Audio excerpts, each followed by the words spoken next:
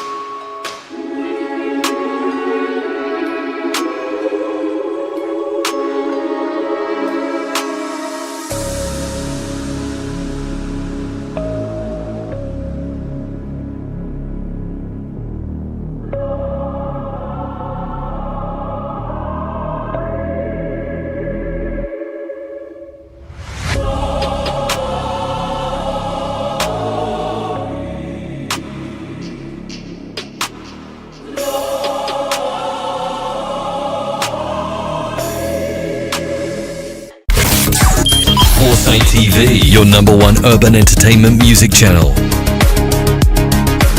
Follow us on Twitter at official Foresight TV, Instagram at Foresight TV, and like Foresight TV on Facebook. Foresight TV, #1 urban entertainment music channel.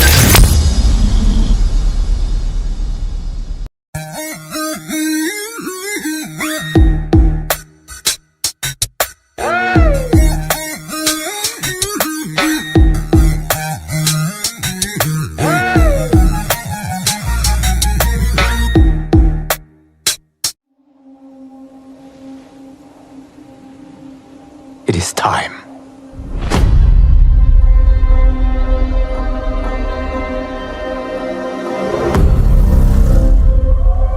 Time to wake up to a new reality.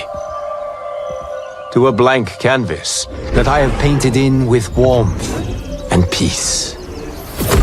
In my new era, the choice is yours. Whether to live in quiet serenity or bloody strife.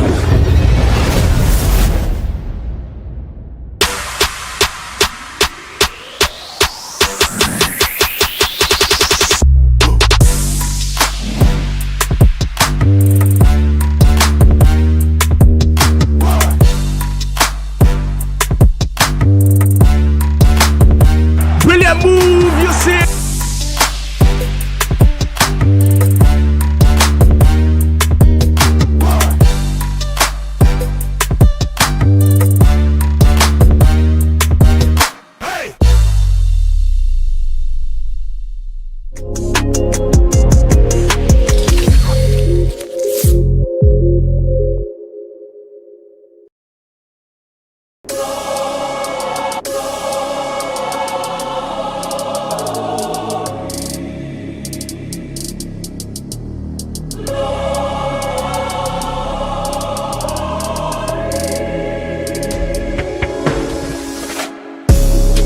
Welcome to the Ghana Esports League EAFC 25 preseason. This is the stage where it all begins, the foundation for Ghana's most competitive EAFC league experience. We're kicking it off with 16 elite teams battling it out in a high-intensity preseason. This isn't just a warm-up, it's the proving ground. Teams are here to showcase their skills, chemistry, and strategy before the main season begins. The preseason is more than just matches. It's about identifying talent, building rivalries, and setting the tone for what's to come in EAFC 26 when the full-tier league structure kicks off. Each motion counts. Performances here will influence team rankings, seeding, and visibility for the big season ahead. This is where the underdogs rise and champions make a statement. Get behind your favorite teams, follow the drama, and witness the passion as Ghana's top EAFC talents fight for recognition. This is only the beginning. EAFC 25 preseason is setting the stage for Ghana's next esports giants. Are you ready? The road to greatness starts now.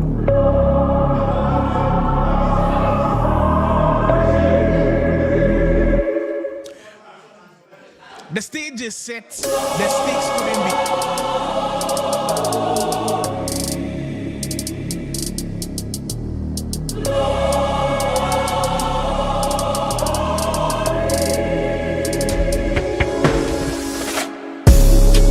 Welcome to the Ghana Esports League EAFC 25 preseason. This is the stage where it all begins, the foundation for Ghana's most competitive EAFC league experience. We're kicking it off with 16 elite teams battling it out in a high-intensity preseason. This isn't just a warm-up, it's the proving ground. Teams are here to showcase their skills, chemistry, and strategy before the main season begins. The preseason is more than just matches. It's about identifying talent, building rivalries, and setting the tone for what's to come in EAFC 26 when the full-tier league structure kicks off.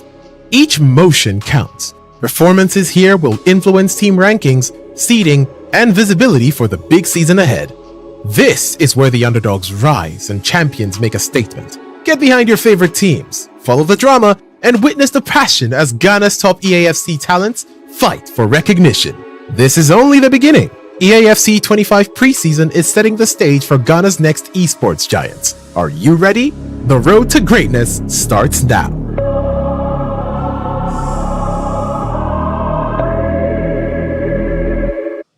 The stage is set. The stakes couldn't be much higher. This is the grand final of the Ghana Esports League. We're edging closer and closer to crowning our champion here. A moment where you could call yourself national champion. And welcome to the Foresight TV mansion. My name is Slimo. It's been 3 weeks of marvelous stuff already. We've enjoyed ourselves here, but we have to find that team that will stand alone at the top of the table. If you've looked closely, about 6 teams all have a legitimate chance of making the top spot. It's surely going to be fun. Everybody's ready and we're all buzzing to go. But before we go, of course, I have to give you a little recap of what happened throughout the first 3 weeks as we get into the final weekend of the Ghana Esports League. Sit back, relax and enjoy. We've got you covered and we'll see who walks home champion. It all comes down to this, the final weekend of the Ghana Esports Leagues. Of course, after the first 3 weeks, we had to crown a winner. Live from the Foresight TV mansion, I'm joined by Big Ups for this one. Of course, you also be in action later on, but after 6 esports, you guys have shown that you are brilliant already. What was the preparations like towards the final weekend? Thank you for this opportunity once again. You know, today being the final week, or let me say the final day, I mean, we've been training, intensively, hoping to win the league. As I think our previous interviews I made mention, we are just coming for the league title, and also our prayers today is actually hoping for Convict to, let's say, draw a point, or because we are definitely going to win all games today. We are locked in today.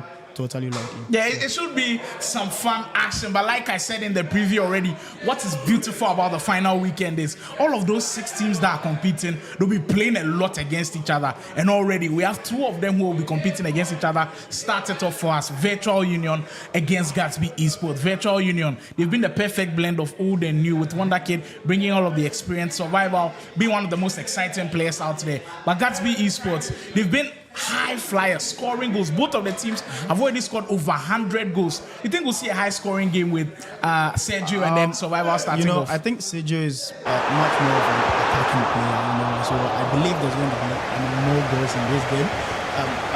Not less than 12 goals, I think. Like, if you put together both legs. Yeah, I think 12 goals is manageable. It's definitely reachable with both legs taken into account. But it should be something fun to watch. So we've got Virtual Union and Gatsby Esports. If you're wondering who's representing Virtual Union for this particular fixture, it will be the one of the most exciting players around so far, the Ghana Esports League Survival, taking on Sergio for our first matchup of final weekend championship Saturday here at the Foresight TV matchup for the Ghana Esports League.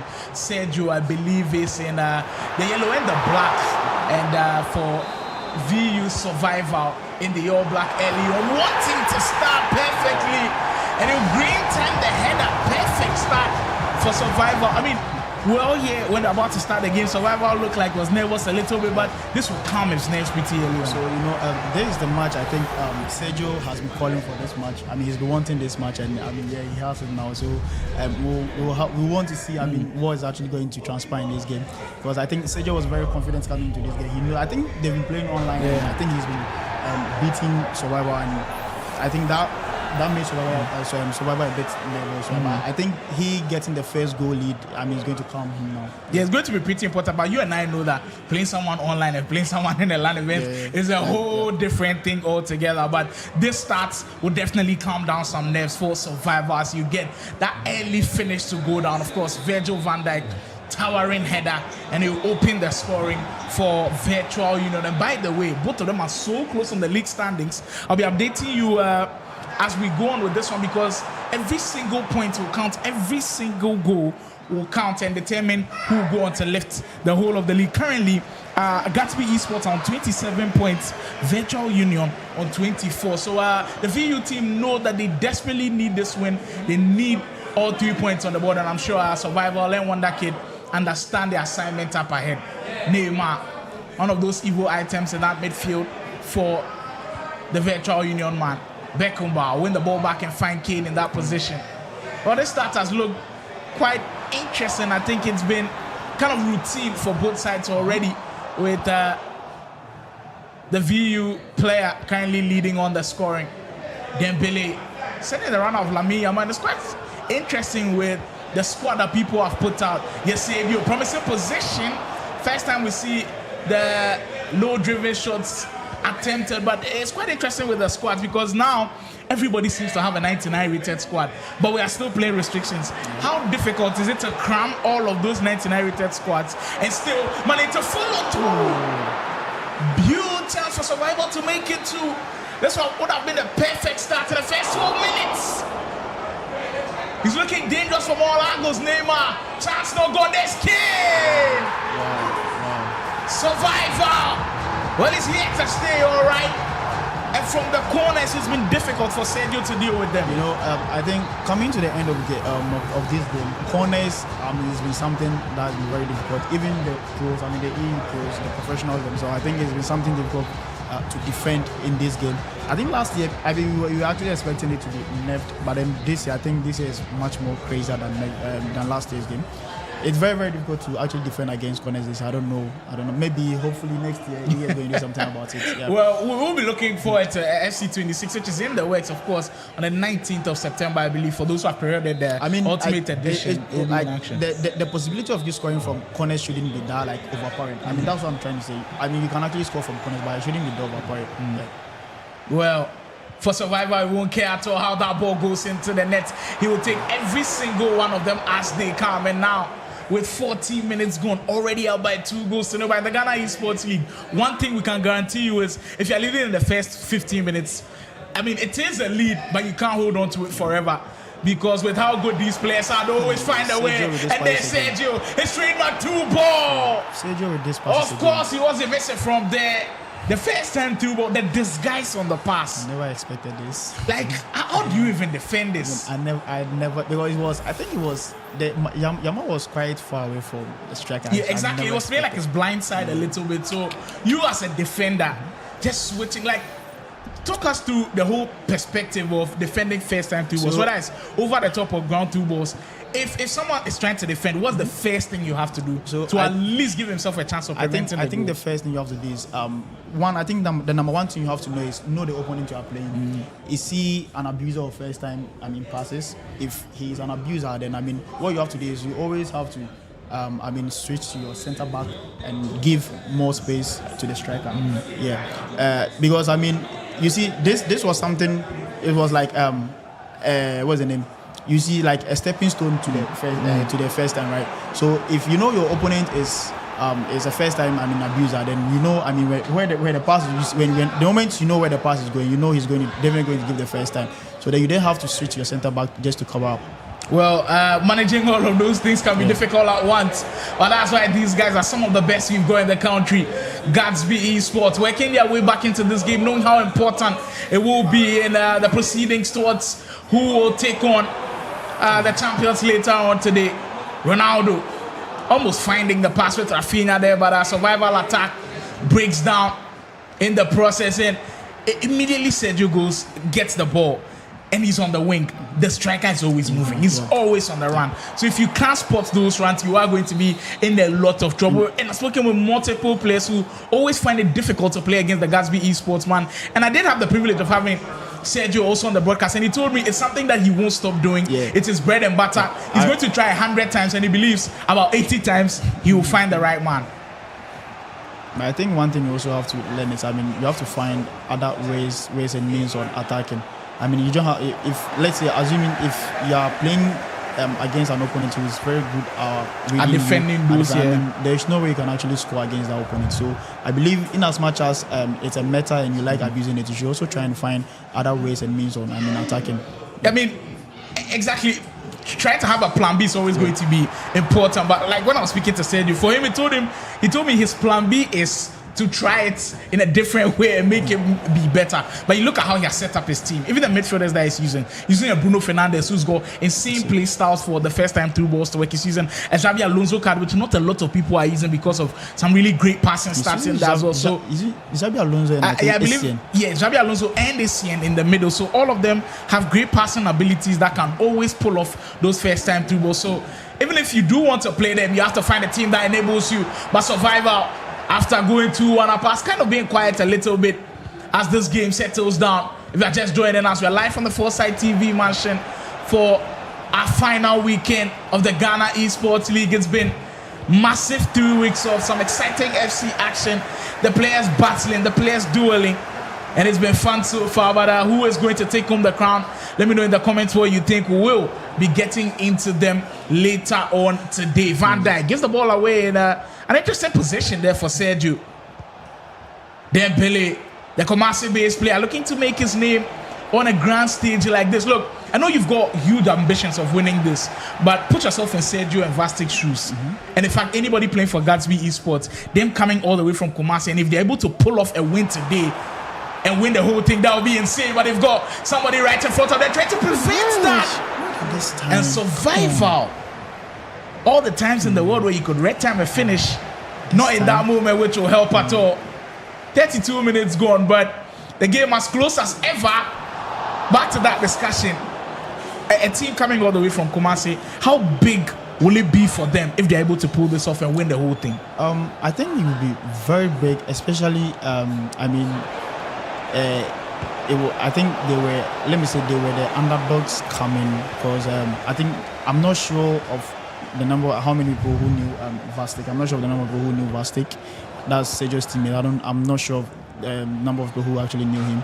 And coming into this game, I think. Excellent finish! And Sergio fired up as ever.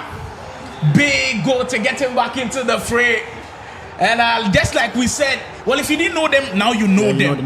Now you do know them, and that's a big goal for Gatsby Esports. We see how that one, the build-up perfectly, finding Dembele, and of course, goalkeeper can't do anything about that one. I think me personally, I'm someone who I've actually encountered Vastic before. I actually like to travel, so I've been traveling to Sunyani and Kumasi to play that tournament. So I've encountered him several times, and I know how very good he is. So I actually knew these two tag team are they are actually going to do, although they are coming in as an underdog, but then I knew they were going to do very well. But again, this match against Wonder Kid, I'm actually expecting them to win. Though on paper it looks like Wonder Kid might have the upper hand, but I believe they can actually pull off. They can actually pull off the. It is a tricky match to kind of call. Wonder Kid coming into form a little bit. A lot of people said, "Oh, he's not good at FC25," but we've seen the narrative totally change with him. Frankly speaking, I think at the beginning of the game, Wonder Kid, it wasn't like he was on and off. It wasn't like I think back then how he used to grind the game wasn't like this year. It was like on and off. But I think he was playing more of pro clubs compared to Ultimate. I think it was recently that he started playing Ultimate. So I still want to give it to him. He's been very good. Though he hasn't been playing for long, even the short span that he's played actively, and you can see very good in there. Like massive improvement from him. And the old Wonder Kid just creeping out a little bit. Keep the comments coming in. We'll be getting into them a couple of minutes time. As there's a lot of praise actually for big ups in the chat. We'll be getting into that shortly. But if you're wondering who Gatsby Esports will be playing today, they've actually got a tough fixture schedule, but one that will not look impossible. Oh, that's a brilliant finish. Survival right back where he needs to be, and leading once more. That 10 onto the step over, the perfect way to execute in a moment like that. That's why they call him one of the most exciting players, because in moments like this, not everybody can pull it off like that. I think this 10, gives me memories of Kali. Where you are going to think he's going to take a touch and look for a pass. He takes a touch inside for the defender. Step over. So in Sergio's mind, he's thinking he's going to take a touch, look for a pass, and then trigger a 1-2, but straight on ahead with a step over into space. The unpredictability of these players like this is always going to be difficult to defend. Sometimes these are the things that actually matters that most. Sometimes you have to do the unthinkable, because there are things that each and every player playing this tournament, participating in this tournament, is going to expect you as a pro or as a good player to do. But then if you do the other way around, you're actually going to beat that mindset. Well, the variations are indeed important, and that time around, Survivor had to dig deep in the bag to open it. You saw it coming from a mile away, but you can't stop it. Sergio, he's on to it again. But Survivor this time, one step ahead with excellent goalkeeper movement. A minute to go before this first half comes to a close. It's been goals galore so far. With our first game on the broadcast, excellent speed boost. Sergio, can he finish it off? The Gatsby man with a pass not good enough to bring down that defense. Wow. Look, you saw where he triggered the Bruno Fernandes run from. And I think on Survivor's part, it wasn't the best defending because it triggered him way outside from midfield. Yeah. You should be able to follow around like that, especially when you're playing against Sergio. He's lucky he was able to pull off a goalkeeper movement because if Sergio had equalized, I think the second half, maybe the momentum might shift. I think Sergio also rushed a bit. He wasn't too composed. I mean, it was 1-on-1 and he had all the time to relax and just take a look at the keeper's movement before he takes a shot. And even with the last one, I think he had another chance with Eusebio at the flanks where he had to lay back the pass with the cutback. I think if he had relaxed or maybe take your time, look for more options, a player a driven pass across goal would have been interesting. Maybe something that his own medicine. A taste of his own medicine, by the way. A big goal for Survivor. And just going into the second half already, first time through ball.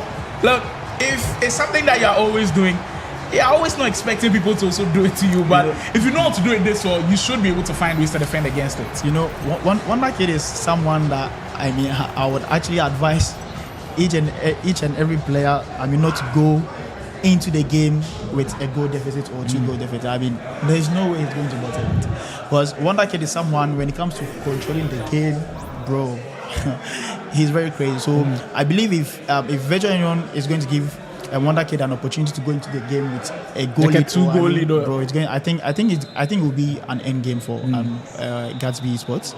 Well, we do live to see with 45 whole minutes still to go. There's still a lot of time on the game clock, but a lot of time means Survivor can also break through that defense again. And speaking of breaking down that defense, here he is with Rafinha down the left-hand side. I've already seen rumors of the FC26 cards being coming out, and it looks like Rafinha will be one of those that might have a highly rated card, and he will highly be sought after when the game does come out early. But right now in FC25, his footies item is still very good. How did he not find the back of the net on that occasion? That time it looks like precision shooting failed. What kind of cross is that? Send you. I really have to ask this guy because I don't know the type of cross. It's no wonder I was expecting to beat the defender at all. You know, I always say this. You see, anytime you are in lead, especially when you're 2-goal lead, or you see, I think all you have to do is just take your time. Keep your calm. Don't be in a hurry for the next goal. You are the one in control. Just relax and control the game. That's a brilliant pass. Sergio, can he get in on goal?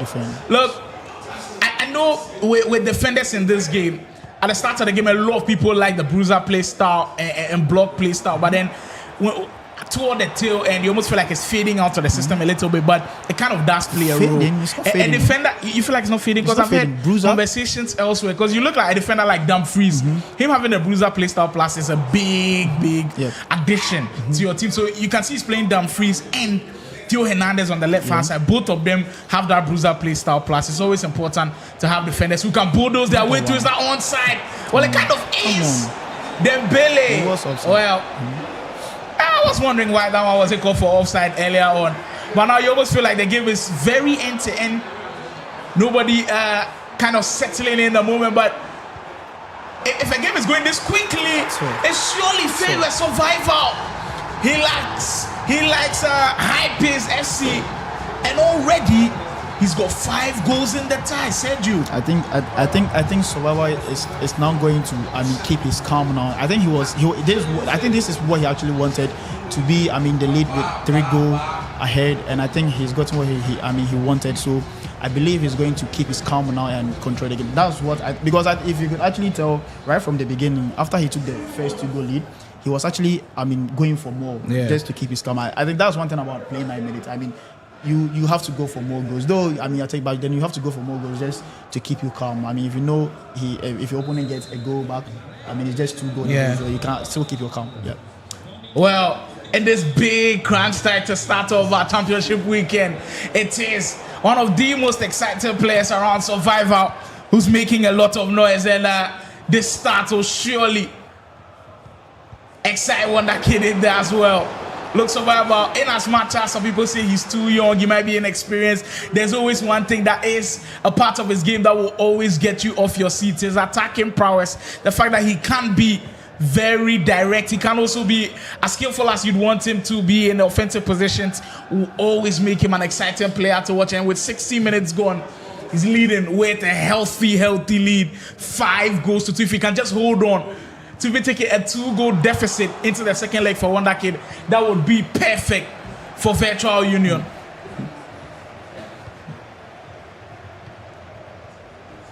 Rafinha for V United Survival is taking more or less like a slow approach now, just trying to take some time, not necessarily take some time off the clock, but kind of take some sting off the game. That's last-ditch defending coming from Van de Ven. You must feel like one goal from Sergio could change the way the whole game is looking like right now. You know, I would have loved it if, Vastic. Wow. I would have loved it if Vastic would actually go into the game with, like, let's say, a draw game. Draw game or maybe just a 1-goal deficit. 1 goal. But 2-3 against Wonder Kid, it's looking impossible. But, there's still time on the clock. Sergio, we've known him to be somebody who can score goals out well. Like I said, they are 2 of the teams that have actually scored 100+ goals in the league already. So when it comes to scoring, it's not a problem for them. Van Dijk in attacking position, that's kind of interesting. It just gives you an idea that Sergio is ready to throw everything he's got at this game. Rafinha, player lock coming to play. I think Survivor, another goal from Survivor might just break Sergio in this game. Neymar, the pass, you could see the idea coming from him. I'm thinking at this time, Sergio, he has to keep his calm. Not to just spoil everything. He just has to keep his calm for his opponent, because if you allow yourself to get 4-goal deficit into the next game, what do you expect your partner to do? So I think he should just keep his calm, maintain the 3-goal. Maybe it's a game and anything can happen. Maybe there can be some magic somewhere. So you look at both setups from the players and see how Sergio has actually set up. He is going with, of course, the ever popular 4-2-1-3, but with Survival it keeps changing. I think it's a 4-4-2, a 4-2-2, because it looks like it is Neymar and Ronaldo that are playing up top, or Neymar is playing in a calm position. I think it's a calm and shadow strike. But Neymar keeps drifting into that position. This could be a big opportunity. Great defending once more. Credit to Survival. The last 5 minutes, he's been perfect on defense, trying to stop everything that a Kumasi-based player will throw at him.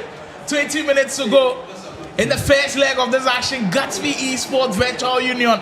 If you just joined here, watching live on the Ultimate Battle YouTube channel, this is the final weekend of the Ghana Esports League. With Gatsby Esports, their eyes on the prize, but this could be doomsday. Ronaldo in! That might be game, set, match for Survival. The kid has put on an absolute show, and now with the 4-goal difference, it's looking like an impossible task for Gatsby Esports. Of course, it is impossible as we speak now. It's not like it's looking, it is impossible, because there's no way Vastic is, or there's no way Wonder Kid is going to bottle this 4 lead. There's no way. Even with 2-goal lead, I'm not sure. The possibility of him bottling this lead is very, very low. It's like 0.00. Exactly. The chances are very slim. Very, very slim. But you look at the way the dynamic of the game has been. So in the last 10 minutes, it has been Sergio who's been pushing. He's pushed his defensive line so high. He's playing that line so high. Maybe, is it at 90 depth or something like that? You look at how he's pushing bodies forward. That's why the spaces were left him behind. So you see, I made mention of if you're in the lead, you just have to keep your calm and control the game. And that is actually going to push your opponent to put in more bodies forward. And you could actually tell pushing more bodies forward, that was what cost Sergio this last goal.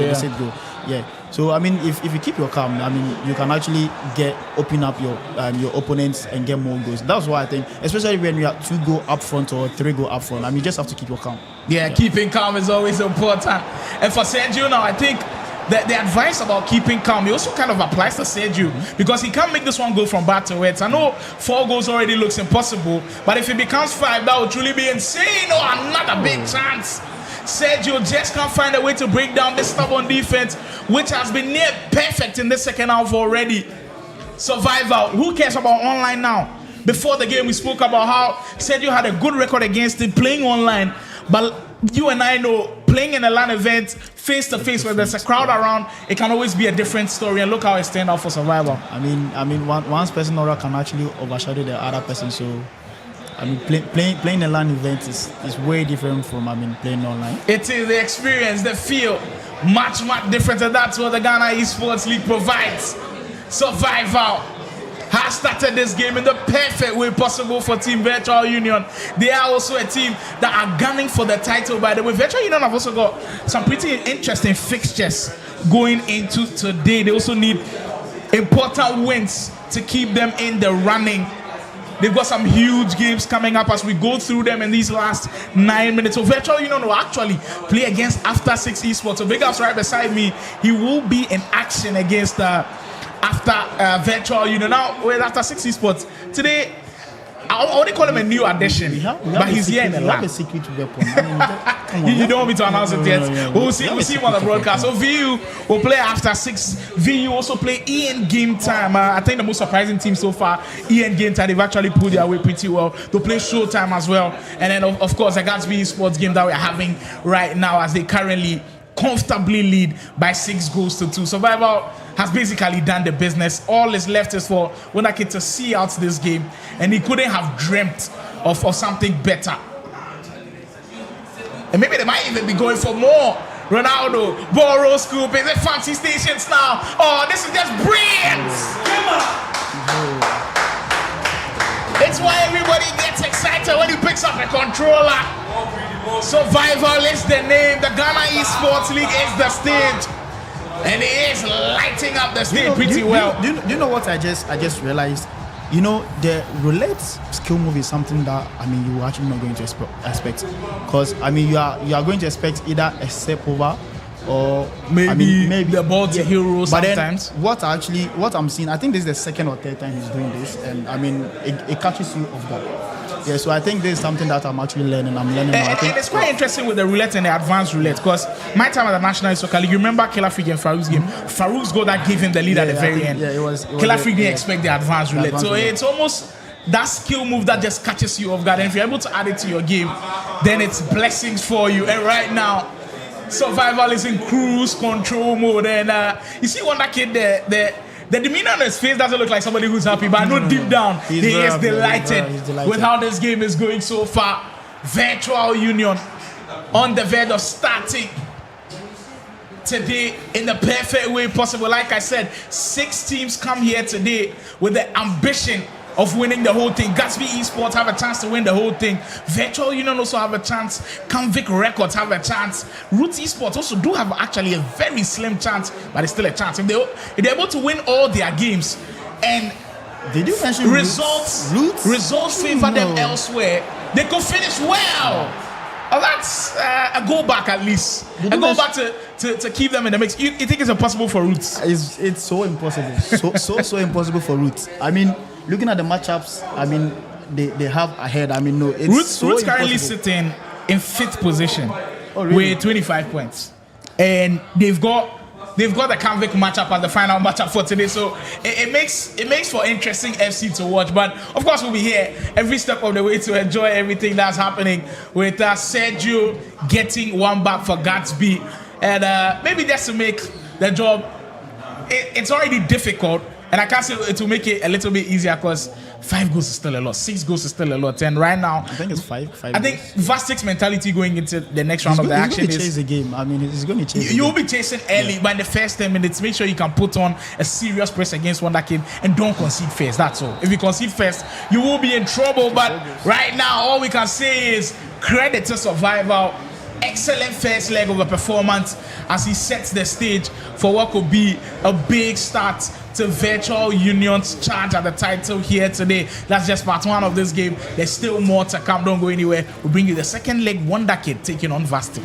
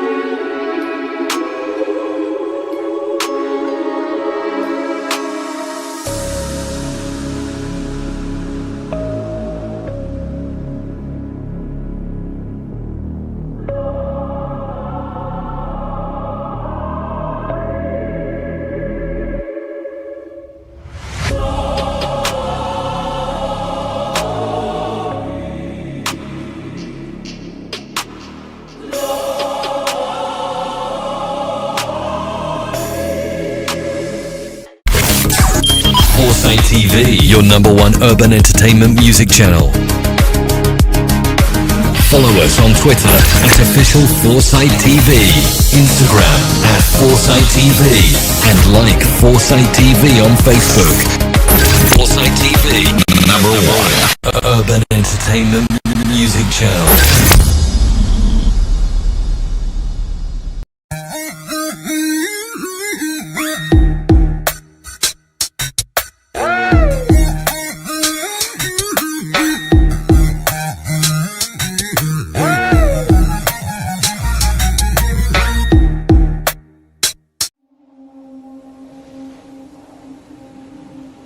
It is time.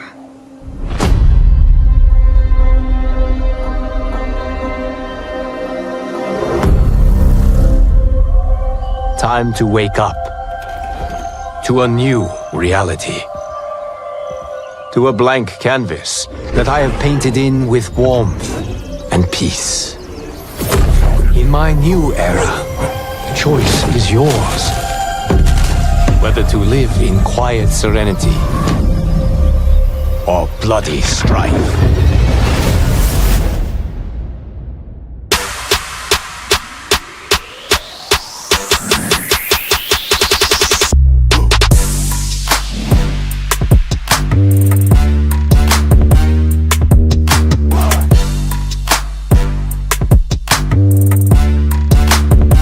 Brilliant move, you see.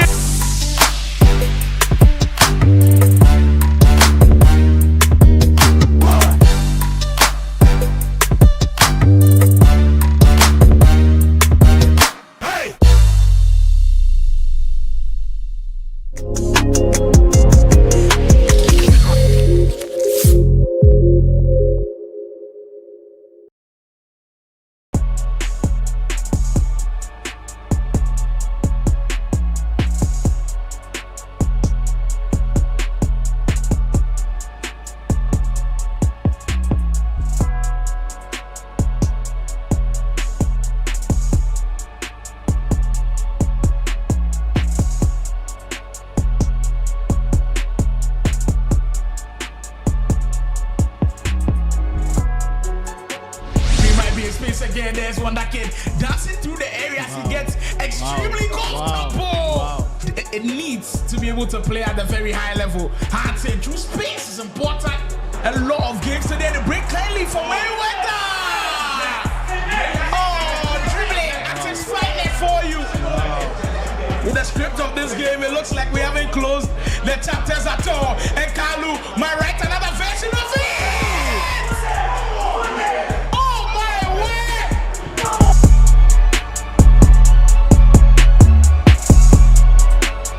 If you've not been following the Ghana Esports League, I bet you're missing out on premium entertainment and drama. And week 2 did not disappoint at all. It kept giving us great things all over. My name is Slimo and this is the review of week 2 of the Ghana Esports League. There are 5 things to note down. Make sure you tune in for this one. Over the weekend, it felt like we saved the best for last with the Play Province versus Convict game. But in this review, I'll give it to you first. News alert, Ghana has a new FC Iceman. Kalu just doesn't have the quits in him. Last week, we saw what he did in that Root Esports game against Wisemans. Coming back from behind, well, he knows how to do it on even bigger stages against Convict Records, 2 of the most established esports teams around. And for Kalu, he had to do it all over again because Dels had lost the first match to Montana by 2 goals down. And going into that game, it wasn't easy at all. Going back and forth with one of Ghana's very best Mayweather. At a point, he was down by 4 goals in the game. But Kalu saying never say never, dragged Play Province out of the mud and secured them with 1 point out of that game. Making a couple of errors at the back, but so far, the Play Province man staying resolute. The player look coming to play. And he gets 1 more on the board. Very difficult week 2, by the way. They've lost a lot of games today. The break kindly for Mayweather. Oh, dribbling at his finest for you. Wow. Mayweather. And what has been a thrilling day so far, with all of the teams putting on a very good show. Kalu through. Wow. Knew the pass was coming. And just settled in perfectly with the way Kalu was going, and it will break for Femi Lopez. Kalu through and goal! What is happening, people? Play province. Well, the script of this game, it looks like we haven't closed the chapters at all. And Kalu might write another version of it. Oh my word!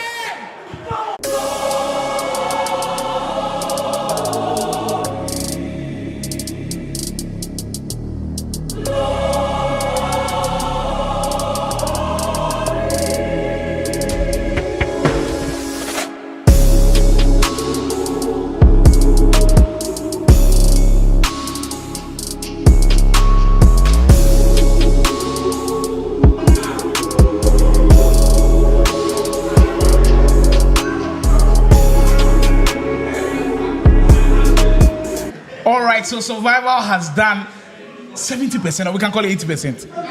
Should we say 80? I think with four goals there, Charlie.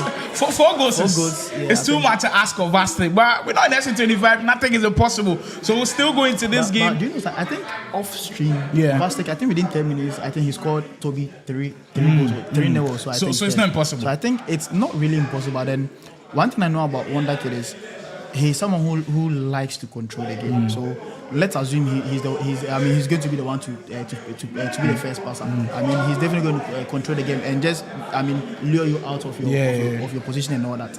So if he's going to be the one to take the first pass, I believe it's going to be like a whole match of game control. That's what I'm going to do. The control is going to be important. That's the key word for Wonder Kid. If he's able to control the game, it's job done. But for Vastic, the first 10 to 20 minutes will count.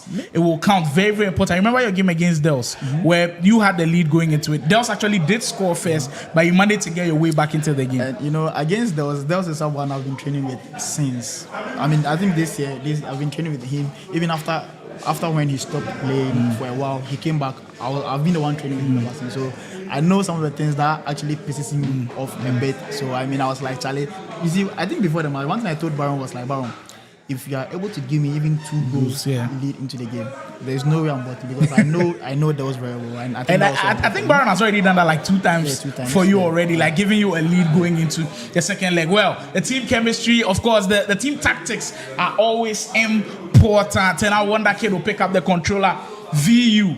We're in a strong position right now to possibly go and grab 3 points. It's actually possible. Vastic, as in the full 90 minutes, can actually win the game, but maybe on the overall scores, it's going to be a win for Virtual Union, because I think Vastic is very good. Honestly, I think it's time we actually draw attention to him. I mean, we've spoken about rankings a lot, and we have so many rankings, of course, the best players in Ghana and all of that. But can you give me, like, off the top of your head, the 3 best players that you've played outside Accra? The 3 best players that you've played outside Accra, whether it's the Volta region, whether it's the Kumasi boys, whether it's the Sunyani boys, the Tadi boys. Who do you think deserves to be in that conversation and being like, you know what, the guy hasn't gotten the spotlight enough because he's not in Accra, but you feel like he's the best when it comes to players outside Accra? I think one, I'm going to put O2. O2? The Sunyani guy. I'm going to from Provela? Yeah, Provela. Okay. I'm going to put O2, and I'll put Vastic also. But I think the thing with Vastic is he's not really consistent in the game. I think he's still on his national service. I think he actually had to come from Sevi and come and play. And after tournament, he goes back to Sevi. So I think that's the challenge he's actually doing. I think Vastic, O2, and the Kumasi guys, let me say. Sergio. I'm not going to put Padia, because Padia is already in the top 3. So Padia, we know Padia. He's already in the limelight. So I'm going to give it to Sergio, Vastic, and O2. Interesting list. I was hoping to hear Anasafwa, because I think he also played very well. Okay. Maybe slipped your mind a little bit. It actually slipped. Yeah. So I think I can actually replace either Vastic and O2, one of them with Asifo. I think so. I mean, we will be having in-depth conversations about that pretty soon. But we're underway in this one. Wonder Kid has a 4-goal lead to hold on. I mean, it is pretty comfortable for him, but we'll have to do with the formalities. But if Vastic can score early on in this game, he will cause the VU man a lot of trouble. Speaking of the VU man, here he is on his first attack of the game with Joe Bellingham. Wonder Kid will love to also score the first goal and take all of the pressure, if there is indeed pressure on him, and just cool this game off a little bit and frustrate the Gatsby Esports man. Vastic in the red and the white. I believe an Arsenal jersey to start this game, and for Wonder Kid will be in the all black. I think same jersey that Survivor was in earlier on. You know, I think if I were to be in Vasic's shoes, I think what I would do is I'm going to have it at the back of my mind is I mean it will be very impossible to come back, but then I'm going to try my best to actually win against Wonder Kid. At least that alone can actually give you the name you'll be looking for. I think that's what I would do if I were to be in his shoes. Yeah, I mean beating Wonder Kid and the kind of elevation it gives you within the Ghana Esports team is something crazy. I know Wonder Kid is not at the peak of his powers, but just the name alone will do a lot for you with Guarantee's effort being blocked early on. Look, I've seen a lot of people who have beat Wonder Kid at their peak and what the name has done for them. I don't know if you know this name, Loki. And Vastic might be in on goal already. And it took him 8 minutes to register the first one. This will be a start that will give him confidence, a start that will give him hope, and maybe a start which could put him on a comeback trail. The VU to do one has got to be careful. There's still a lot of time to go, but excellent finishing from Vastic in there. He needed one goal to at least calm the nerves a little bit. Just give you something to hold on to. I think this is a very good start. If he's able to keep his calm and just keep on putting more goals, I think he can actually do it. But I said earlier, I believe Vastic can actually win the whole 19. But what I don't believe is, coming back. The 4 goal, coming back at 4 goal. What if he gets another goal in the next 20 minutes? that will make things interesting for sure. Though, but it will be sure. But I don't think it will be. It's not impossible, but then the chance of that happening is very slim. So yeah, it is indeed slim. But in the Ghana Esports League, we say nothing is possible. You know who came down from 4 goals down? Kalu. Him against Mayweather. He also made a comeback against Weissmans too. And also, talking about comebacks, Kyran versus Mayweather. Yeah, that was also a very surprising. It was off stream, and I think Mayweather went into the game with a 5 goal. That was a 5 goal lead. It was 8-3. First leg was 8-3, and Kyran managed to beat Mayweather, I think 7-2. Getting to the last minute, that was when Mayweather got the last minute goal, and it was, I think, 7-3, and they got the win. Yeah, that would have been a so we are seeing quite a fair number of comebacks already in the Ghana Esports League. So if history to show anything, if we have to go by the numbers, then Vastic surely has a chance. Where the way the trend is going, he's pushing for possibly another goal here. Not good enough to break down that defense though. Wonder Kid can't hold on to the ball. Is that onside? I think that one, Ronaldo making the run a little bit too early. Do you agree with how Vastic has started this game? High up the field, putting the pressure on Wonder Kid. I think I agree. And one thing that I like about Vastic is when it comes to defending, bro, this guy, he chases you as if you've stolen something of his. Like, it's quite crazy. I understand I've played people who actually, with a manual press and all that, but Vastic's one is quite different. I don't know. Like defending aggressively. Defend aggressively, bro. I think defending aggressively is Gakobi that usually comes to mind first. Yeah, but I think Wonder Kid will actually attest to this after playing this guy. I'm sure he's going to attest to what I'm saying after playing it, because he chases you as if you've stolen something of his, and it's crazy. It's just a game. Every defending style out there is always one that you'd like to look closely. That's why I've got big ups here to just give us an insight on some of the things of the players that we don't know about yet. Ronaldo could have been in on goal. That one, just a free kick. We know how dangerous free kicks are. Alonso coming for this one, and that was quite interesting. Usually you see the free kicks at the far end, deciding to go in a different direction, maybe trying to cut Wonder Kid off guard. I actually expected the power free kick, but I didn't say. I was expecting to give the power. I think this was the normal free kick. He went for the normal free kick, which was counter. Was that onside? It looks like he is. With your savior, Wonder Kid to pull it back. That is a huge goal in the tie for VU. And just like that, with one counter attack, and you almost feel like it's against the run of play. It's Vastic who's controlled the whole thing. But just one chance, and Wonder Kid re-announces himself on the stage. Excellent finish as well. Low-driven finishes. Yeah, you can't go wrong with too many of those. But you look at the timing of the pass. Was waiting and waiting to have it at the perfect moment. An excellent finish. There's something that I think I've been working on this. Whenever you get a corner and you're not able to make use of it, it turns to a counter. Yeah. And the funny thing is you don't get your defenders defending, but then you get an attacker. Yeah, so we saw Lamine Yamal was the last one. That's something I think EA should actually work on this. I mean, though, like, I mean, you get corners and all that, but I don't think all your centre backs are. No, but I think the natural idea is your centre backs are the biggest, so they are usually in the box heading. So if you want somebody to be at the back, he has to be like a left back or a right back in that defensive position. So having Yamal in that position is not the best at all. But Vastic has another one. He scored from kickoff. Wow. You know what? You know who was scoring from kickoff and managed to pull off a comeback? Kalu. Against Mayweather. Yeah. He scored like 2 kickoff goals, which totally changed the narrative of the game. And if Vastic is supposed to go down that same path, things will quite get interesting here. Through the goalkeeper's legs. These ones are always difficult to comprehend if it goes against you. I think this is actually because Buffon doesn't have the footwork plus. He has the silver.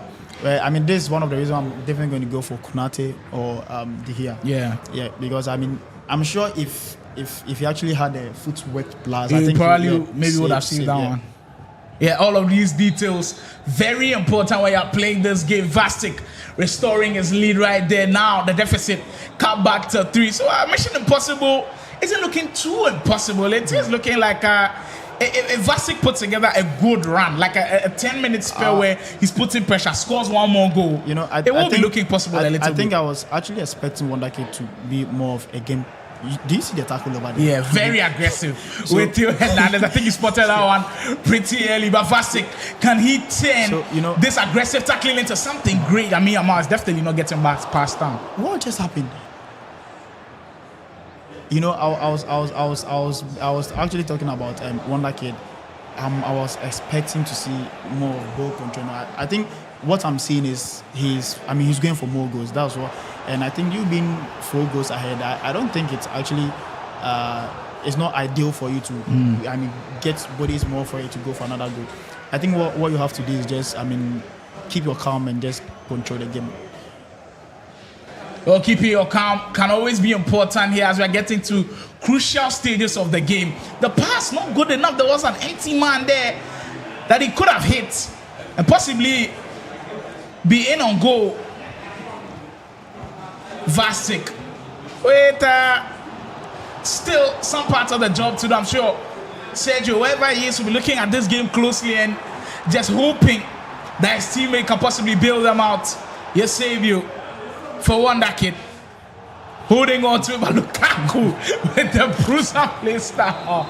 Trying to bulldoze his way through, but just the tackle there deemed illegal.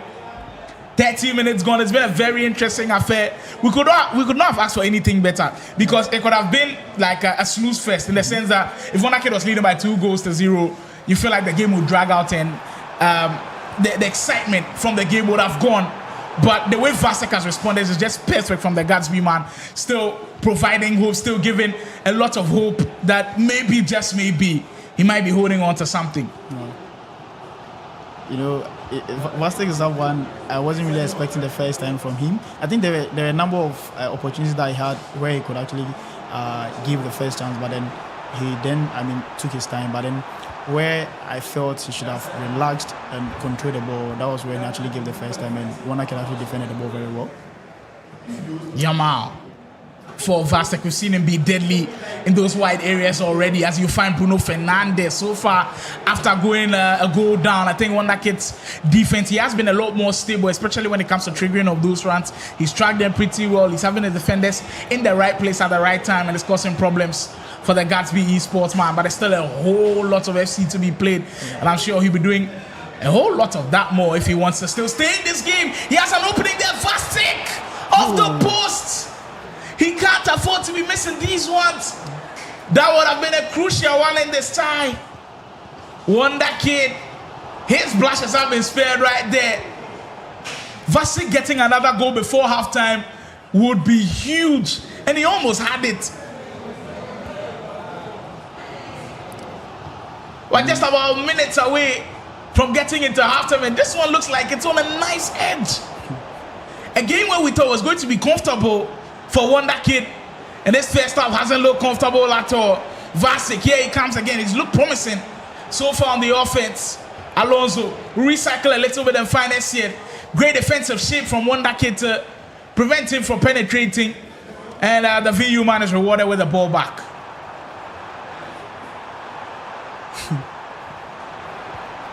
Great run. Maybe might be great things on the end. Oh, he just knows how to pick his moments. And all of his 2 goals is totally against the run of play. When it looks like Vasquez is going to score, misses an opportunity on the other end of things. Wonder Kid gets to score once more. You know, that's one thing about EAFC. You get a chance, you miss your chance. I mean, the game punishes you. That's what happens. I mean, I think the first goal, that also happened in the first goal, and we are seeing it again. Yeah, first goal, he got it from a corner, had an opportunity with Van Dijk, hit the player. All of a sudden, the counter attack, boom, he scores. Here, hits the post. Or on the other end of the possession, Wonder Kid punishes him. Huge goal. As a VU, Jujuman is looking to keep that separation. Wants to, you know what? Keep that separation for as long as he can, as you get it back to a 4-goal lead. I'm seeing someone doing +1 -1, +2 -2. I mean, it kind of makes sense because, well, immediately Baxter scores, Wonder Kid finds a way to cancel it. So it is indeed +1 -1 in a way.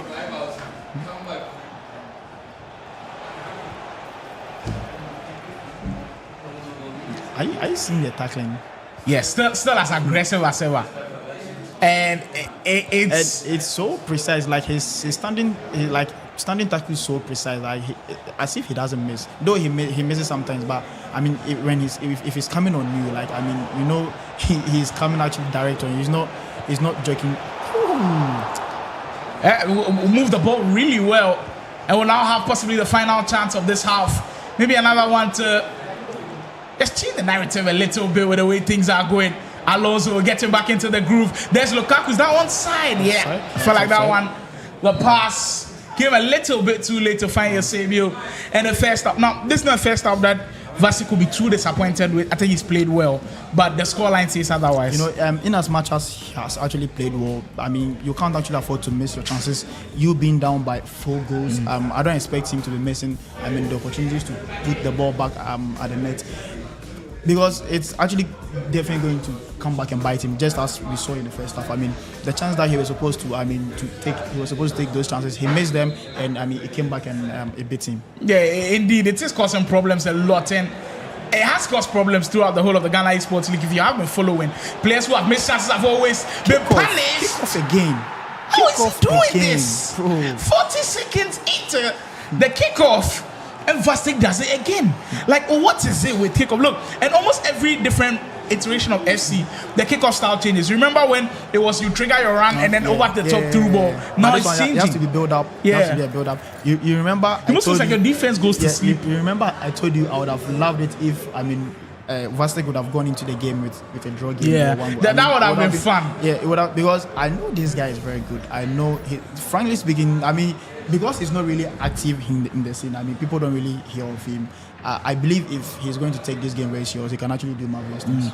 Yeah, we always look out for those talents, and I think the Ghana Esports League has been able to put us on some talents that we didn't know we had. Kyran, we knew he was good, but he had never played an Ultimate Team tournament. Look how good he's been. Some players, Gabi has also surprised me a lot. I think he's improved from when last I saw him. That was the VGA grade. Some players have just come on here, put on a show. Hunt from Plus Letters, I think he's also been pretty incredible. If some players out there have kind of surprised you, they've really played well, you can let us know in the chat, and of course we'll have the conversation about them. Have there been any surprising players that you feel like you watched them being like, yo, this guy's been pretty good? I think, let me say, the O2 versus Provela versus Play Province. Yeah, I think it's been good, and also some of Osmos Esports. Yeah, I think he's shown some really nice potential. He had a 4-4 draw against Dels, which was so shocking. And I think Osmos also kind of caused problems for anotother big team in there. Ultimate Hub. Was it Ultimate Hub? I think it was online. Or Play Province, one of them. Or maybe even Roots, actually.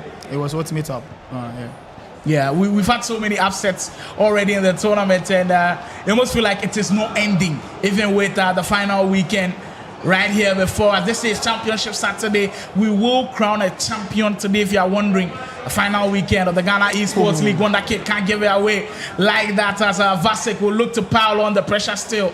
He's got Eusebio. So far, he hasn't been able to cut the deficit into 2, but maybe we'll change. Yeah! Well. What is on the Gatsby Esports player's mind? It looks like he might have something cooking. The first time through ball over the top this time around. We haven't seen him pull it off too many times, but he took a page out of Sergio's books, and he has set this game in a perfect position. Cut the lead down to 2. That's the first time he's done that in the whole of the time. Though though the game hasn't come to an end, but you don't have to joke in my predictions. I mean, remember the Merida and Kalu. You remember I made mention Kalu might actually win the 90 minutes, but then maybe will not win the overall. But and I just gave. Kalu ended up drawing that game. Yeah, he ended up drawing that game, and he won that game also. And that was the same prediction I also gave in this game, because I know this guy, I know him, and I know how good he is. So you shouldn't play my predictions. I mean.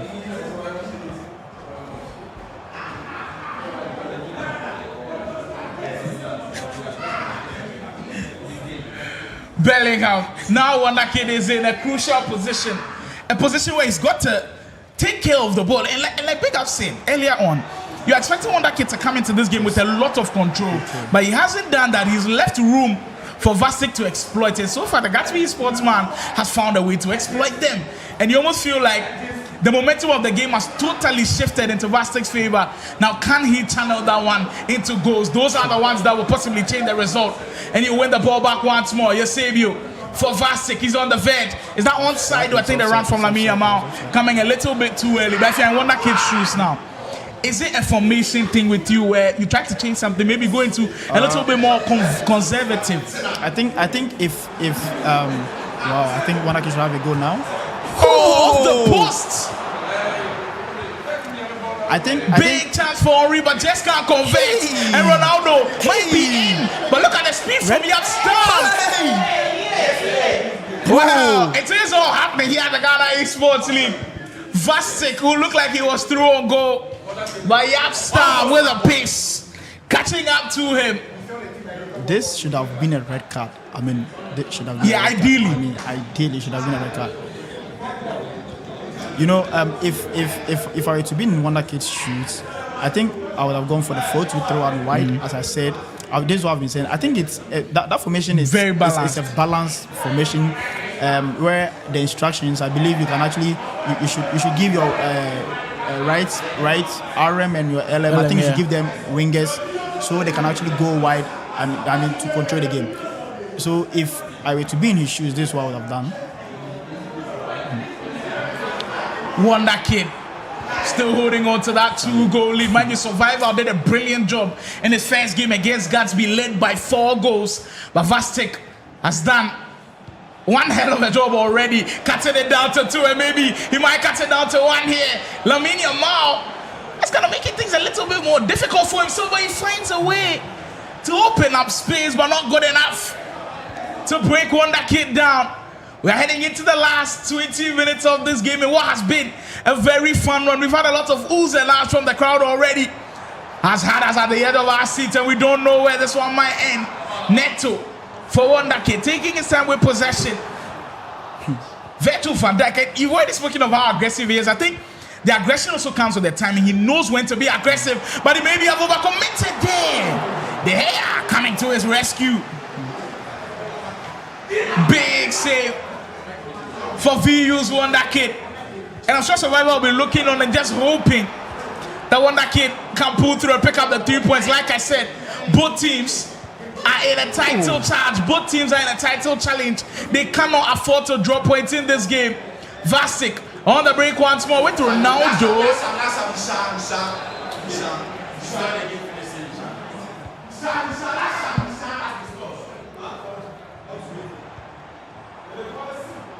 Beckenbauer in the midfield, who has kind of been quiet for Wonder Kid. Even though Bellingham haven't really had their day, Wonder Kid, the control that we've been speaking of just hasn't been there. And usually from an experienced veteran like him, you'd expect that would be one thing that he would be going for. But credit to Vastic, he's made the job difficult. But Wonder Kid on the attack, which we haven't seen too many times. And this is where he always gets comfortable, the pass. Not just there. With Vasek defending really well. Over the top, Ronaldo get there first, but Van Dijk steps in the way. Look, Yastam and Van Dijk, they deserve their flowers in this game. I think they've been truly tremendous. You know, I think though it's not too late to actually control the game, but I feel like the time where he was actually supposed to control the game, keep his calm, and lure him and his opponent to come out so he could actually get more chances. I think then he was actually going for. Oh no way! How did that go in? What is this? Vasek will be devastated, but Wonder Kid, that is a goal he will cherish.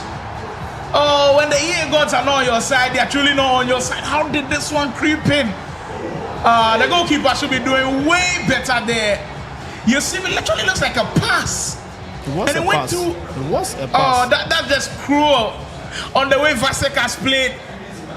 And the small sees it all. You almost feel like he has been hard done by the way that goal has gone in. But if you're Wonder Kid, you take the goal any way they go in. Of course, anyway, anyhow. Every goal is a goal. Exactly.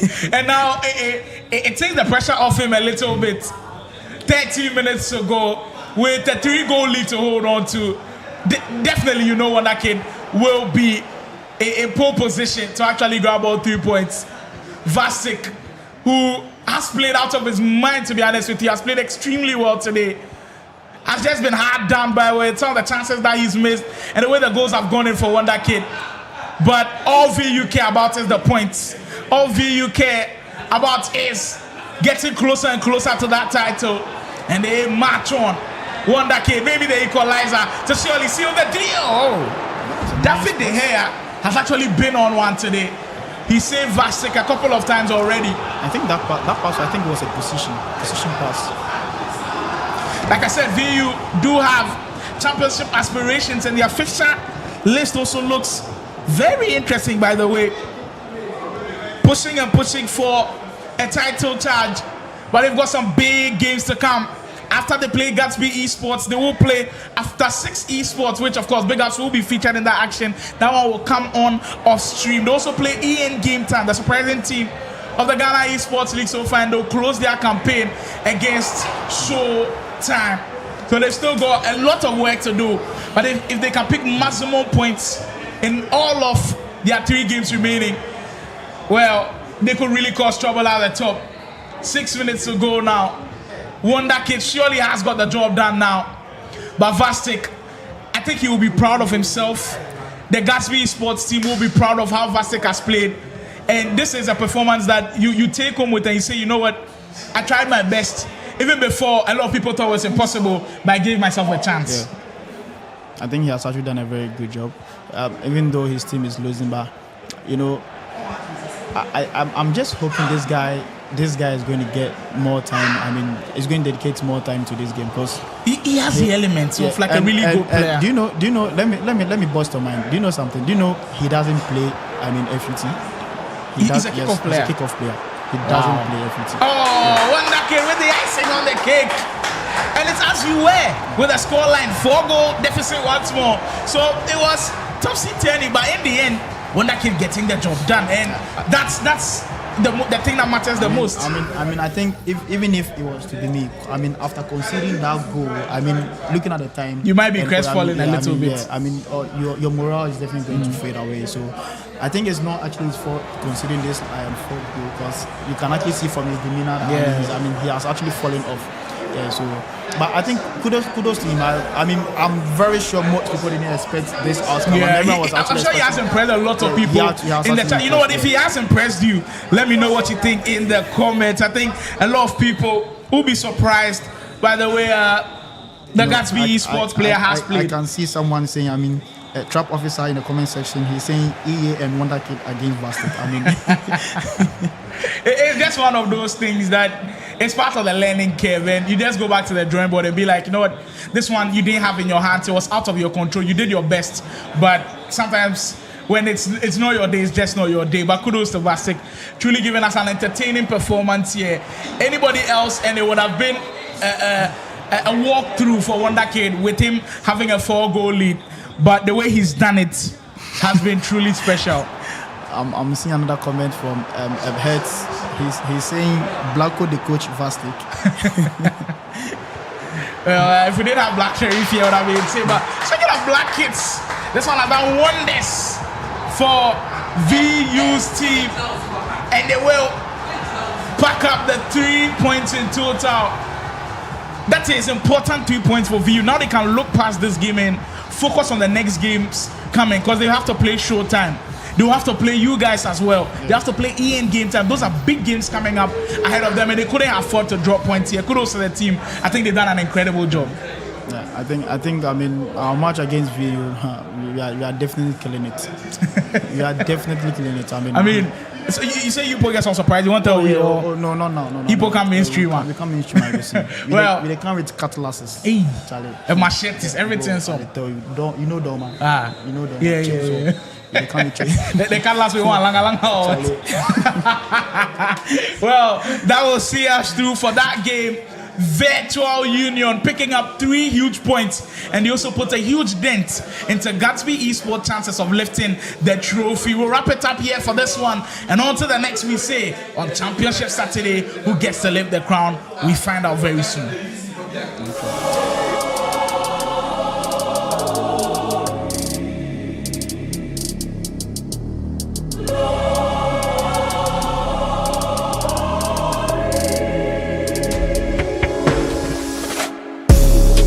Welcome to the Ghana Esports League EAFC 25 preseason. This is the stage where it all begins, the foundation for Ghana's most competitive EAFC league experience.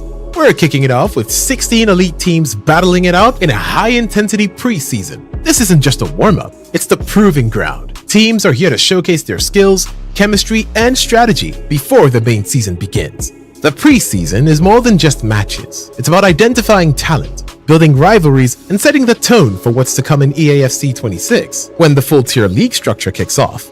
Each motion counts. Performances here will influence team rankings, seeding, and visibility for the big season ahead. This is where the underdogs rise and champions make a statement. Get behind your favorite teams, follow the drama, and witness the passion as Ghana's top EAFC talents fight for recognition. This is only the beginning. EAFC 25 preseason is setting the stage for Ghana's next esports giants. Are you ready? The road to greatness starts now.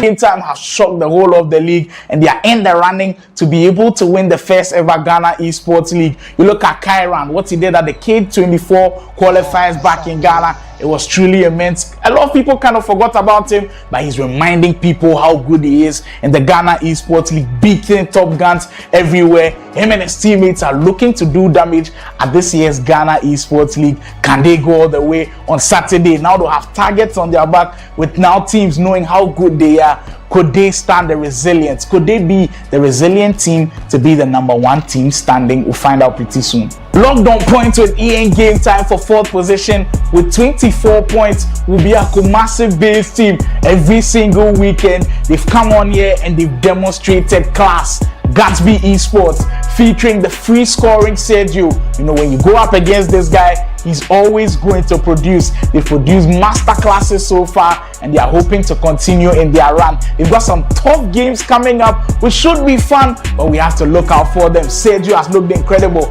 Vastic, when he's picked up the controller, he's told everybody why we need to respect Kumasi gamers. And Lawrence has also featured online, and that lineup has looked very good for Gatsby Esports, but they've got some top fixtures coming up. Even though they are free scoring, can they keep scoring those goals to keep them in the running for the Ghana Esports League trophy? We move on to our team in 5th position, our highest goal scorers of the tournament, Virtual Union. The perfect blend of old and new, experience and skill together, forming a magnificent team for Virtual Union. They've truly put on a show. Wonder Kid, spearheading that team, has taken everybody under his wing, and they've looked incredible so far on 24 points with a legitimate chance of winning the whole Ghana Esports League. It will be fun to see them in action. Wonder Kid partnering Survival on everybody's lips now. Everybody knows how good this kid is. You can't underrate him anymore. Last weekend, Wonder Kid wasn't in action, but Lamar came in and he did the business. No Wonder Kid, no problem at all. But for this weekend, all three of them will be in action at the Foresight TV Mansion Virtual Union. Will they be the team to go all the way? Do they have what it takes to beat everybody else with another big fixture coming up for them? Oh, Lamar! What a way to introduce yourself to the broadcast, by the way. Welcome to the Ghana Esports League. Lamar, part of the Virtual Union setup. This is actually his first time playing for Virtual Union in the Ghana Esports League. It has been Wonder Kid and Survivor who've been on duty, but today they changed up the roster a little bit, and look how brilliant that goal was. Took his time with Salah, ball into the finish. How often do we see those? A set position, high flyers, ultimate hub coming, and these guys have really made a name for themselves. With a squad like that, Zenas has put together one of the more formidable squads when it comes to FC25, and is looking juicy already on 22 points with actually a game in hand. So if they go on and win that game in hand, they are going into top 4 places, people. I can't wait to see them in action on Saturday. Toby will be in action, one of the more touted Ghanaian players overseas, dropped in Ghana, and he's made sure he's reminded everybody how good he is. Also in the mix for them is Gabi. Maybe kind of disrespected a little bit, but he's definitely earned his respect in the Ghana Esports League. You cannot forget about him. And all the way from Tadi, Asefwa makes the squad whole, makes the squad complete, and they are looking to be the one team standing. Can they do the job? We'll find out. And for the final,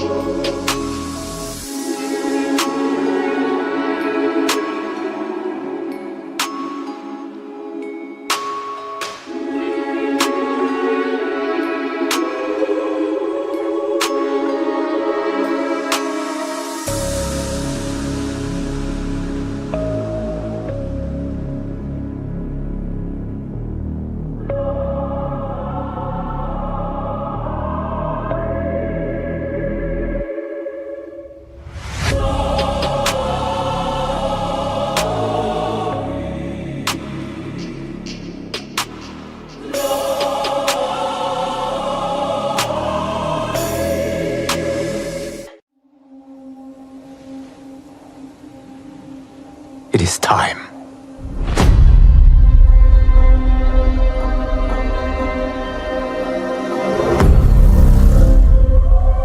Time to wake up to a new reality. To a blank canvas that I have painted in with warmth and peace. In my new era, choice is yours. Whether to live in quiet serenity or bloody strife.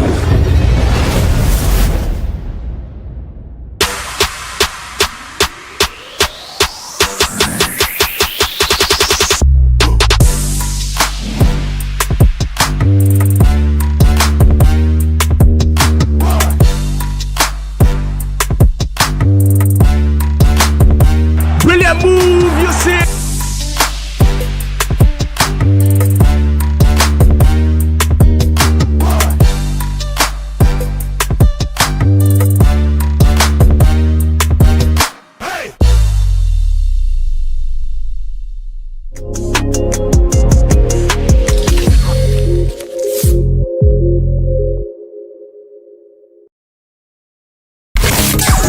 Foresight TV, your #1 urban entertainment music channel.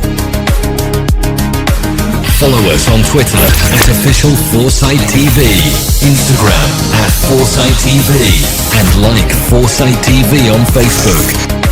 Foresight TV, #1 urban entertainment music channel.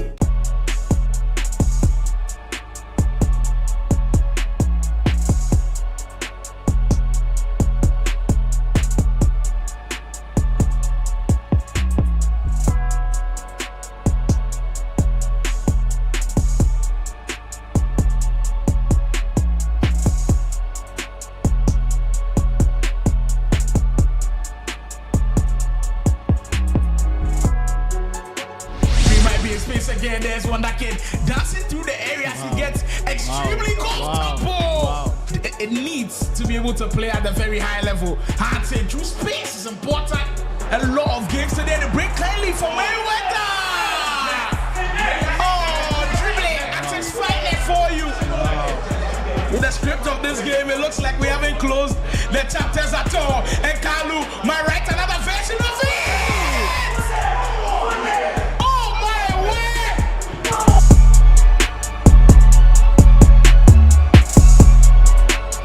If you've not been following the Ghana Esports League, I bet you're missing out on premium entertainment and drama. And week 2 did not disappoint at all. It kept giving us great things all over. My name is Slimo, and this is the review of week 2 of the Ghana Esports League. There are 5 things to note down. Make sure you tune in for this one. Over the weekend, it felt like we saved the best for last with the Play Province versus Convict game. But in this review, I'll give it to you first. News alert: Ghana has a new FC Iceman.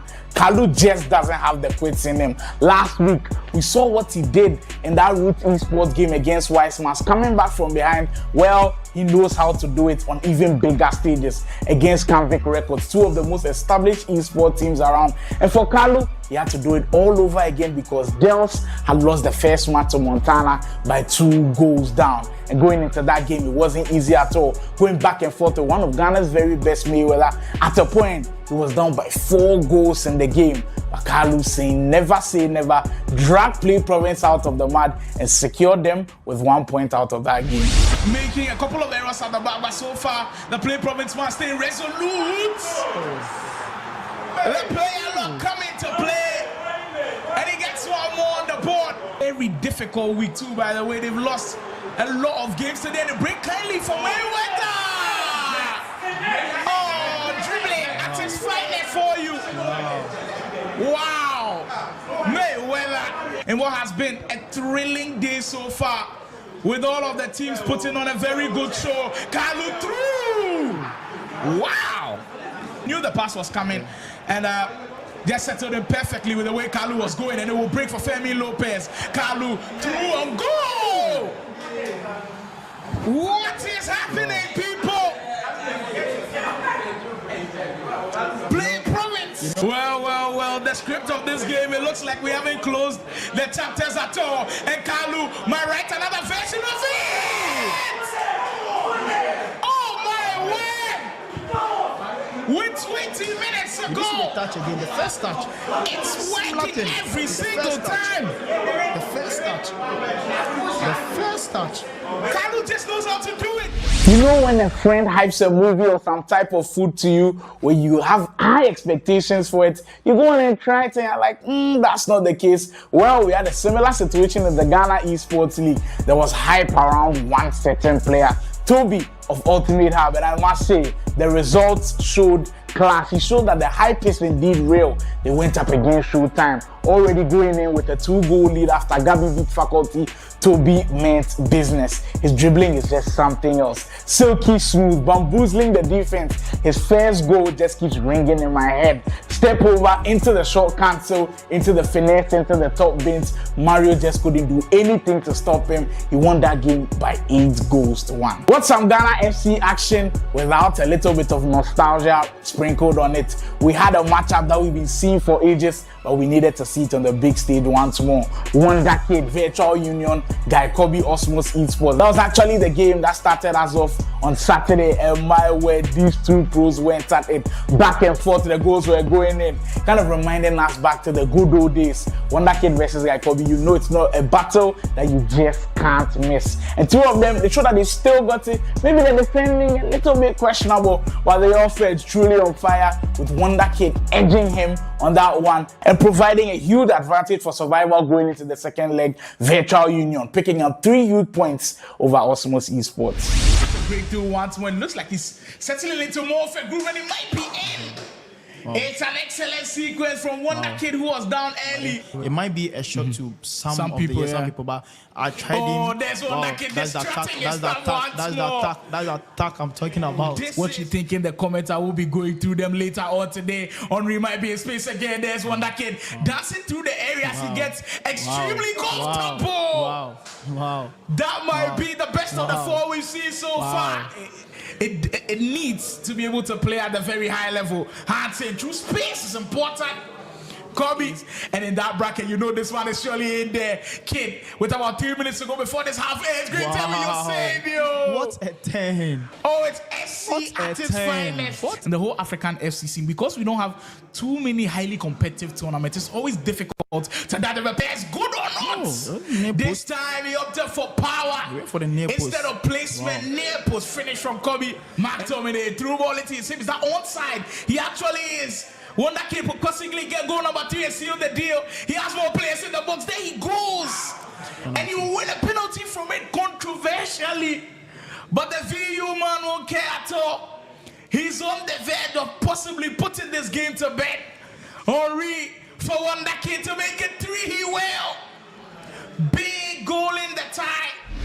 Goals. We've had plenty of them in the Ghana Esports League already. And in week 2, we saw more. There are 3 teams I'd like to highlight who just know how to score goals. First of all the way from Kumasi, Vastic and Sergio only know how to find the back of the net. They've already scored a whopping 75 goals on the league log. Truly amazing. Virtual Union coming second on the league log with 71 goals as well. Survival and Wonder Kid, when they are right in front of that 18-yard area, there is trouble. And finally, Ultimate Hub are the last one to be in the 70-goal club. Truly spectacular stuff from Toby, Gabi, and Asafwa from last weekend. Truly excellent stuff from these guys. All they know how to do is score those goals, and goals are going to be important in the Ghana Esports League as it can determine some of the positions right to the very end. It's only fair that I end the preview with one team who has impressed. They've been flying under the radar. This is the time to give them their flowers and put them into the spotlight. Plus Legends, what a display. They are currently first on the Ghana Esports League with 18 points, and they haven't disappointed at all. When you look at the likes of Play Province, Canvic, Ultimate Hub, they have gotten all of the love, but this team, they've sneakily been the very best across 2 weeks so far. Hans, Brian, Ikalio, that trio is looking splendid, whether it's online or offline. They are playing extremely well. And last weekend on the LAN event, Hans showed why he's one of the very best around, beating AN Game Time. Brian also did the business. Plus Legends are here to shock the world. Can they maintain this progress throughout the next 2 weeks? With the Ghana Esports League, it's left with 2 weeks to wrap up. Who goes on to win it? We'll continue this Saturday coming up as we get to find out who edges closer and closer to the title for the first ever Ghana Esports League. Make sure to be there. Foresight TV Mansion will also be live on YouTube. Ultimate Battle at 12 p.m.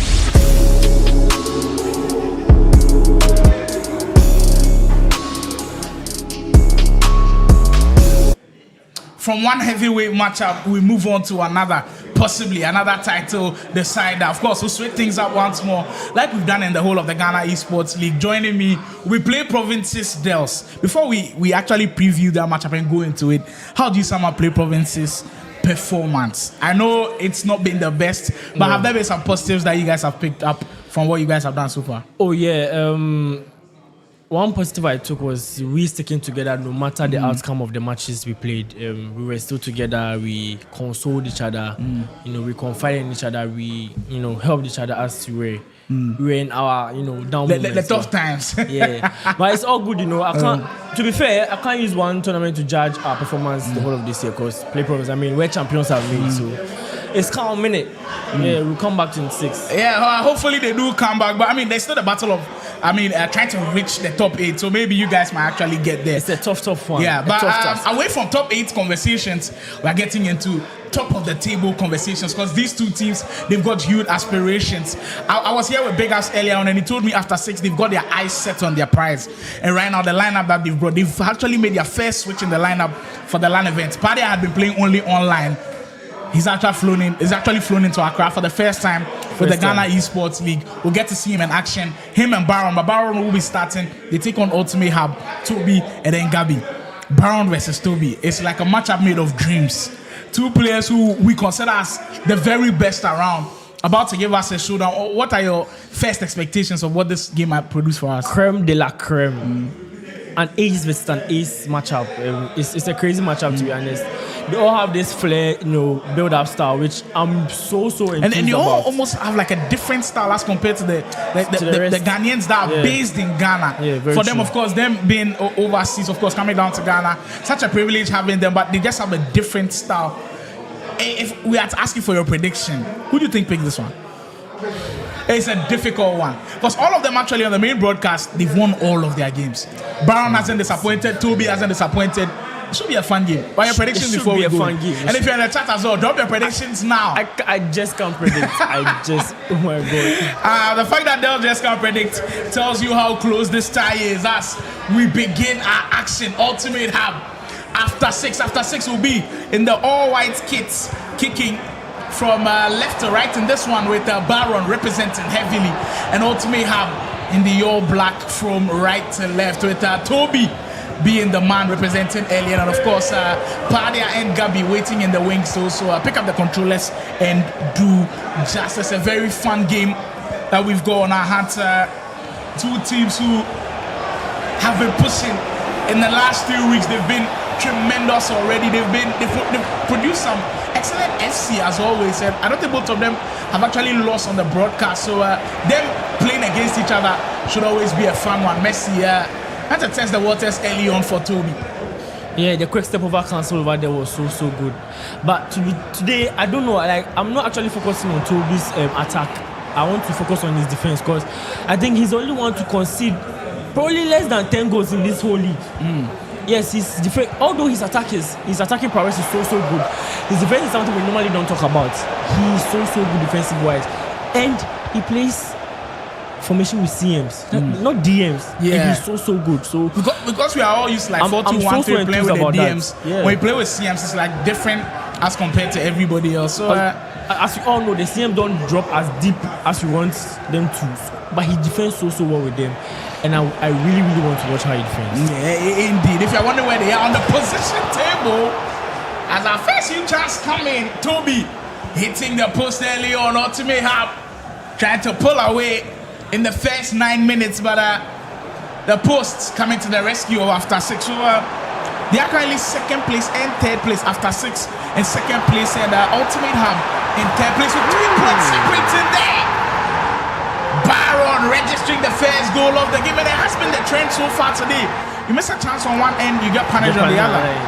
I mean, that's the algorithm of FC25. When you don't convert your chances, you get punished and punished well. And as you can see, he got a chance to hit the bar, switch to offense. My man got the goal. Look, we all know of the new objectives that has come in. The greedy to glory. Everybody almost has like a 99 rated player in their squad. Yes. So the offense, and I mean, we knew how heavy it was. Now it's heavier than ever. But the funny thing is, we are still using our old squad restrictions. So people are not, because if we're to be using like full, God, that would have been crazy. Would have been crazy. That would have actually been crazy. I have the likes of Mbappe, Doué, Bale, Dembele, R9 if you want R9, Hulet, the luxury. I have all of them in my team at the moment, and I'm cruising. But we have to just stick to the squad restriction. To be fair, there's not much of a power curve between the cars we are using right now and the 99 rated cars, but I think it's all good. The squad restriction still helps. Yeah. But hopefully there wouldn't be any squad restriction against the Nigerian folks. Yeah. As for that one, the rules are set, no restrictions at all. It will be open to use anything that you want. So, of course, we will be building up towards that one immediately. Our league is done. Messi for Toby. There's dancing in the area.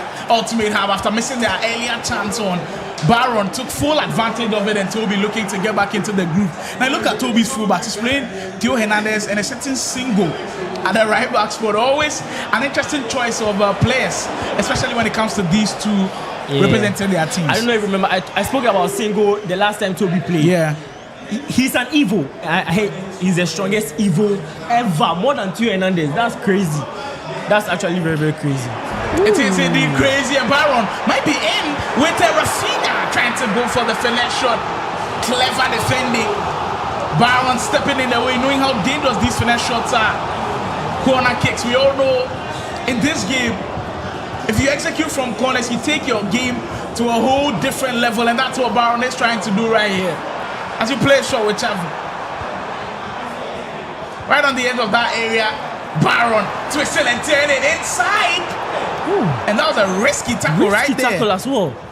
I mean, you have been on the receiving end of horrible penalties being given. Your game against Big Ups was just tough to watch, especially the way that the penalties went in. Yeah, I'm still depressed up to now. It's just like Messi in penalty. Well, it feels like we manifested this one with the way we're speaking of penalties. Lionel Messi taking down in the area. Toby could get back into it. 20 minutes in, scores.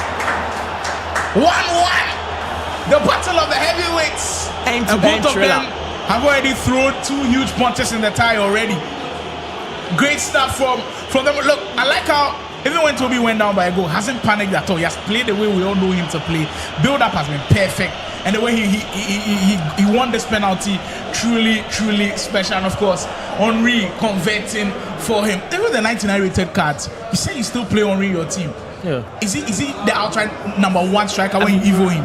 I feel like he's the end game card at the moment. He's so good. Like, so you pick him over Arna?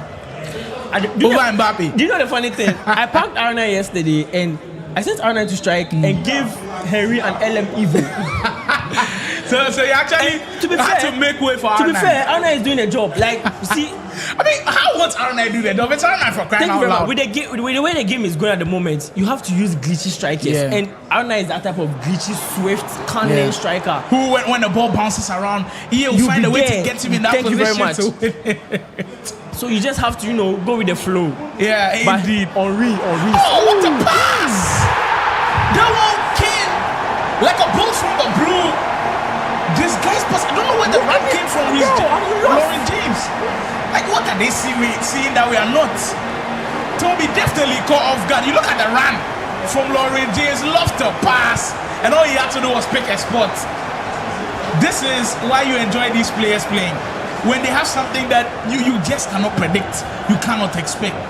What a run that was. Beautiful run. We actually been treated as a marvelous FC. Like we told you, Championship Saturday will have the best of SC, and both of them have produced so far. Like, when you're playing against someone and you feel like he does something like this, in your mind you're like, well, how do you defend against this?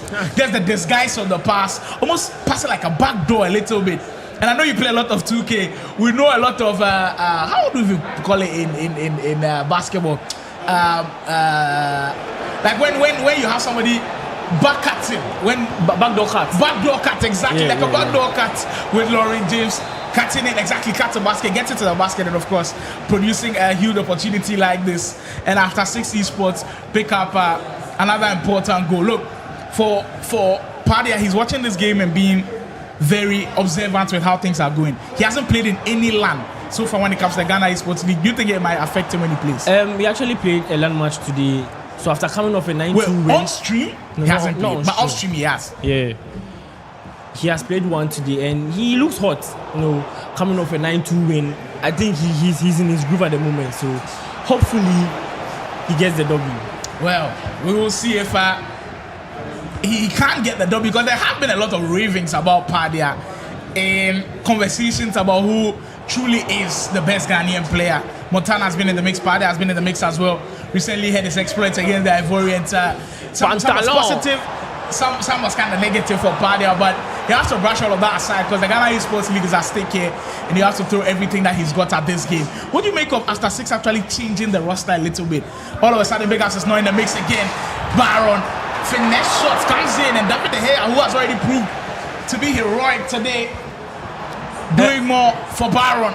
Coming back to your question, it simply shows how fortified After 6 roster is, having good players to rotate around. And today they brought their secret weapon, as Big Ups is saying, and it's actually doing the job. I can't lie, just tough matchups. And the tough matchups everywhere, and that's what the Ghana Esports League is all about. Very tough matchups everywhere. Baron, they get to make good use of his opportunities that have come his way so far. Hasn't had too many, and the ones that has come his way, they're certainly taking them. You feel like both defenses have been very balanced. We haven't seen too many exploits so far. Oh almost finishing on the end of that one. And the use of the player lock just changing the whole dynamic of the game. Look at the run from Rafinha. One direction, immediately a player lock, and it changes the whole landscape of that attack. This draws down to the player's vision, because Joe Bellingham has wide incisive, but has 97 vision, and it's also people don't take note of that. The player's vision for you to ping a pass in between the defenders is actually crazy. I think it's one thing we have to take note of anytime you are trying to take a midfielder or a central attacking midfielder. The vision. It's not all about the incisive and the paying pass. Watch the vision as well. Yeah, vision. Always important. Dels giving you guys the tips. They are still struggling to make a couple of wins in your weekend league. Well, this one is not struggling to get wins at all. Byron is the name, people. And he has been on the front foot ever since this game started. Wow, and the way he just breaks down the defense is just magnificent to watch. Just so soothing on the eye. Like, it makes it look so simple. So simple. And he definitely deserves this 2-goal lead right now. He actually does deserve it. His attack is so direct, unique. Triggers the right players at the right time. Let's take note.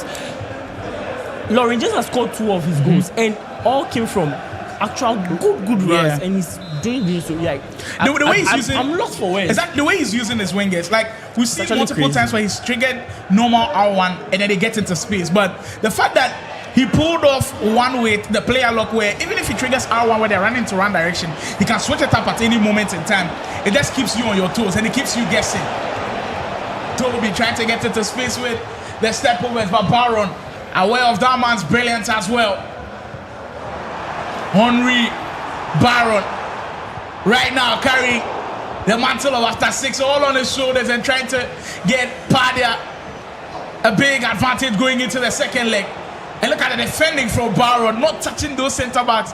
A lot of people, when they are preaching, the good news about the defending is when you're in a situation like that, try as much as possible not to touch a centre back. And I think this is defending masterclass 101. But some way, somehow, Baron still finds a way to go through. Parallelo could he finish this first half on a high?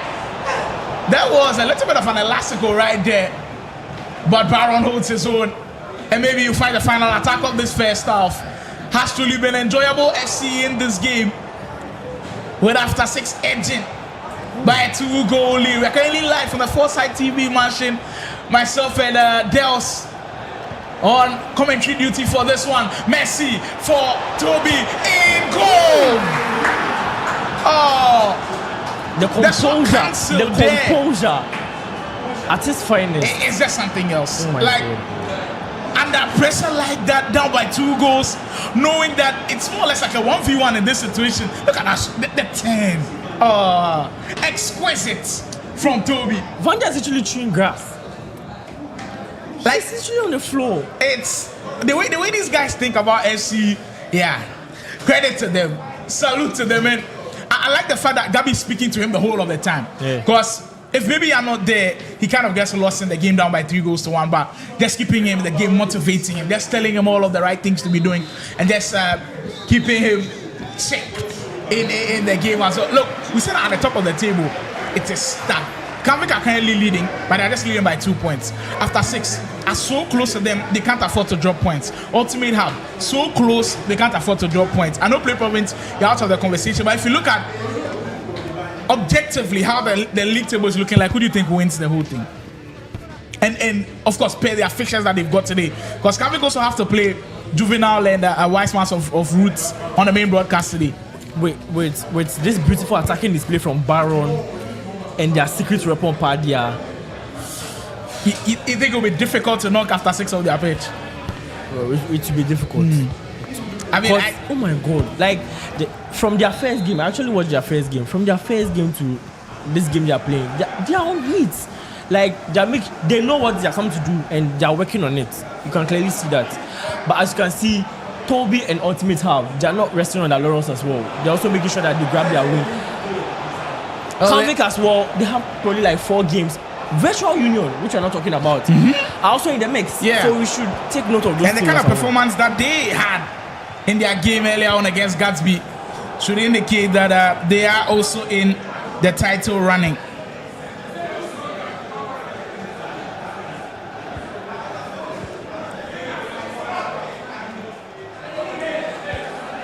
can clearly see Toby is not taking his time. He's not rushing his attack. He's taking his time, building up.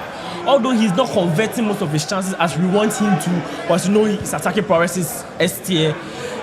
Toby is not very, very, very good. You have to take note of that as well. So I like the fact that you said S tier. Yeah. When we speak of attacking, the Ghanaian players that have played in the Ghana Esports League, who do you think is an S tier attacker, not an S tier player? Should I mention players or I should mention one player? Players. Now you feel like an S tier. So would you put Toby in an S tier as an S tier attacker? Yeah, for Baron sure. as well as an S tier attacker. So we've got two S tier attackers going at each other. Sato finish with the ball roll. And we go right back where we started. Abracadabra, his pass. Here you go. Exactly. Like, not everybody will be composed in that possession. Not but everyone. the ball roll, get it onto a weaker foot than Lauren James. In my Now we head- know everybody has 5-5. In my head, I thought you would be playing Trivella because normally when you ball roll, you have to hit the Trivella. It gives you that driven Trivella trait. But he played the finesse with the weak foot. It's something you never expect. And you almost feel like in the second half, he soaked a little bit of the pressure from Toby. Yeah, Toby for on the sure. attack most of the times. There's 10 He's all clearly over. logged in. Exactly. He's clearly logged in. He knows what he wants. And I feel like they've played like a couple of times, so they know how they play. But no, let's give props to Toby. Massive And props Baron. to Baron and Toby. Of course, they have delivered.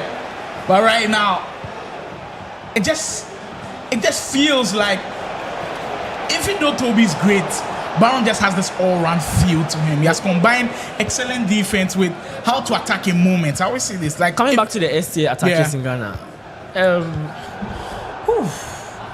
So we already have Toby and Baron in the mix. as ST attacker. You think Montana is in the mix as an ST attacker?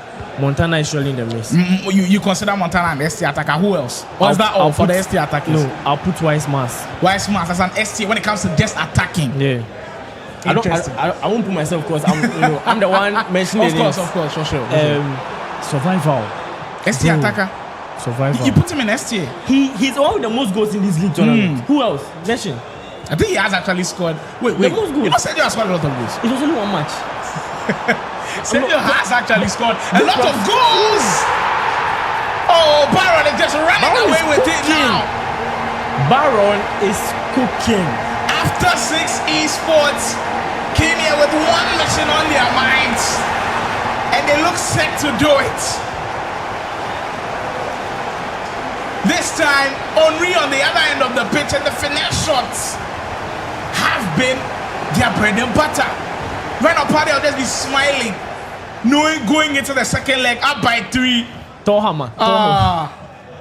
What a finish that was. Beautiful finish. And now Toby in a big dilemma, not knowing if he's going full aggressive or try to at least keep it at 3, so maybe Gabi might have a chance. Because if he goes full thread, spaces will be in behind him. One thing I know about Toby, he doesn't rush his game. I feel like he won't try and press to, reduce the deficits. He'll probably play his game. And no matter what, we are in probably 60th minutes, he'll surely get an attack. 1 or 2 to 5 attacks.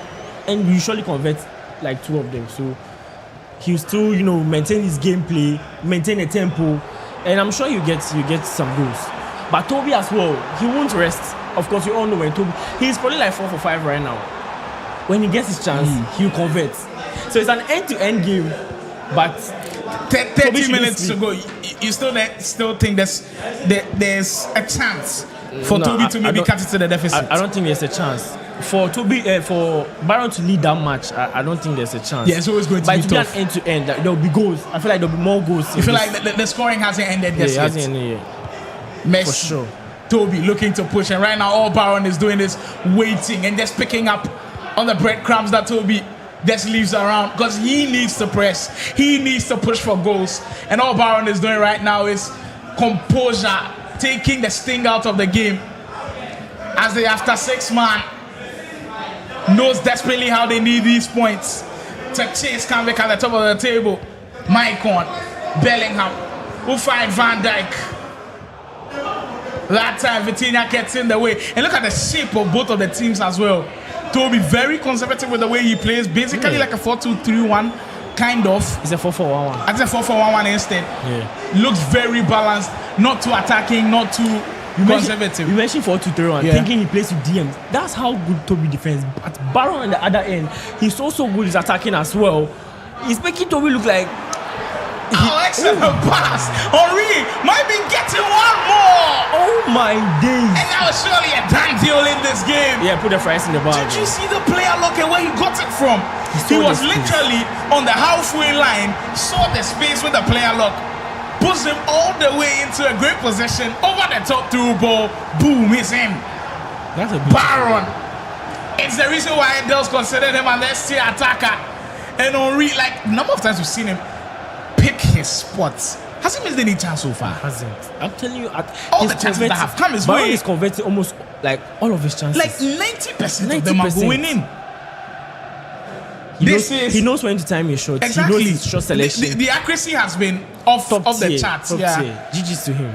And he has definitely deserved this huge lead that has come his way. Toby, on the other hand, has found it difficult in this second half. I think the control that he did have in parts of the first half, it just hasn't been able to have it. And now Baron is just feeding off everything that he's leaving in the way. When you rush a little bit where you can't attack to your normal pace and your normal speed, you kind of rush things a little bit. And when you lose possession of the ball, Baron will pick up from there and he will punish you every single time. Messi for Baron. Toby, maybe to possibly get one back before this game ends. Parallelo. Oh, great thing that is. Will you find a shooting angle? When we speak about close control dribbling, that is the epitome of it. Wow. This one thing about Toby, he doesn't cancel to like for the fun of it. He cancels to find space. He got a chance with his I think he cancelled on 2 occasions there. On 3 occasions. Just because he didn't find that space he wanted. And I feel like that's the right way to use cancels. Make sure that anytime you're about to shoot and you don't get the space, cancel as fast as possible to just exit and get another space. If you don't, Because you almost feel like it's a difficult thing. You need high dexterity to be doing those type of but you almost felt like skills. after the first cancel there was space, but he knew the defender was getting close. Another cancel, 10 right on, and excellent finesse into the back post. But the close control dribbling from the way he doesn't panic. Usually players, when the defenders are that tight to them, they want to get a shot off. Yeah. But he's not that type at all. He's got a short cancel on lock. He's got close control dribbling. I don't know if he's using R1 dribbling as well, maybe control sprint as well. But it's just and one thing really, about really him, good. Although dribbling is better, he barely uses dribbling. Yeah. You can clearly see him using finesse. Both of them throughout. actually. Yeah. Both of them are using finesse shots. Well, Finesse throughout. it's as you were with a scoreline 6-3. Ultimate Hub fighting and trying to push their way through. And maybe, just maybe, give themselves a chance in this game. Toby will win back possession of the ball. This possession right here is going to be important. With Henri, will find Sesko on the run.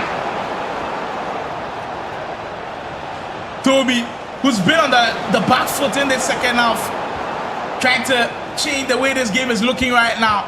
Well, that's an interesting cross to go in, but he knows he can win it, and he does win the header. That was a genius play. Well, that's what I actually call I read. Because the lob pass into Sesko was kind of interesting, knowing that Sesko has all of the height to win that ball back, and he did actually win the header. But credit to Barrow getting the defense back in shape and closing down the spaces. Here goes Toby again. Anytime I see that Ibabu item, it reminds me so much of old FC in 17-18. God, in fact, I think I wasn't there 14, during those 15, times. Yeah, like Tell me about those- it. How was it? the nostalgia. Not just him, Gervinho. There was this Gervinho item as well that was so cracked. So many of those OP players. I don't know if you came to meet Kent. Yeah, Kent. Yeah, Kent. Rapid player. Like so many of those OG players in Ultimate Team. If you've got some still there, you can drop them in the comments. We'll have a conversation about them. But the nostalgia with them is just something else. And credit to EA for actually giving us this Babu item.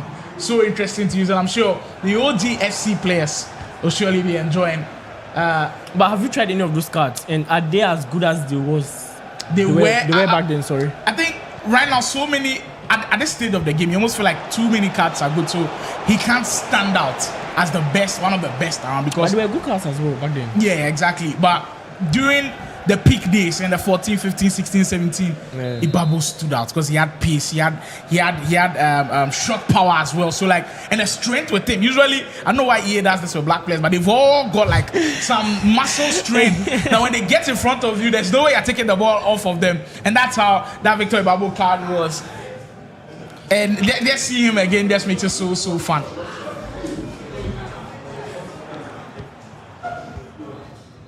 Six there at the moment. To be fair, I don't really know what to expect. I don't know whether there'll be more goals or Baron will be a bit conservative, try and keep his goal lead. Toby on the other end, I feel like he should try and score one goal. He should just try and score like one goal. In these last 5 minutes, if we get one back for Gabi, that'll be very positive going up against Padia. Hold it for Toby, pushing and trying to give his teammate something to hold on to. Ooh, Babu. Speaking of the Babu, there he is. That's to create some magic down that right hand side. But Baron says not on his word. Van Dijk is in space. Misses out on the overhead kick. And Baron knows That's a good that these switch from last few Baron minutes right are there. crucial. For him to switch as fast to Vanja to contest for that era ball, that's very, very good. Yeah, great observation from him to make that tackle. 2 minutes to go in what has been an exciting game so far. Credit to Baron. He has gotten the job done in the last few minutes. And he's just cruising through now. That's interesting the way he's playing that one. But he's in. A power ball just in the minutes where he was about to launch it. The defense steps in the way. Baron so far today, I haven't seen so many players neutralize Toby's attack like the way Baron has done today. Yeah. Even though they've exposed him a couple of times, majority of the time, Baron has won on the defensive end. That is massive props to him and how good he is defensively. Maybe might remind us how good he is offensively as well. With these last few minutes, gives it away. Possibly commentator scares coming to work there. Henry just tiptoeing around the area. Baron holding on to it and trying to take this lead into the final minutes for sure now.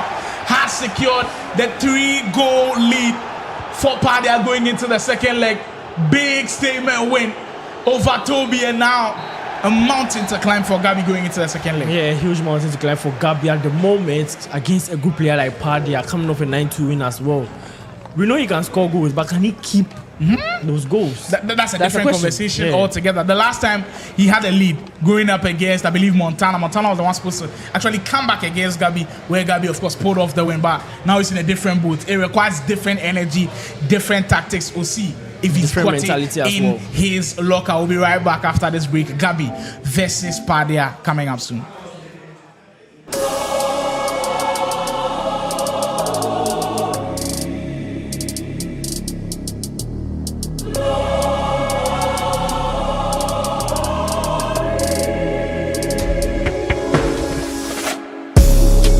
Welcome to the Ghana Esports League EAFC 25 preseason. This is the stage where it all begins, the foundation for Ghana's most competitive EAFC league experience. We're kicking it off with 16 elite teams battling it out in a high-intensity preseason. This isn't just a warm-up, it's the proving ground. Teams are here to showcase their skills, chemistry, and strategy before the main season begins. The preseason is more than just matches. It's about identifying talent, building rivalries, and setting the tone for what's to come in EAFC 26 when the full-tier league structure kicks off.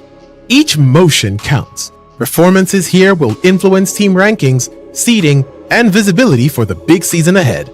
This is where the underdogs rise and champions make a statement. Get behind your favorite teams, follow the drama, and witness the passion as Ghana's top EAFC talents fight for recognition. This is only the beginning. EAFC 25 preseason is setting the stage for Ghana's next esports giants. Are you ready? The road to greatness starts now.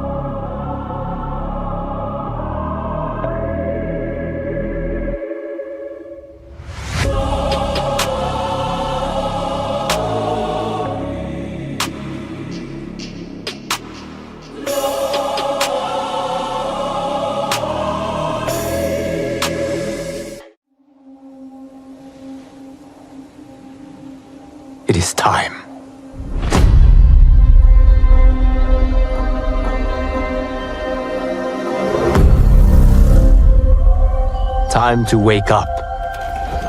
To a new reality. To a blank canvas that I have painted in with warmth and peace. In my new era, the choice is yours. Whether to live in quiet serenity or bloody strife.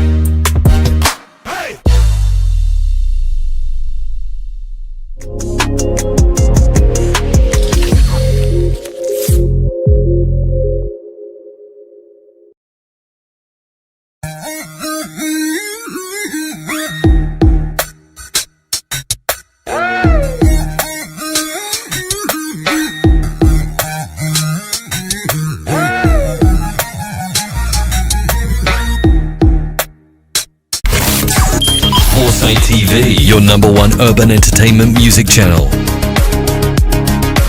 Follow us on Twitter at official Foresight TV, Instagram at Foresight TV, and like Foresight TV on Facebook.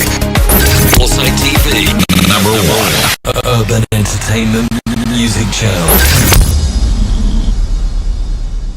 Has shocked the whole of the league, and they are in the running to be able to win the first ever Ghana Esports League. You look at Kyran, what he did at the K24 qualifiers back in Ghana. It was truly immense. A lot of people kind of forgot about him, but he's reminding people how good he is in the Ghana Esports League, beating top guns everywhere. Him and his teammates are looking to do damage at this year's Ghana Esports League. Can they go all the way on Saturday? Now they'll have targets on their back, with now teams knowing how good they are. Could they stand the resilience? Could they be the resilient team to be the number one team standing? We'll find out pretty soon. Lockdown points with EN Game Time for 4th position with 24 points will be a massive base team every single weekend. They've come on here and they've demonstrated class. Gatsby Esports featuring the free scoring Sergio. You know, when you go up against this guy, he's always going to produce. They've produced master classes so far, and they are hoping to continue in their run. They've got some tough games coming up, which should be fun, but we have to look out for them. Sergio has looked incredible.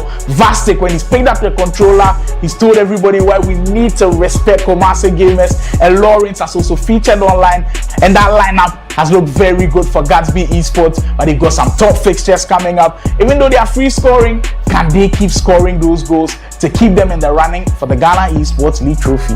We move on to our team in 5th position, our highest goal scorers of the tournament, Virtual Union. The perfect blend of old and new, experience and skill together, forming a magnificent team for Virtual Union. They've truly put on a show. Wonder Kid, spearheading that team, has taken everybody under his wing, and they've looked incredible so far on 24 points with a legitimate chance of winning the whole Ghana Esports League. It will be fun to see them in action. Wonder Kid partnering Survival on everybody's lips now. Everybody knows how good this kid is. You can't underrate him anymore. Last weekend, Wonder Kid wasn't in action, but Lamar came in and he did the business. No Wonder Kid, no problem at all. But for this weekend, all three of them will be in action at the Foresight TV Mansion. Virtual Union, will they be the team to go all the way? Do they have what it takes to beat everybody else with another big fixture coming up for them?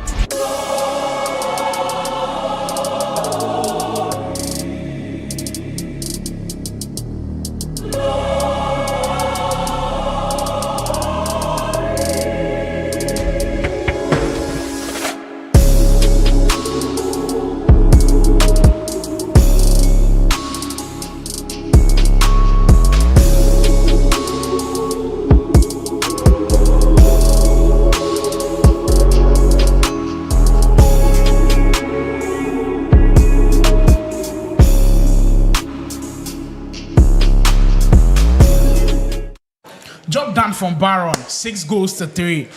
he has put the game in a strong position now for Padia. Him going up against Gabi, this is a position that you have actually been in before. I remember your game vividly against Big Ups where you actually scored first, but then the whole of the results didn't go your way. That was the game famous for the kind of penalties that went in. What was your mindset going into that game? And what was some of the things that you feel like you did wrong in that game that you feel like if Gabi does right, he could possibly beat Padia in this matchup? So against Big Ups, I was also logged in. As you clearly see how good I scored my first goal.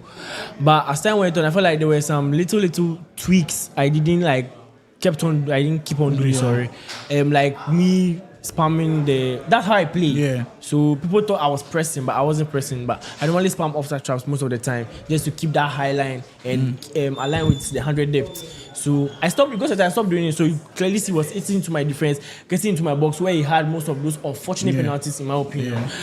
So I feel like he shouldn't rest on his laurels.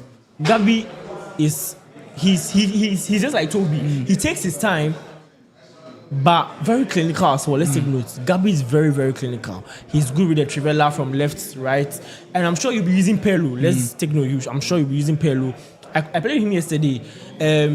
He uses the wing a lot, and with Padia's formation 4-2-2-2, using a wing play might affect Padia a little bit because you don't have wingers that will be dropping. You have cams, and cams they sit inside. Understand? So there will be the spaces on the flanks. Thank you very much. Kind of exploit. Where with the roles he has given them, shadow striker, they will be probably behind, those strikers, or so it's a little bit narrow. Thank you, in behind those strikers. Yeah. So it's a bit narrow, as you are saying. So it will be difficult for Padia in some situations, but we all know Padia as well doesn't play a lock. Doesn't one time like direct triggers good runs, and normally you said earlier on that you trigger runs and you make player lock. With Padia, he triggers run and makes directional runs to change their runs. He doesn't have time to do a player lock. So these are key things Gabi has to take note to make sure that he scores and defends well. I think if you look at how Baron played and how Padia also plays, there are players that just trigger runs for triggering sake. Of course, there's a decoy run and all of that. But with Baron and Padia, immediately they trigger that run, they're actually looking to find that player who's on the run. And they always find a way to actually find them. There's a disguise with the run. Where you find the pass, you might not be able to be comfortable to find them. But it's all part of the dynamics when it comes to FC25 and how people play. But it also reminds me a lot of how Kennedy played in, I believe, was it the Chosen Championship? It was only him who was triggering like 3 runs at a time where it will confuse you all of the time. But the way the game has evolved, it must feel like everybody knows how to do it now. But some players just do it at a whole different level. Finest. Yeah, exactly. And we're speaking about ST attackers. Where does Padia get? He's there. He's also ST for you? He's people feel like when you do player logs, you skill move, no. It's about you timing most of your runs and executing, like going 10 attacks, you score 9 goals. You're an SC attacker. So then Kalu is an SC attacker. Because in this tournament that we've seen, Kalu might be there. Yeah. He clearly might be there because he's very good. I think the ST attackers, we're accumulating everything. You know why I can tip Kalu? One thing that Kalu is so distinct about is we normally if watch the lineups for most of the teams. They normally use flare attackers, flare comps, flare. But look at Kalu's striker. The bulky ones. And he's able to use them very, very well. He knows when to shield you off. He takes turns that normally if we take, we don't get that outcome. He can take a turn and get through Van Dijk, get through Blanc, get through all of those defenders things, they matter, but on the other side of things, they don't matter. All that matters is find the ball in the back of the net. Thank you very much. Any way that you maneuver your way to find the ball in the back of the net is pretty important. Look at his goal to equalize against Convict. The keeper was literally at the first post. He knew if he plays with normal foot, like normal shots, the trajectory of the ball will make the keeper save. So he played an outside foot, that's a trivela. That curved outside and went to the first post. So it's all about you like making good shot selections. And it's something like people don't take note about. It's a very key thing to make sure you're an attacker. Look, I just love the fact that you're giving a lot of these insights because I think people just have different opinions about how players play.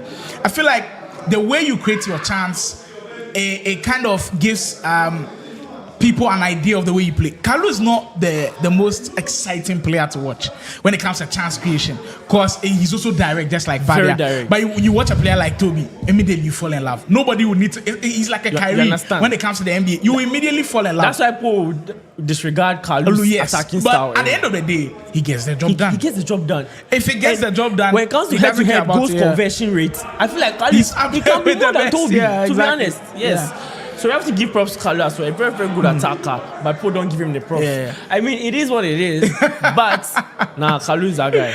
Yeah, but just focus on our players that are playing actually today in this matchup.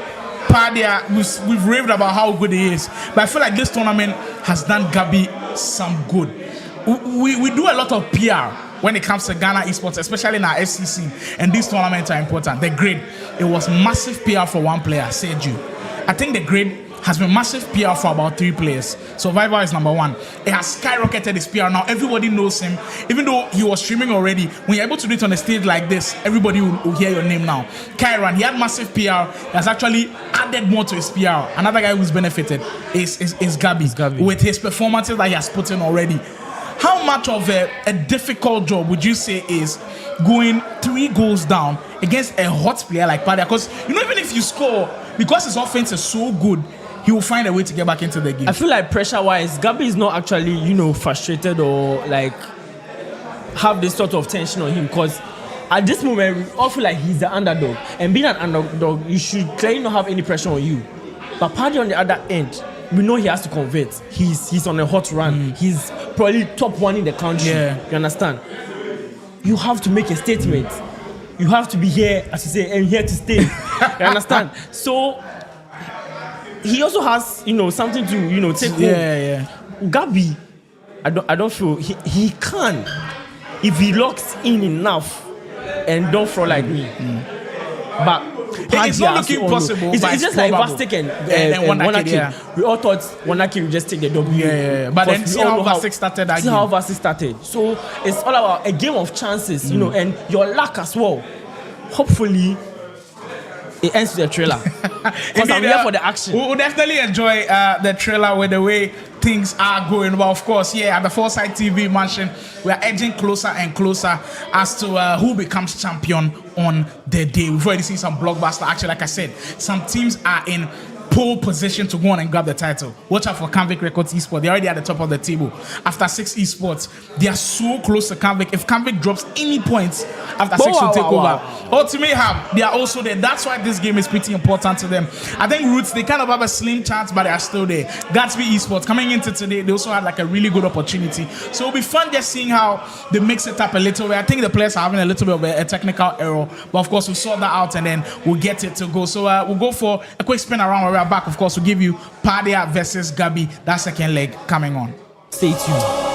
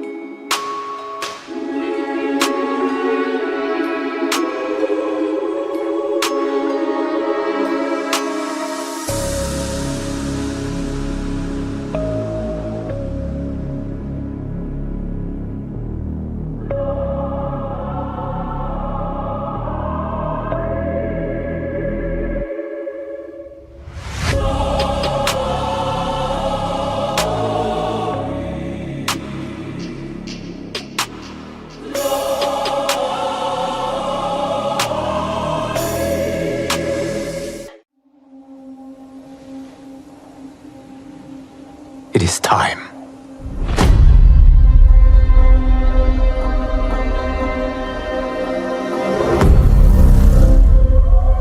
Time to wake up to a new reality. To a blank canvas that I have painted in with warmth and peace. In my new era, choice is yours. Whether to live in quiet serenity or bloody strife.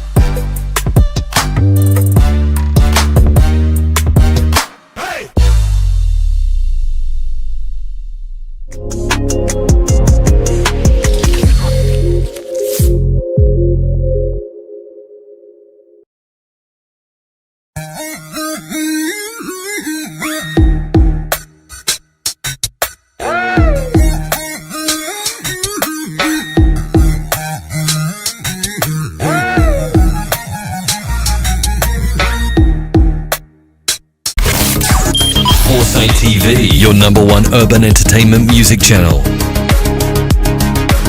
Follow us on Twitter at official Foresight TV, Instagram at Foresight TV, and like Foresight TV on Facebook.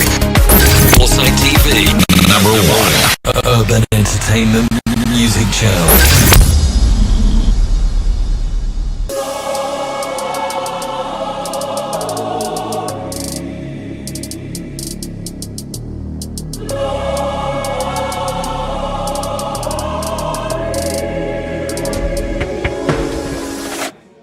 So apologies for how things have gone down, but of course the players are ready. Gabi and Padia are good to go now. Much anticipated matchup, but the 3-goal deficit is of course the context that both of them will be going into the game with. Very heavy on Gabi's path, with him having to, I wouldn't call it impossible these days, because the way Vastic started that game, even 4 goals down, he gave one that kid a run for his money. I know the end result doesn't give the true reflection of how the whole 90 minutes went. I was here with Beggars and we were all surprised. If Vastic also starts that way, first 10 minutes, score a goal. Sorry, I said Vastic. Gabi, first 10 minutes, scores a goal. In the next 10 minutes as well, gets another one. Padia might be in for something else. And you know the thing about Padia as well? He's a great player, I'll acknowledge that. But every single time that I've seen him on a mainstream like this, he hasn't performed to the expectations. I remember the VGA grade. Struggled a little bit against Kaswatex. And on that day, if we are being honest, the number of chances that both of them had, you almost feel like Kaswatex should have been able to win that game. His game against Kalu made so many opportunities, and Padia still took advantage. It's just part of those things that you almost feel like he has to be able to have a performance. That's what you were speaking of earlier. They've put the title on him as one of the very best. He needs to come on here and prove it. Yes, and with he being on stream most of the time and like coming out through tight games, I like to take a positive out of it. Let's give GG's to Padia for knowing how to take in pressure. Yeah, you understand? Because with that Kaswatex match and that Kalu match, it was like the attacks were so on Padia. But one thing about him, although he saw the pressure, he was able to convert his chances and make sure he came out with a win, making him an ST attacker. Because one thing you have to take note. For an ST attacker, being able to finish during high pressure movements is one key thing. You understand? And Padia has that skill, so I'll tip him there. But will he be able to pull it out again? Exactly. And look, we've had a lot of conversation about ST attackers. When we are speaking of our ST attackers, and of course Nigeria, who will be coming to town hopefully in the next coming weeks, and they are ST attackers. I have seen their ST attackers with my very own eyes, and I must say they are brilliant on their day. Kill Africa, an ST attacker. Farouk and ST attack. I think Badji on his day he's ruthless and ST attacker. Boyd, you can put in that mix. Adefola, when he gets his day, he is an ST attacker. You can put Rufai also in the mix. How do you compare their attacks to our attacks? There's one guy. Yeah. I feel like I have to chip in. I have to give him an honorable mention. Emerson. Oh my God, his attack. Emerson's attack is so good. Like people don't take notes. His attack is very good. Especially how does it compare to Ghana's attack? Because you've played most of them. Yeah, I've played most of them. I've played the likes of Rufai, Killer Freak, Farouk. Most of them. I probably like the top 4. Yeah. Oh my God. Giving the top. Let me give you the top 2 right now. Farouk and Killer Freak and Freak. John's attack, like John can do something out of nowhere, out of the blue. That's what, like, so this kind of people, you have to make sure your 5 senses, let me say, are all working, because it's so ruthless, and so clinical. They know, and shot selection, STA, build up, STA. When they're in the box, it's probably like 80% chance they will score. Unless you are very good. Normally, anytime like I see the attack, I try to compare with one of the best defenders in Ghana here, with the likes of Guy Kobe, Prime Sule. I don't know how to be able to defend. I don't know. That's how I normally compare Farouk's attack, Killer Freak's attack, and I played him recently. The attack against a defensive guy like Guy Kobe. Oh my God. I feel and Killer Freak might still be able to put 2. But you know what? Probably like 7 for 10. All of the questions could possibly be answered in the next coming weeks when, of course, Nigeria will be coming to town. We'll be looking forward to it. We'll be looking forward to it closely. But we're getting aware that we don't know what's happening with the game and EA, but they say the game they crashed. So we forgo some quick commercial break. When we're back, we'll see how things turn out and then give you that Gabi versus Padia game.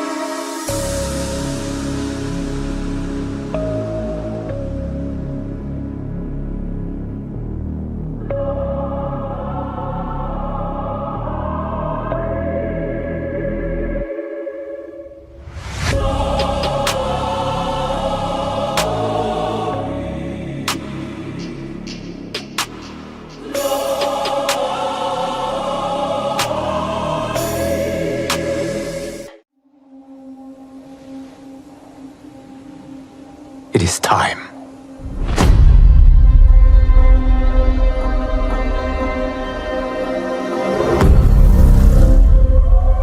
Time to wake up to a new reality. To a blank canvas that I have painted in with warmth and peace. In my new era, the choice is yours. Whether to live in quiet serenity or bloody strife.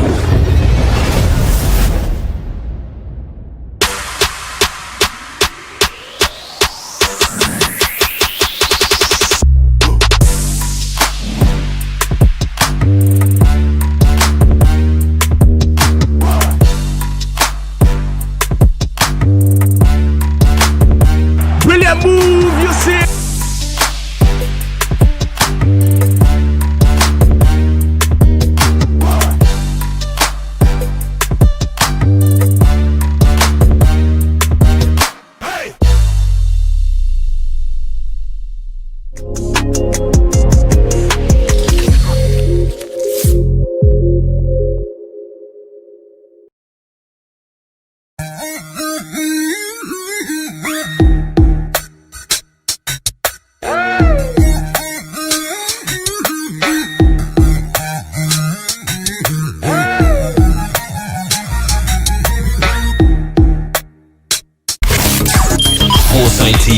your #1 urban entertainment music channel.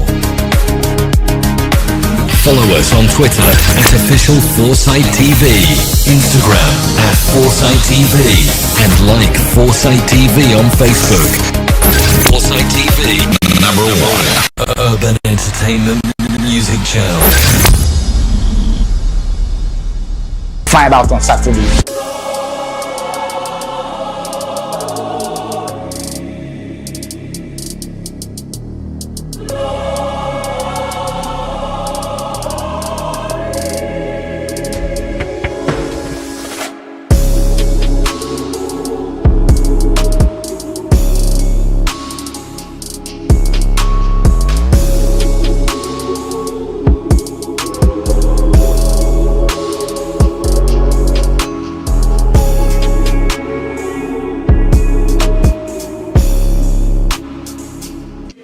Whether rain or shine, the game will come on. Gabi versus Padia. Finally, if Rapture come today, safe. We go play them. But just to apologize for the way things are going.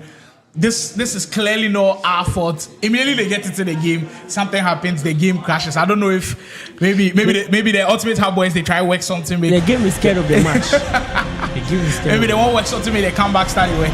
If first 10 minutes, Gabi girls go right now there. Everywhere go shake. But we are good to go now as we have encountered a couple of delays. But like we said, whether rain or shine, the game will come on. Padia, first time in action for the Ghana Esports League on the main broadcast. He has actually been playing for After 6, but he has only been playing online. And now he will be playing in their first offline game today. Well, it's actually their second with Baron doing an excellent job, winning by 6-3 against Toby. But for Gabi, there's only one thing on his mind: try to prevent Padia from scoring goals, and of course, score goals yourself. Will he be able to do that?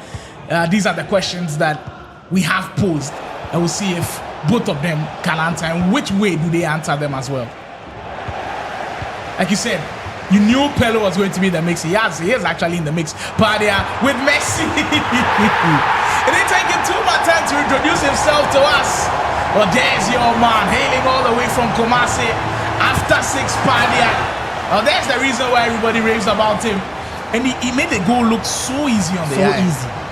Like no stress about it. Like you said, no complicated skill move. Just left stick dribbling. Messi, top corner, he smashes it in. Went diagonally. In basketball, he gave him the hezzy.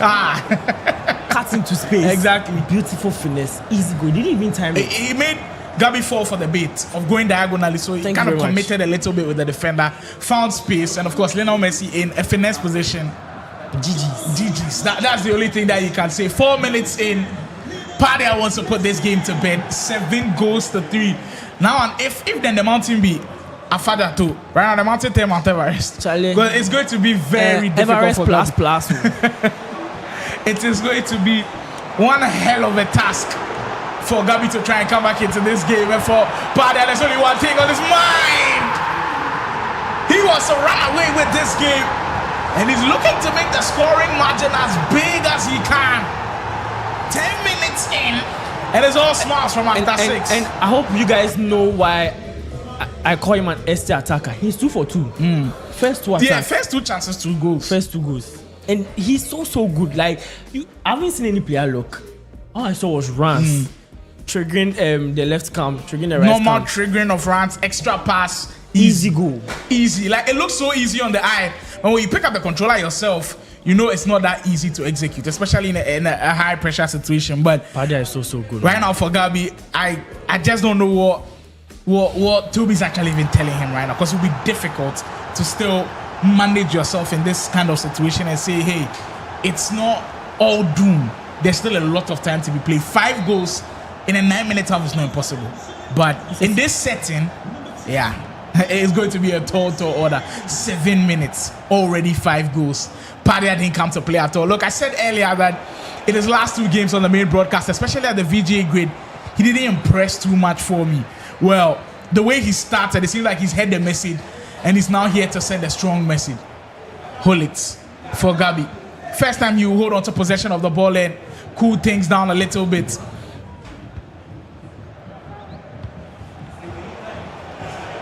Ultimate Hub, I quite remember their first game on the main broadcast they played against Canvic Records Esports, and Asafua's performance against Mayweather will never be forgotten.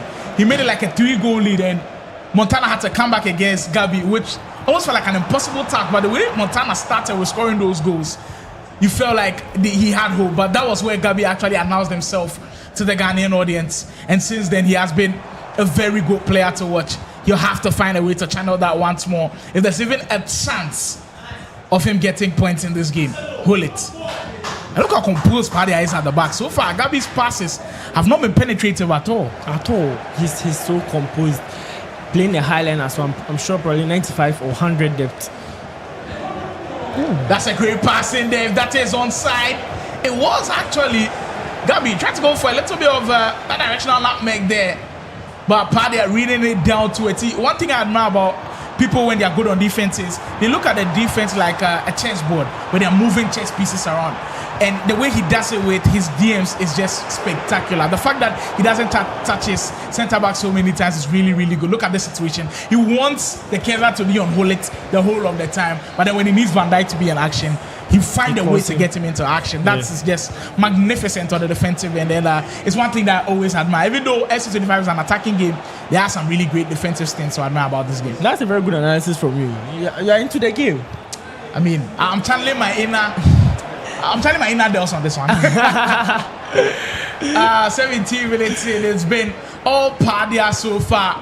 But the game has just changed in so many ways. Like, I was speaking to Wonder Kid the last time, and he was telling me about why he kind of struggled a little bit, where he felt like the game has just changed in so many ways, where the OGs usually struggle, but the newbies are making hay while the sun shines. Number 3 on board for Padia now. And Ultimate Harbour feeling the heat. He's 3 for 3. Exactly. 3 for 3. 3 chances, 3 goals, 100% conversion rate. Who does that in the big stages like this? And then look on his face as well. No smiles at all. Exactly, laser focus on the job at hand. Padia didn't counterplay at all. A lot of people were asking for Padia. Well, there you have it. I like their caps as well. Yeah, I think it's a plan thing. I'm sure. So if that's supposed to play, that's supposed to be winning again. I think Miguel's going to shade it today. He looks like Terminator. Exactly. Today it feels like they want to win and they want to win it in style. Exactly. They're putting on the fashion sense as well. After 6 esports, Kizito, wherever he is, he's smiling from ear to ear, seeing what his boys are doing and giving themselves a chance to win. But they know that right now it is Canvic Records in their sights, and for Canvic, we build up to that big game coming on later on. Juvenile and Wise Master play Montana, and I'm hearing maybe Troy's Badger might be in the mix to play today. He hasn't played all tournament long. If they make a shift in rotation, it'll be interesting to see how the story pans out for them. Dembele for Gabi, who hasn't had a sniff at Padia's defense with how organized it's been.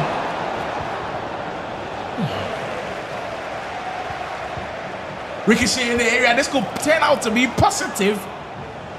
But immediately you find that space, Padia closes you down. Oh, that's a great pass. And Ronaldo might be in. What happened? With how crazy his conversion rate is. If you had asked me to bet money on this one going in, I would have bet money. How did he not find the back of the net? What do you think happened there? Was he trying to shot cancel or what? I'm sure. Because the animation was so awkward. You didn't see like a red time finish. You didn't even see the precision shooting bar come on. Like all of a sudden, he just missed the ball right was there. Was he passing to the keeper? I just don't know. So at the moment, his conversion rate has dropped to 80. 80, yeah, exactly. 3 out of 4. Wait. 2 out of 3. 3 out of 4. Exactly 3 goals here. So I was right on the first time. 3 out of 4. 80, 75. Yeah. Well, we declare those in March for him. Rafinha was well for Padia, and just how dynamic the offense is. Like, you're seeing the runs from everywhere. We see Messi on a run, we see Pirlo on a run, and look at him going again. It's difficult to keep up with him. And Ronaldo is in. Rebound. Oh, that tackle was dangerous. Could have got the penalty right there from Van Dijk. But big props to Konate as well. Saving 2 goals at the same time. That's crazy. That's so crazy.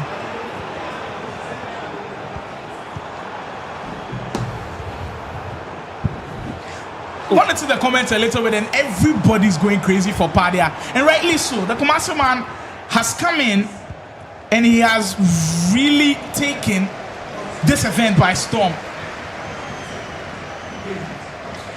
This one is from Kwabna Wusu. He says, I believe in only 2 players that can take on the Nigerians boot for boot. The rest there, they need to up their games. Kwabna Wusu, who are those 2 players that you believe can go boot for boot? Let us know. We need to know who's on your mind right now that can go boot for boot. Because after this game, in fact, after today's matchups, we'll be making final decisions on who will actually be in the lineup. So we need to hear from you, Kwabna Wusu. If there's any player that you feel like, nah, he needs to be in that lineup for Ghana. Oh, this is FC from the heavens. Truly an ST attacker and Padia. And the way, like, he's broken it down too perfect. Wow. It is what you do on a day like this. A credit to Baron as well. He's made the job so easy for Padia, and you kind of feel for Gabi a little bit. The job was already difficult, and now he's in my shoes right now. I mean, you were able to get first goal. You made us think, oh, something is coming. Then, like you said, you followed your way through. But next year, I'll be back.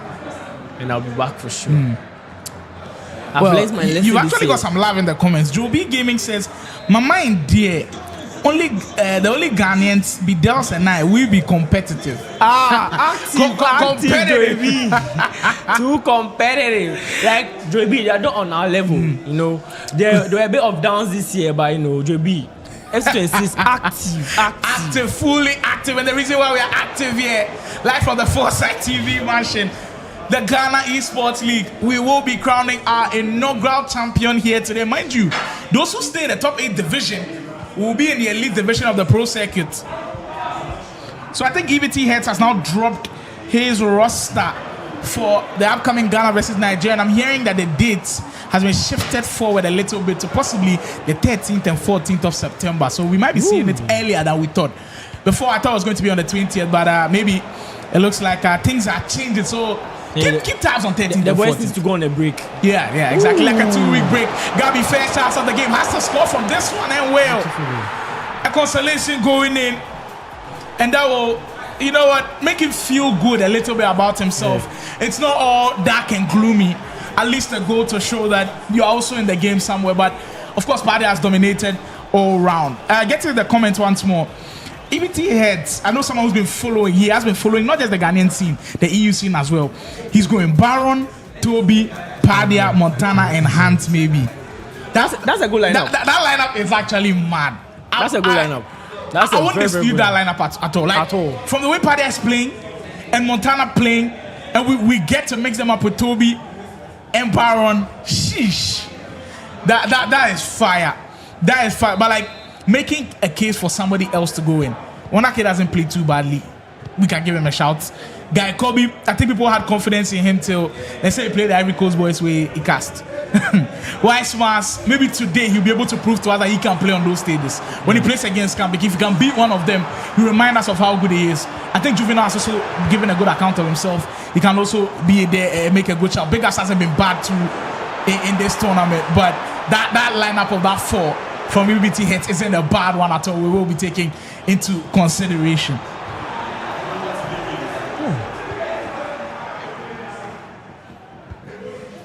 Kwabna says, I've changed my mind to 3 people now. Padia, Baron, Montana. Now some names are recurring. Padia is recurring a lot. Baron is recurring a lot. And Montana is recurring a lot.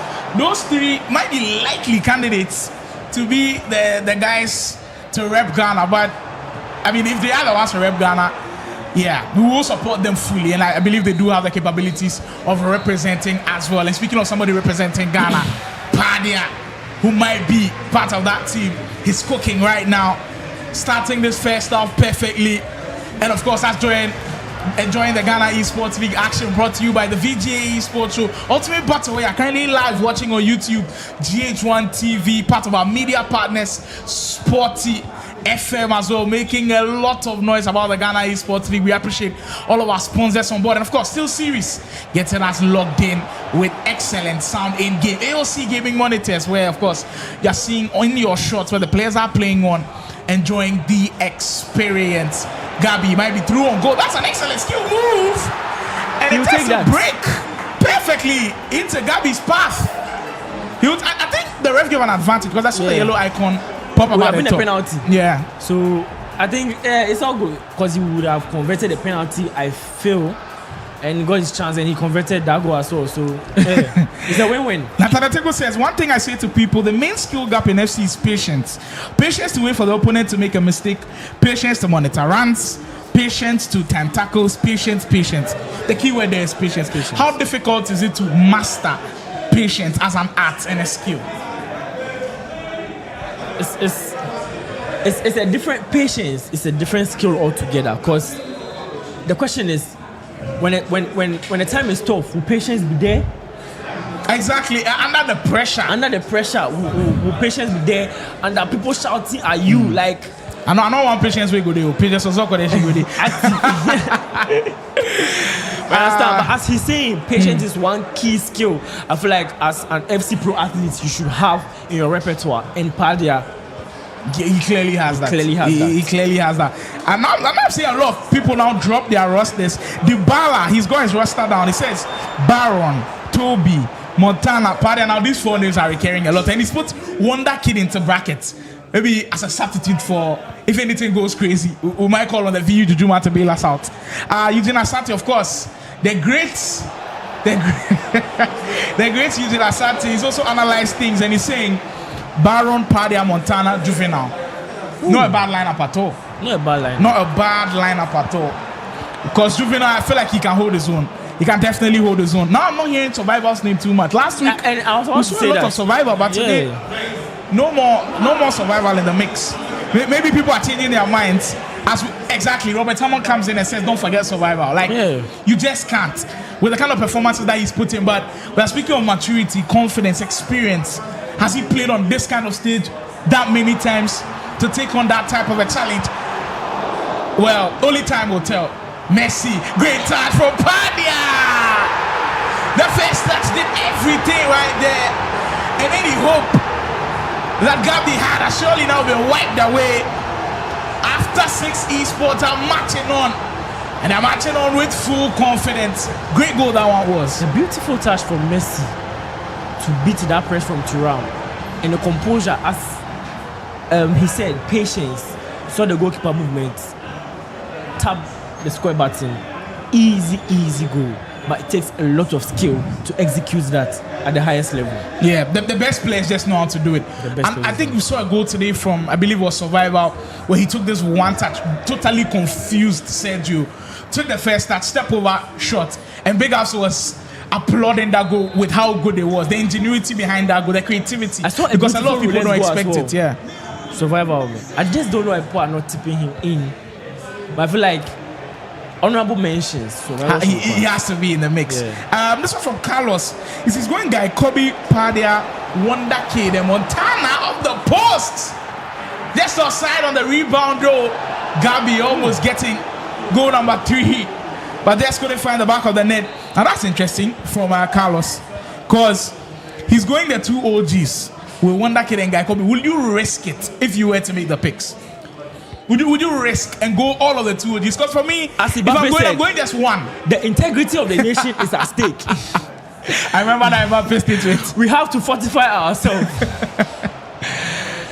To be honest, that was just by the way. To be honest, there are no bad players as well.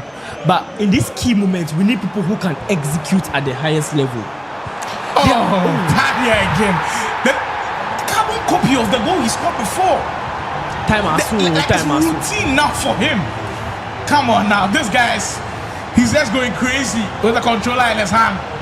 Padia warming up to the broadcast. Extra pass. Rafinha slots it home. Also, Rosalind says that Wonder Kid hasn't lost a match yet. I think he has actually lost throughout the whole of the tournament, but today he hasn't lost. So he's also been on a very good run. Eugene believes Sergio has to be there. Will you be confident enough to put Sergio in your roster? Your top 4 to face Nigeria? Sergio is a good shout. But with the players people are mentioning, will he be able to fit in? That's the question. When you send, let's put the top 4 at the moment is so hard to put Sergio in, unless, I'm not trying to disrespect him, but like unless we need one more player we can tip him in, because he has played so well, and apart from these tournaments he's very very good. I mean, speaking of track record, I heard he has actually beaten Kelafri before. Yeah. So if we are speaking of track According record, to his history, it's according to history. I mean, if there's the evidence of the stream, then we can't doubt it at all. I feel like it's actually true. He won't. He won't come on stream and just. Yeah, exactly. Cap. And just come and lie. Yeah. A great shot from Abuka. Hopefully, I'm mentioning that name. Apologies if I didn't get it right. Watching all the way from TZ. I believe TZ is probably at Tanzania. Great coverage. Thank you so much for tuning in. We appreciate, of course, the love from all over Africa. And I mean, Tanzania will also actually be in action next week, 7th of September. I believe Sports Best Africa are having a tournament in Rwanda, Kigali, where there are big players going from Africa. There's Farouk Manzo will be going. I believe Zaide Pro from South Africa will be going. Hassan will be going as well. Oh, I didn't see Hassan's name. Hassan was in the mix. Hassan was the Moroccan. Okay, so he's in the mix. And I'm hearing Kalu is part.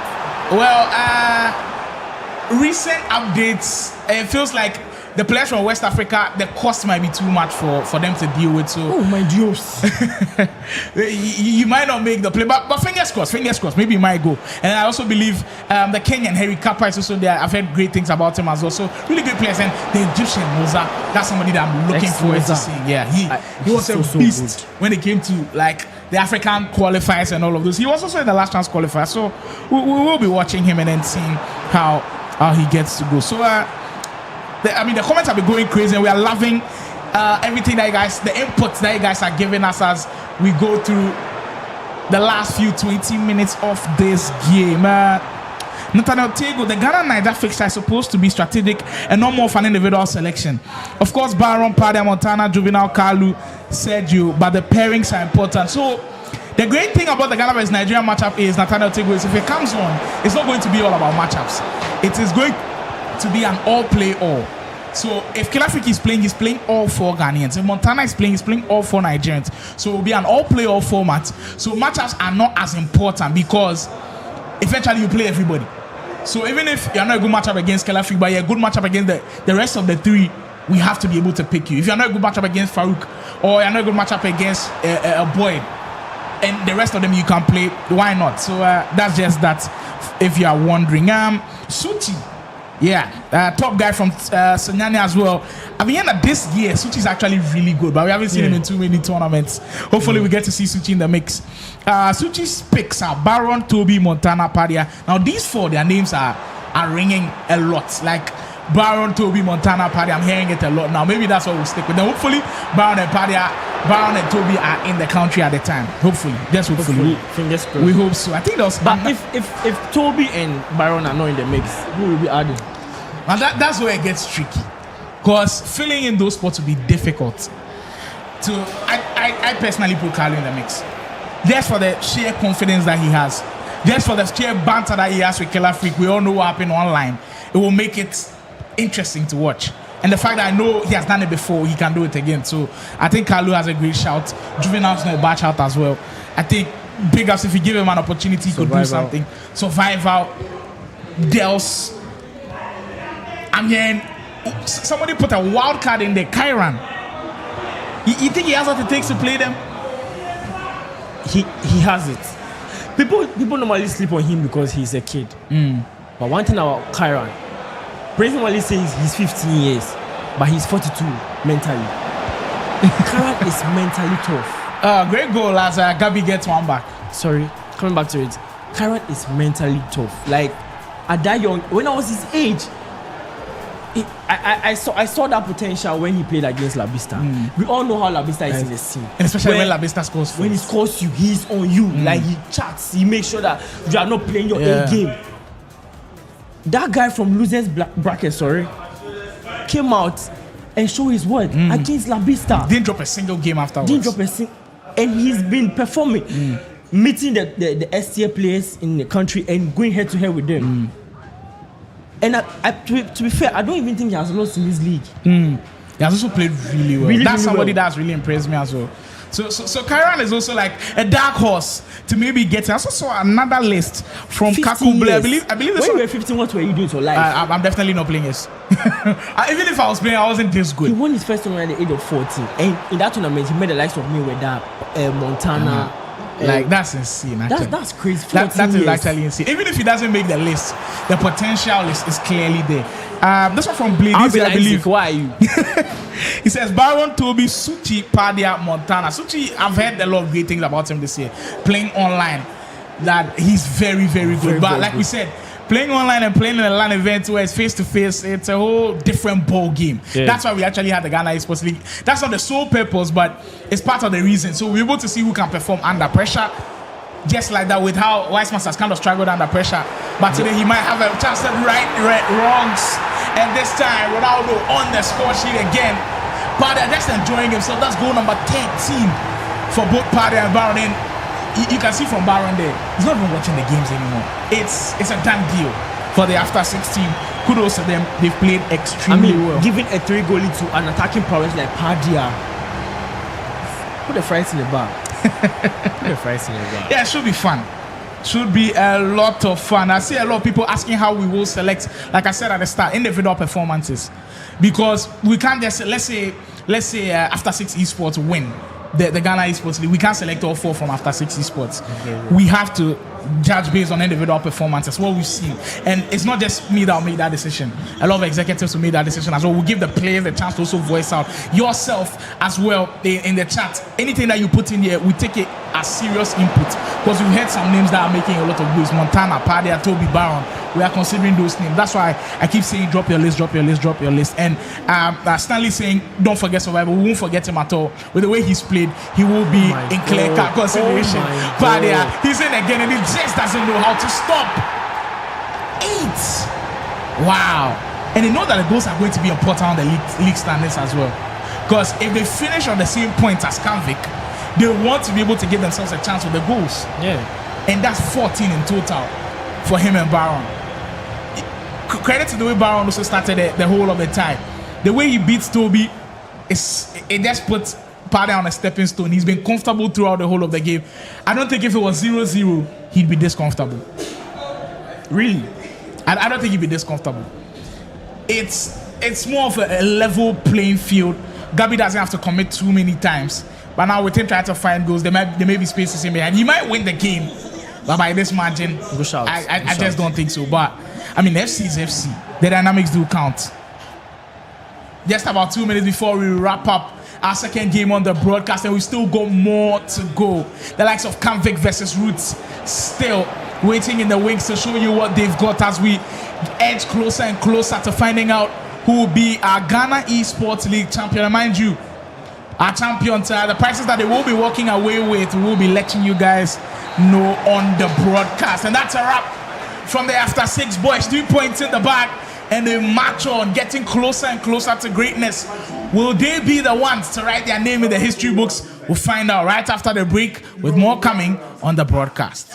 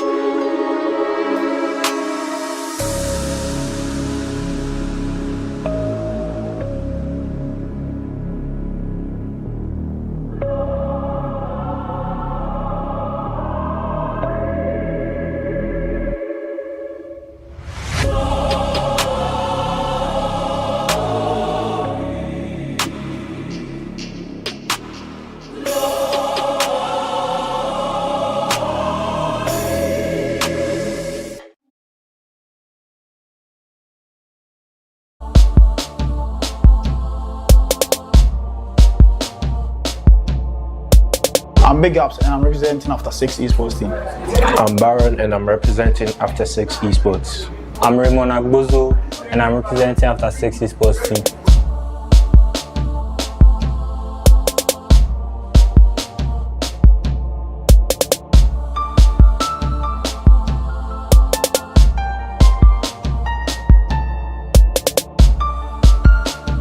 I think it's very good to upgrade the players and stuff on the esports community. I think not this tournament, but then I've been training ever since the release of FC25. So I think I'm ready. I'd say 2 teams, Canvic and maybe Ultimate Hub, because Toby is a very good player. So both teams. Yeah.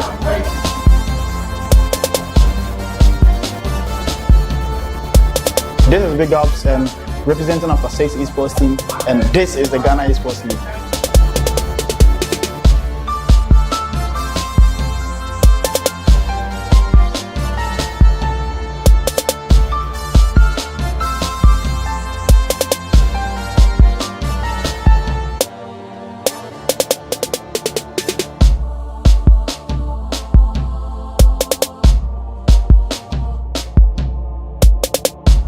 I go by the name Wicked and Jovial, but if you're a fan, just call me Carlo.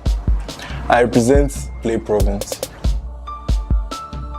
It's a very good one because it's going to showcase a lot of Ghanaian talent. As you know, we are the best in FC, in this West African region. So I've been training a lot. If you've been joining my streams and all that, you see that I've been playing the game very well. So I'm not going to disappoint anyone that believes in me. I want to face Wonder Kid. I have a squad settle. He has been scoring me on my stream recently. I really want to get back at him. And I think the tournament is the best revenge. I'm tipping Play Province, of course. I'm in there, Charlie. Expect nothing but magic. I'm Wicked and Jovial, playing for Play Province. This is the Ghana Esports League.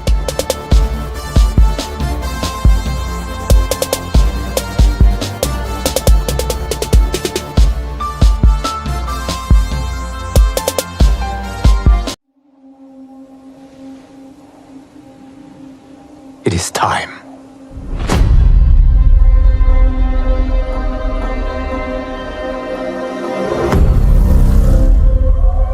Time to wake up to a new reality, to a blank canvas that I have painted in with warmth and peace. In my new era, choice is yours. Whether to live in quiet serenity or bloody strife.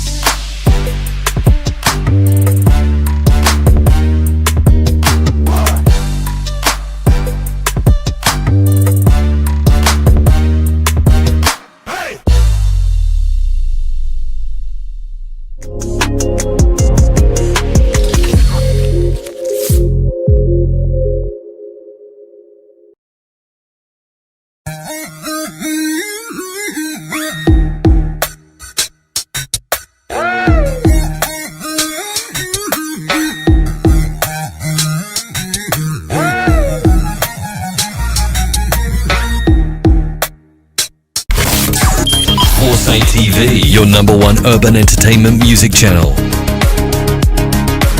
Follow us on Twitter at official Foresight TV, Instagram at Foresight TV, and like Foresight TV on Facebook.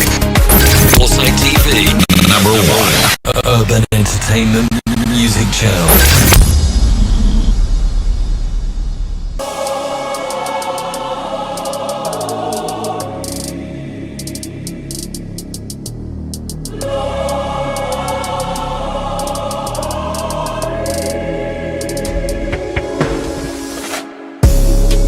Welcome to the Ghana Esports League EAFC 25 preseason.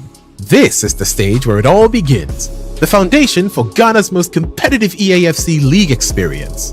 We're kicking it off with 16 elite teams battling it out in a high-intensity preseason. This isn't just a warm-up, it's the proving ground. Teams are here to showcase their skills, chemistry, and strategy before the main season begins. The preseason is more than just matches. It's about identifying talent, building rivalries, and setting the tone for what's to come in EAFC 26 when the full-tier league structure kicks off. Each motion counts. Performances here will influence team rankings, seeding, and visibility for the big season ahead. This is where the underdogs rise and champions make a statement. Get behind your favorite teams, follow the drama, and witness the passion as Ghana's top EAFC talents fight for recognition. This is only the beginning. EAFC 25 preseason is setting the stage for Ghana's next esports giants. Are you ready? The road to greatness starts now.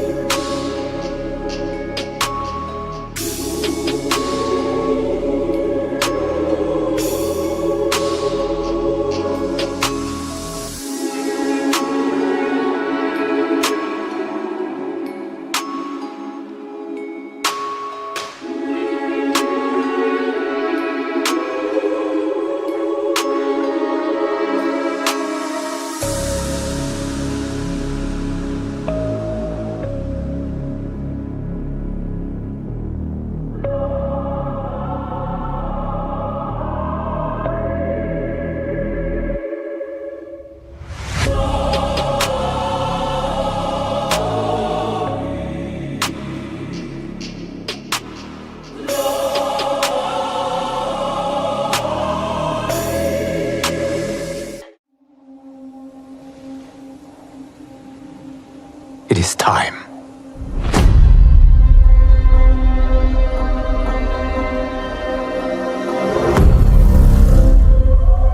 Time to wake up to a new reality. To a blank canvas that I have painted in with warmth and peace. In my new era, choice is yours. Whether to live in quiet serenity or bloody strife.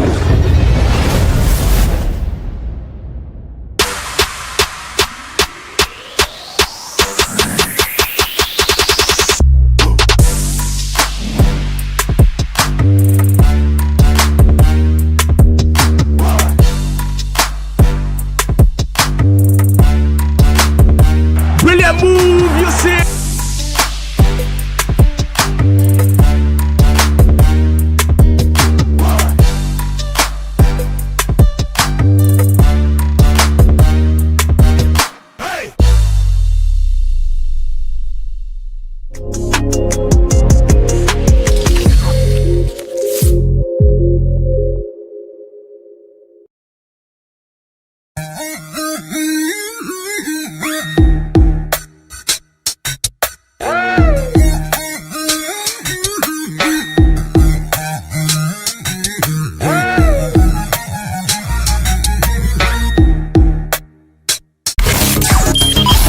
TV, your #1 urban entertainment music channel. Follow us on Twitter at official Foresight TV, Instagram at Foresight TV, and like Foresight TV on Facebook. Foresight TV, #1 urban entertainment music channel. Game time has shocked the whole of the league, and they are in the running to be able to win the first ever Ghana Esports League. You look at Kyran, what he did at the K24 qualifiers back in Ghana. It was truly immense. A lot of people kind of forgot about him, but he's reminding people how good he is in the Ghana Esports League, beating top guns everywhere. Him and his teammates are looking to do damage at this year's Ghana Esports League. Can they go all the way on Saturday? Now they'll have targets on their back, with now teams knowing how good they are.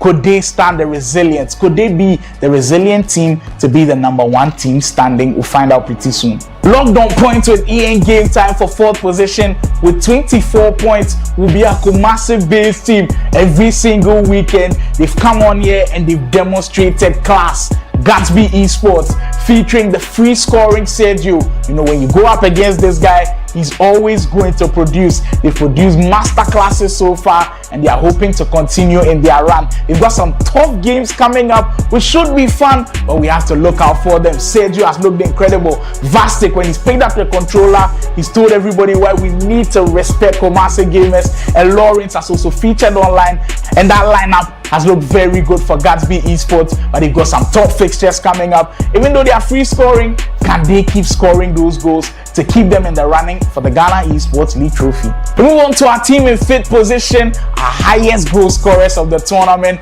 Virtual Union. The perfect blend of old and new, experience and skill together, forming a magnificent team for Virtual Union. They've truly put on a show. Wonder Kid, spearheading that team, has taken everybody under his wing, and they've looked incredible so far on 24 points with a legitimate chance of winning the whole Ghana Esports League. It will be fun to see them in action. Wonder Kid partnering Survival on everybody's lips now. Everybody knows how good this kid is. You can't underrate him anymore. Last weekend, Wonder Kid wasn't in action, but Lamar came in and he did the business. No Wonder Kid, no problem at all. But for this weekend, all three of them will be in action at the Foresight TV mansion. Virtual Union, will they be the team to go all the way? Do they have what it takes to beat everybody else with another big fixture coming up for them? Oh, yes! Lamar! What a way to introduce yourself to the broadcast, by the way.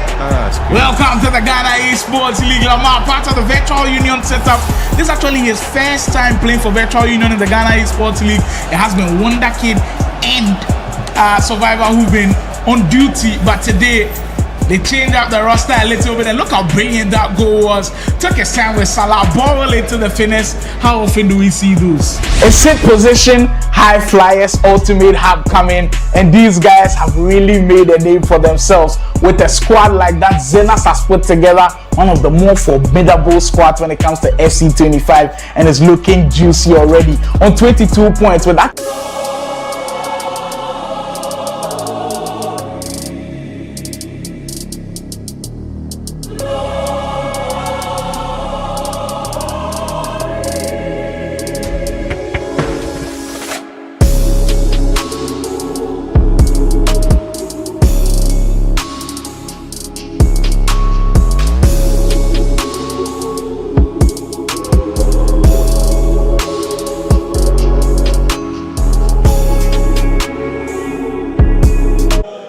Final roundups before we get into the action, and of course crown our winner here. And I'll rotate once more. First time on the Ghana Esports League broadcast, Wiseman's here with me, Roots Esports. You guys have had an interesting journey. A lot of people had you guys a favorite, especially when they saw the roster. Yourself, Juvenile, people had confidence and all of that, but they say you put a fraud for stream.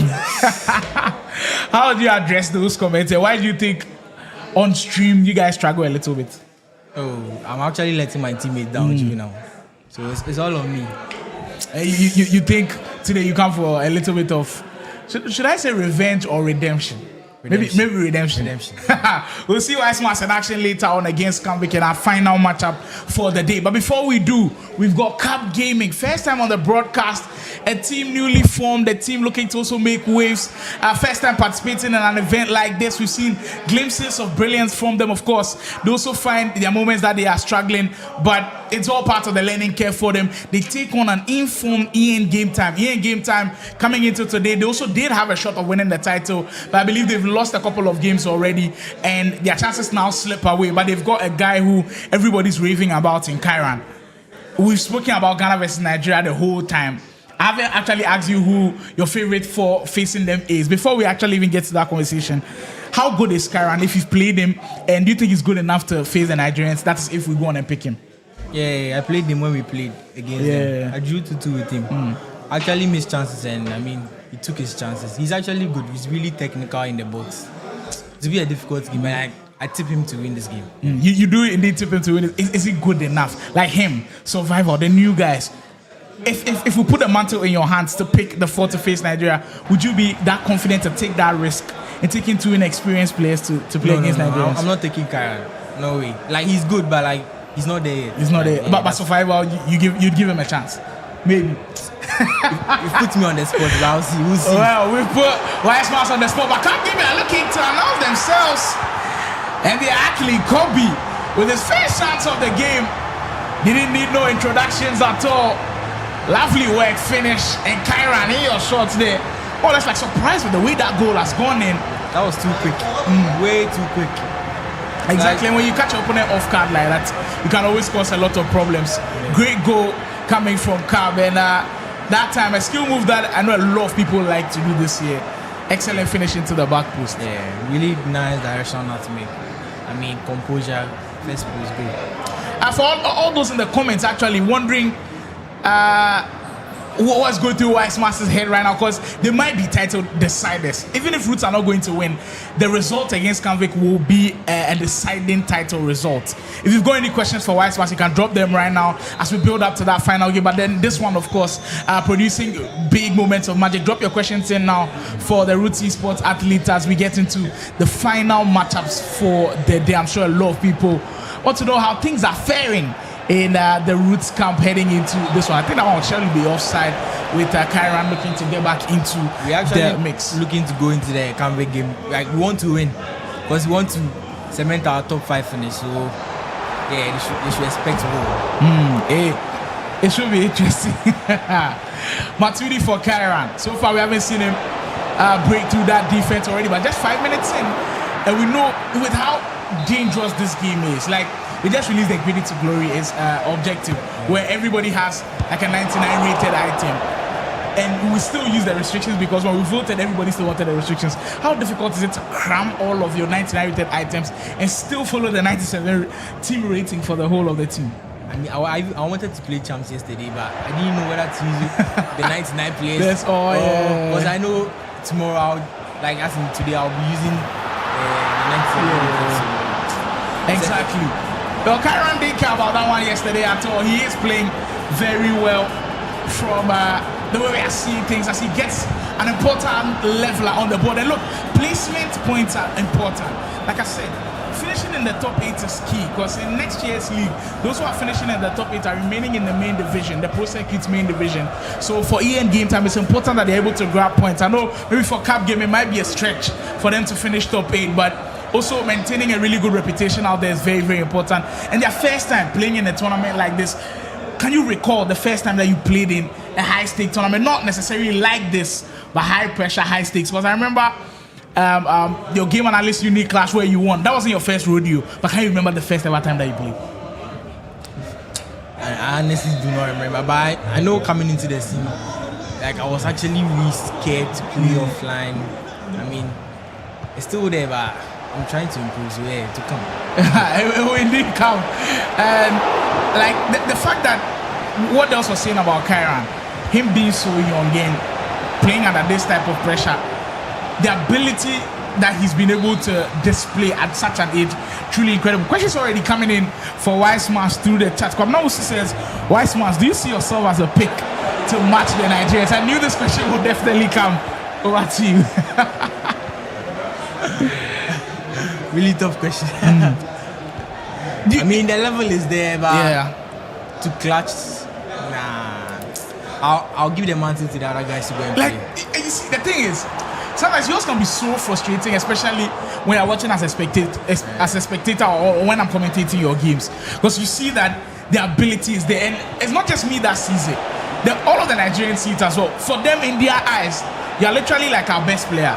So if we put the lineup out and they don't see a Wise Man, they go like, are these guys trying to disguise something or what? But the thing is, you said yourself, maybe you haven't played to the levels that you wanted to. But off-stream games, you are performing.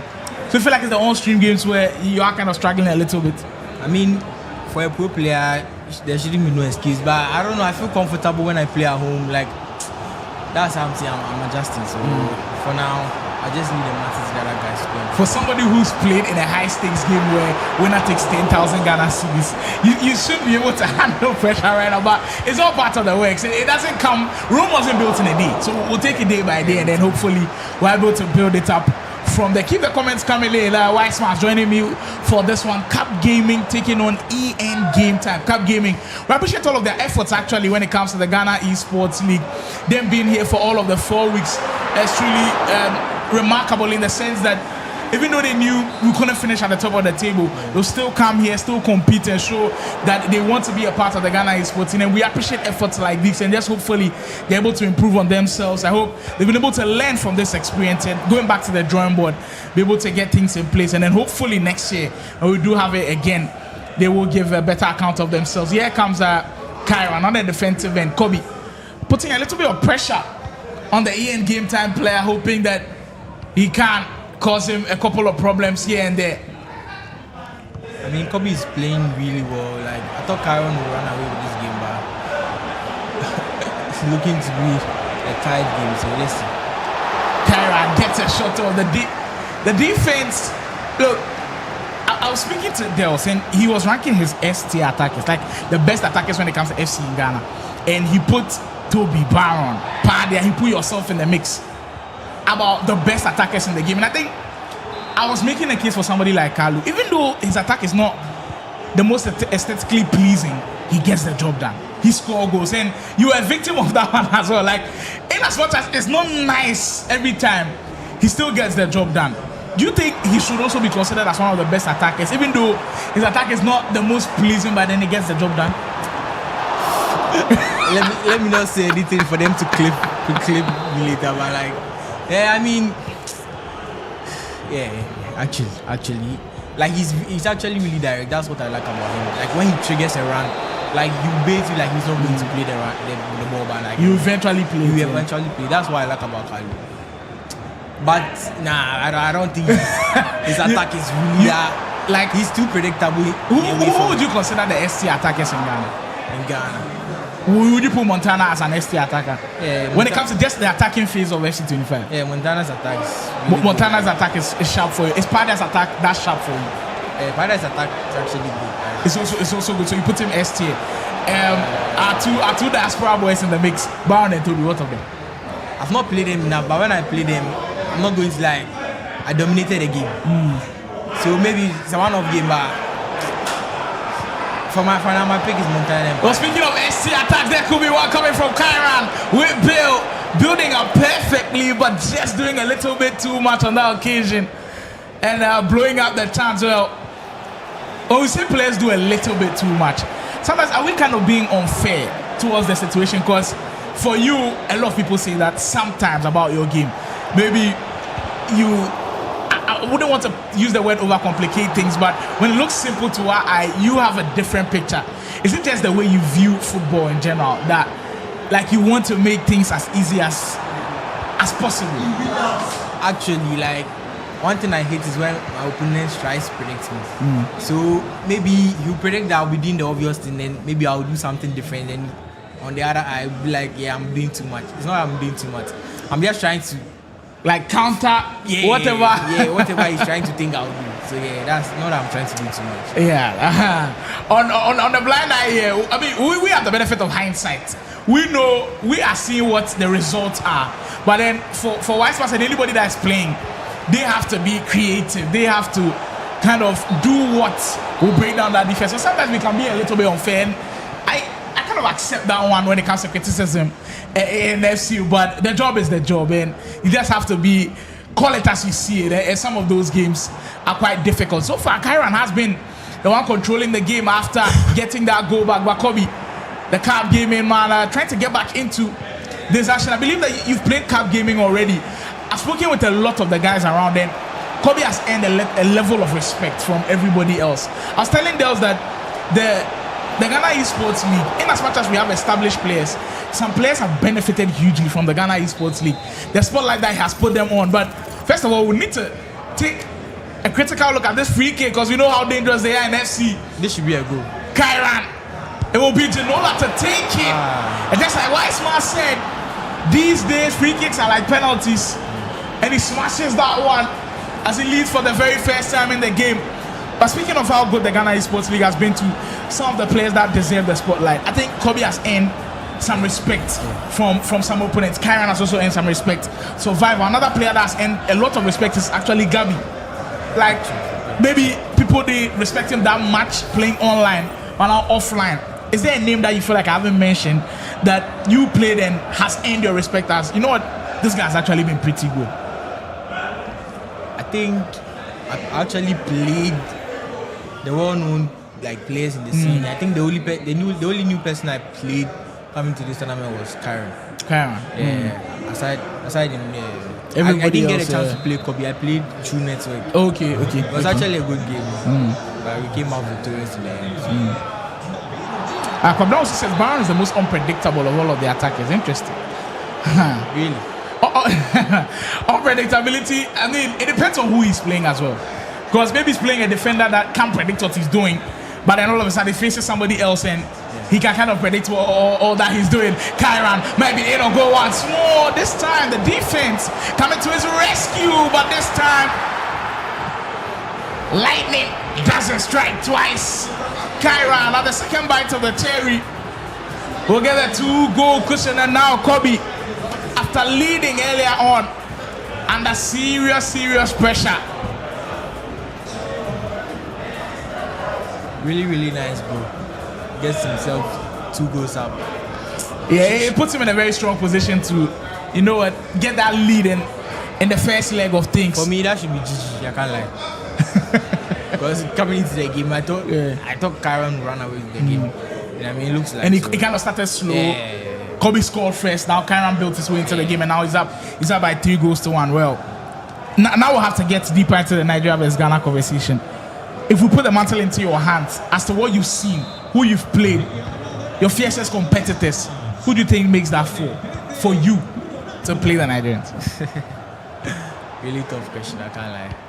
But we'll put you on the spot because everybody has tried to answer. I mean, the first name should be Montana, I guess. You think Montana is a no-brainer? Yes. I think when the pressure is on, he actually turns up, right? He actually does play well. The great champion. I trained with him a lot. He's actually really good. He's actually really good, especially when he's playing with confidence. So Speaking of players that you train with, before we continue with that list, like I've spoken to a lot of people and they tell me when they train with Dels, he's extremely good. But then he just can't replicate it when it comes to like the main broadcast and the mainstream. Do you also feel that way? Actually, yeah. Dels is actually that's actually really good. Like close to that STL level. Yeah. I mean he knows all like the meta things and he's actually like technically like in the box he's actually really good. So I mean when it comes to that, he's like me. We are quote unquote we are frauding. So I like the fact that Wiseman has definitely taken account in that one, but it's quite interesting. Kyran up by 3, just about a couple of minutes before the first half wraps up, and he's looking to get even 4, but Van Dijk steps in the way. Rafinha will run away with the Kobe, maybe to get one back before this half comes to a close. That will do him a lot of good going into the second half. Final attack of this game. Great pass into Ronaldo. Really nice keeper movement. Yeah. Great anticipation from Kyran. He just kind of knew that the finesse shot will come and move that goalkeeper early. Amadashvili will get it back. Ronaldo. Oh, great save, Buffon. Second goal goes in and it will make it interesting going into the second half.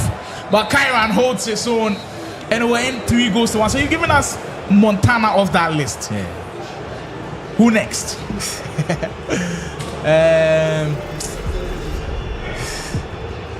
You can put yourself if you want to. No, I don't want to put myself guys. I know the level is there. I know when I play my game I can beat anyone. I don't that one there. But like I'll say Padia. You put Padia in the mix. Yeah, I'll put Padia. What about his game convinces you? I think he knows what he's doing in the attack. Down, like when I play him, like he knows what he's doing. Like I think some people, when you play them, you almost feel like they let the game decide for them what the outcome of the attack will be. And some people, they kind of have it already pre-designed in their mind, where okay, they know this pattern. We saw a lot of pattern goals from him. Actually, that was a party against Gabi. Extra pass goal, extra pass goal, extra pass goal. Is that what you're referring to us to? When he's attacking you, he knows what he wants to do. Yeah, I mean, but even 26 not even out, but he started playing the beta and he's reading the manual. So that guy he says he's reading the manual. That guy, his attack is really good, but I mean, let's see. So Padia makes the list as well. Padia is my second pick. We'll give Weissman's breathing room. When it gets to the 60th minute, we'll ask you for your last two, because I see you're really struggling to pick. That's how difficult it is for all of us. That's why the choice is not in one man's hands. We'll put everybody's lists into consideration. Right now, the 4 names that are trending heavily: Montana, Padia, Baron, Toby. Those 4 are trending heavily. But of course, like I said, when it gets to the 60th minute, we'll go back to Weissman and see who the last 2 players are. There is Theo Hernandez. He can't lose the ball there. Dangerous position as Kyran will break away from it. Kyran, who actually last week, during the week, won a tournament, I believe, at the National ICT Week tournament organized by the Esports Association of Ghana. It was Couch Play Ultimate Team, and he actually went on to win. I believe Kalu played in that tournament. I believe Dels played in that tournament. I think Atefa was around as well. His teammate Richard Millie was around. Mayweather was also around. Skradada played. I believe his teammate Endless also played, but he managed to prevail. It's just the confidence that is building for this young guy to be winning tournaments like this in the next coming years. Is surely going to be a beast to watch out for. I call him the next Anders. I mean, with how young he's doing it, the potential is clearly there. He will score.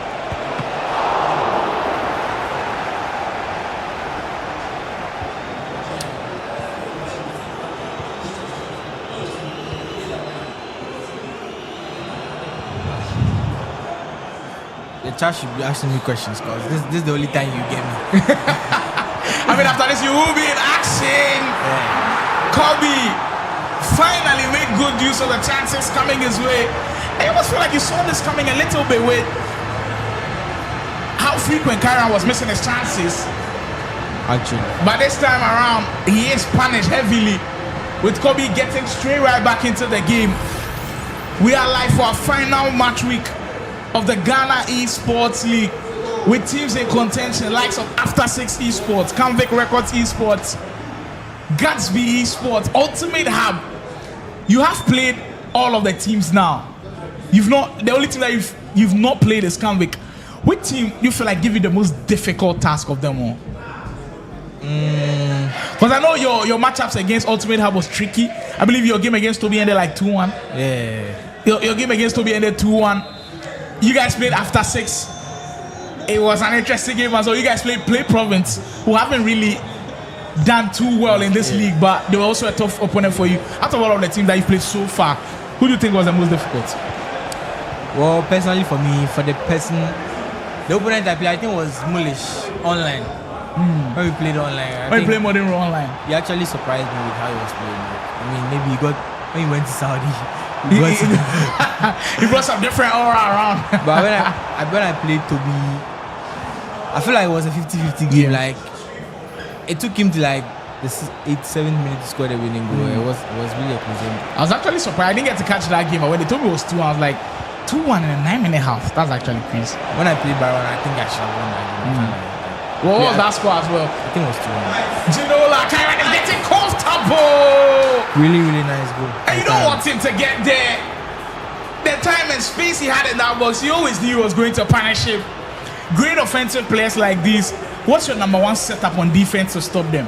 Are you trying your utmost best to stop them from getting into the box? Because, like we just saw, when Kyran gets in, he's literally unstoppable. I think before the team press meta came, I mean, you try and put your defenders out to like try and defend, but like in this situation, I'm just team pressing. So like there's no time on them.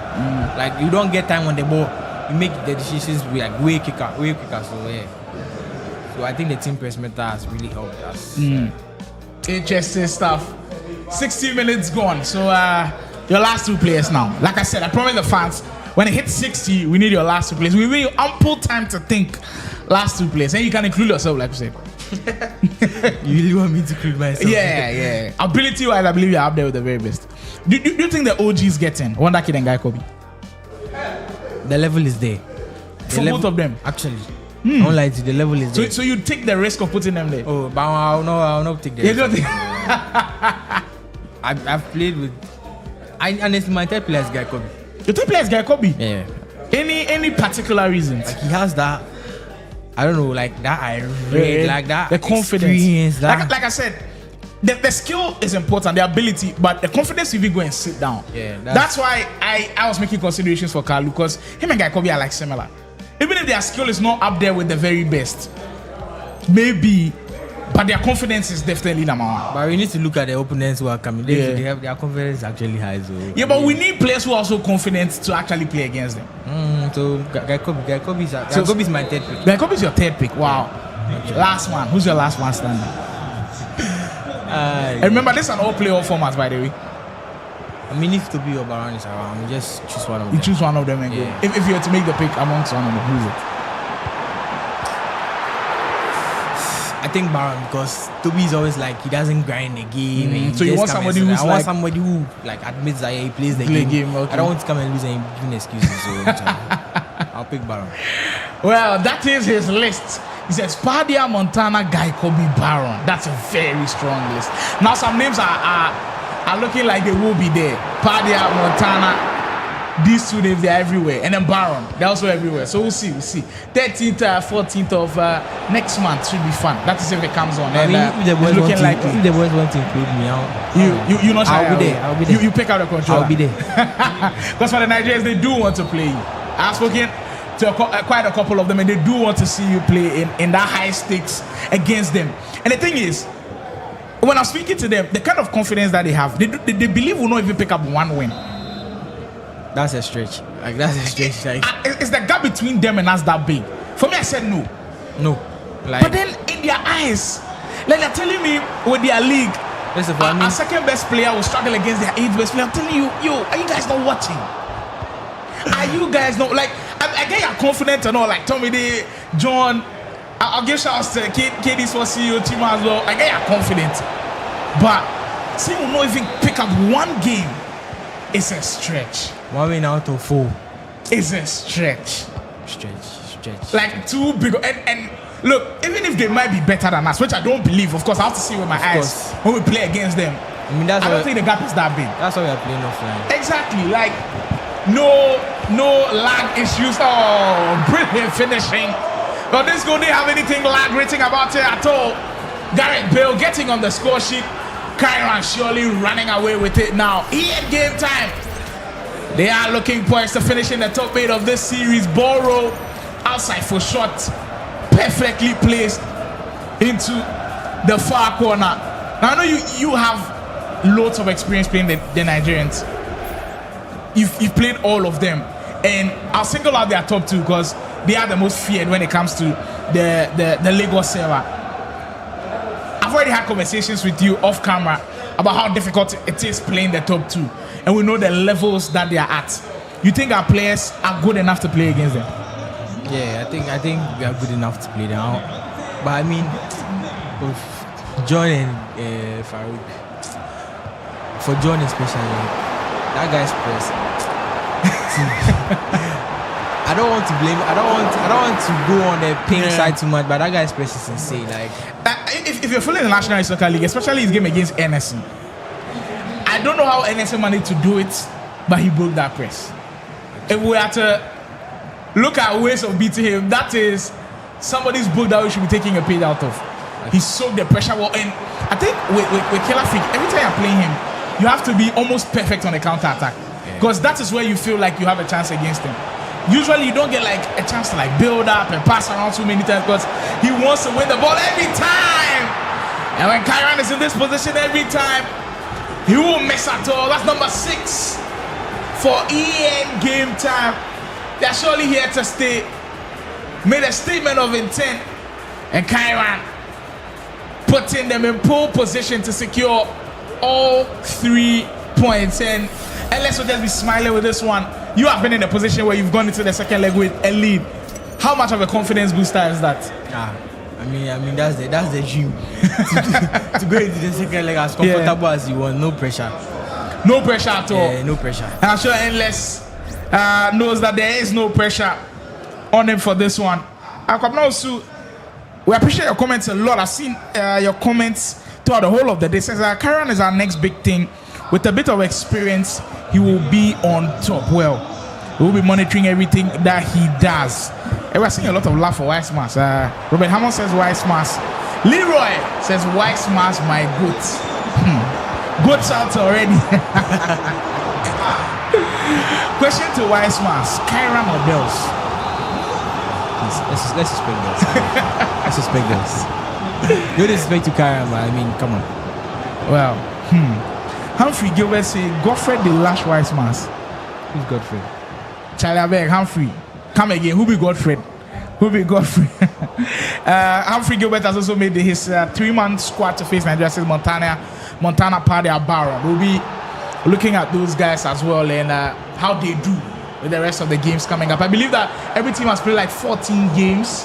So just one round of fixture to go and then we'll wrap things up here. But in this one, the first leg with just about 9 minutes to go with Cap Gaming starting well. But Ian Game Time Skyran has just taken the game by the scruff of the neck and causing trouble every single time he goes on the offensive end. Kyran's attack is actually really good. Like like survival. He plays like survival. He's like they're just coming to like exactly like carefree. Yeah, like just every single time. That's what they want to. Yeah. It's actually really good.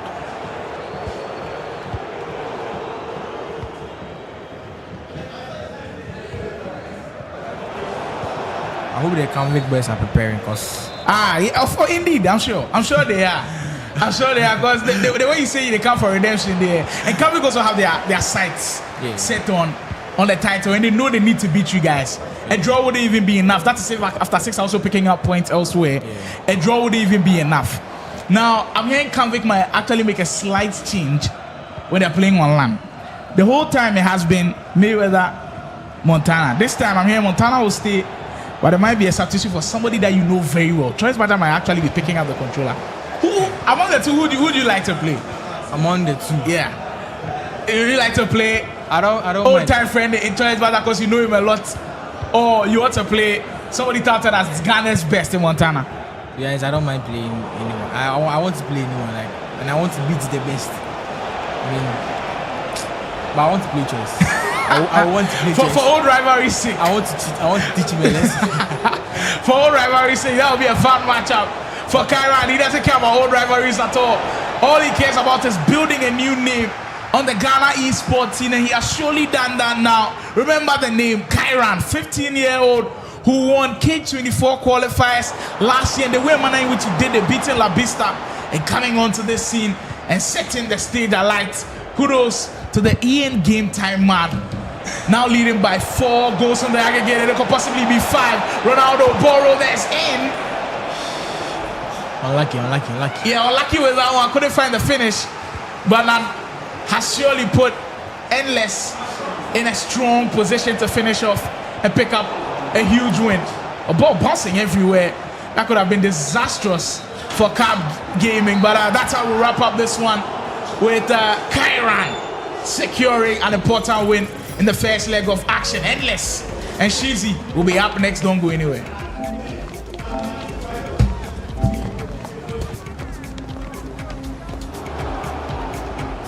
It is time.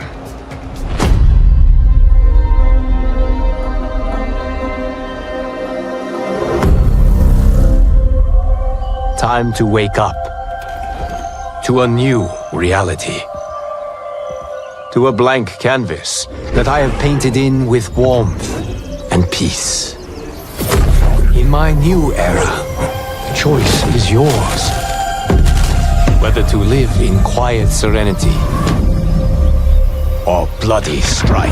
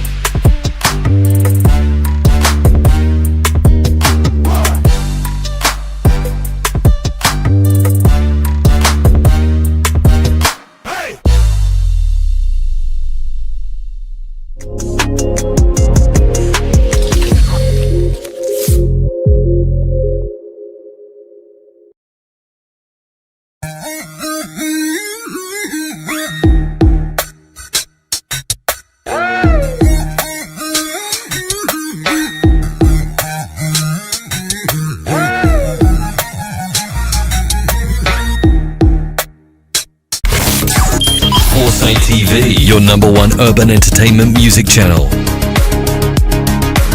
Follow us on Twitter at official Foresight TV, Instagram at Foresight TV, and like Foresight TV on Facebook. Foresight TV, number one urban entertainment music channel. Time has shocked the whole of the league, and they are in the running to be able to win the first ever Ghana Esports League. You look at Kyran, what he did at the K24 qualifiers back in Ghana. It was truly immense. A lot of people kind of forgot about him, but he's reminding people how good he is in the Ghana Esports League, beating top guns everywhere. Him and his teammates are looking to do damage at this year's Ghana Esports League. Can they go all the way on Saturday? Now they'll have targets on their back, with now teams knowing how good they are. Could they stand the resilience? Could they be the resilient team to be the number one team standing? We'll find out pretty soon. Lockdown points with EN Game Time for 4th position with 24 points. Will be a massive base team every single weekend. They've come on here and they've demonstrated class. Gatsby Esports featuring the free scoring Sergio. You know, when you go up against this guy, he's always going to produce. They've produced master classes so far, and they are hoping to continue in their run. They've got some tough games coming up, which should be fun, but we have to look out for them. Sergio has looked incredible. Vastic, when he's picked up the controller, he's told everybody why we need to respect Kumasi gamers. And Lawrence has also featured online, and that lineup has looked very good for Gatsby Esports, but they've got some top fixtures coming up. Even though they are free scoring, can they keep scoring those goals to keep them in the running for the Ghana Esports League trophy? We move on to our team in 5th position, our highest goal scorers of the tournament, Virtual.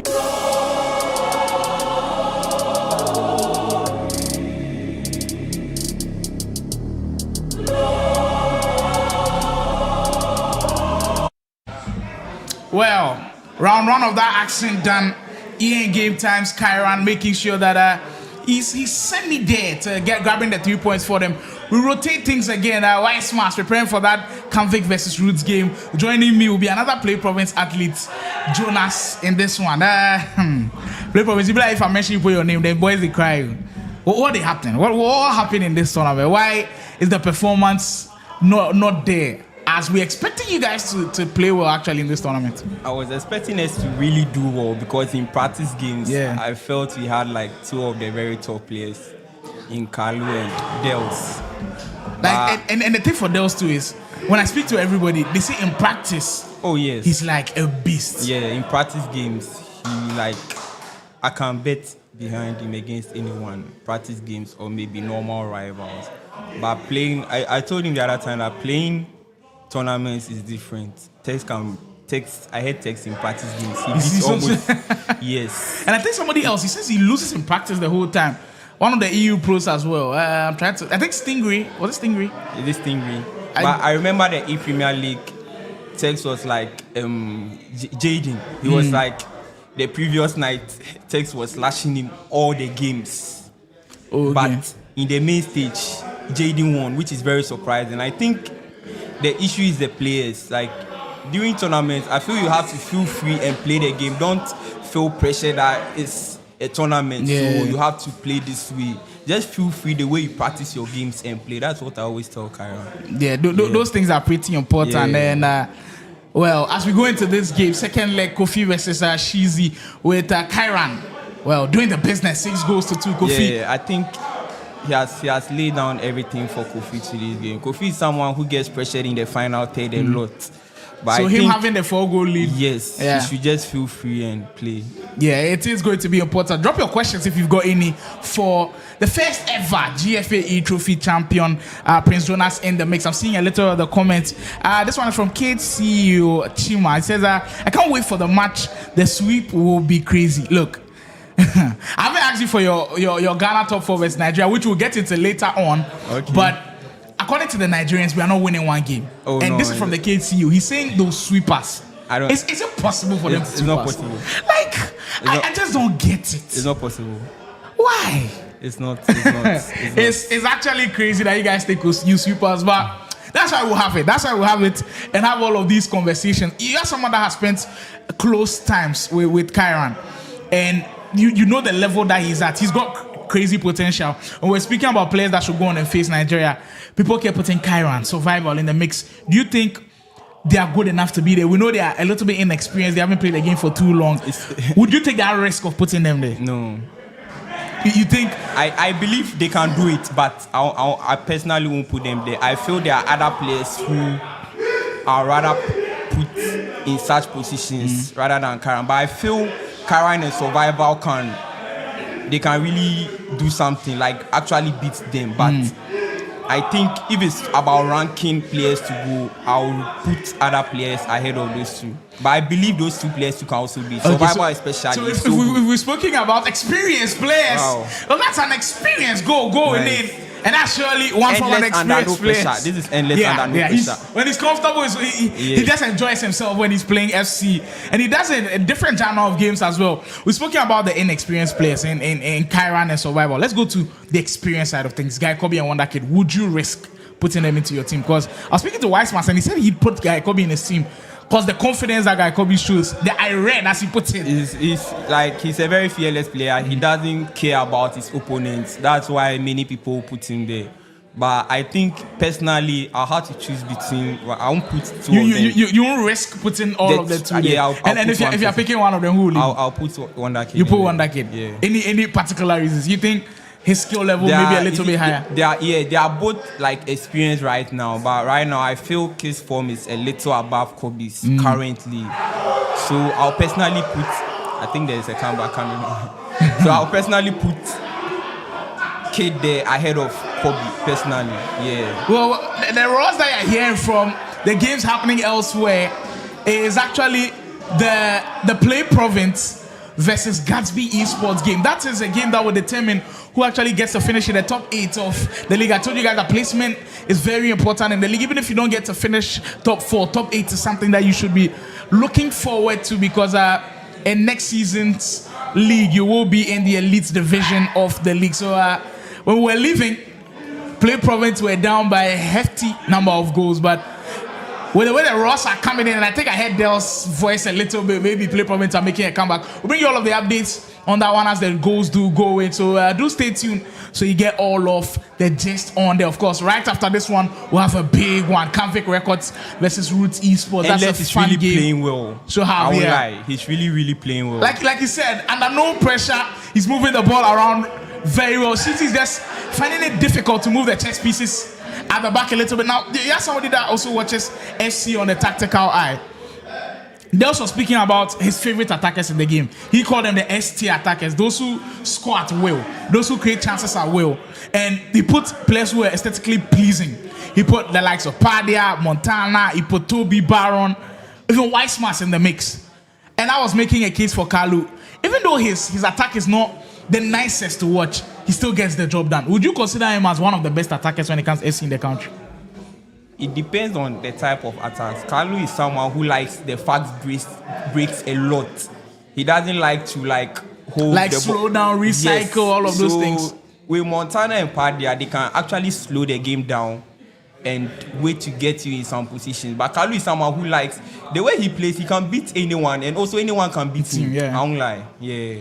It's sporadic, so rash sometimes. Yes. But if it works for him, it works for him. Yes. He's someone who, if I'm rating attackers, I don't really know where to really put him.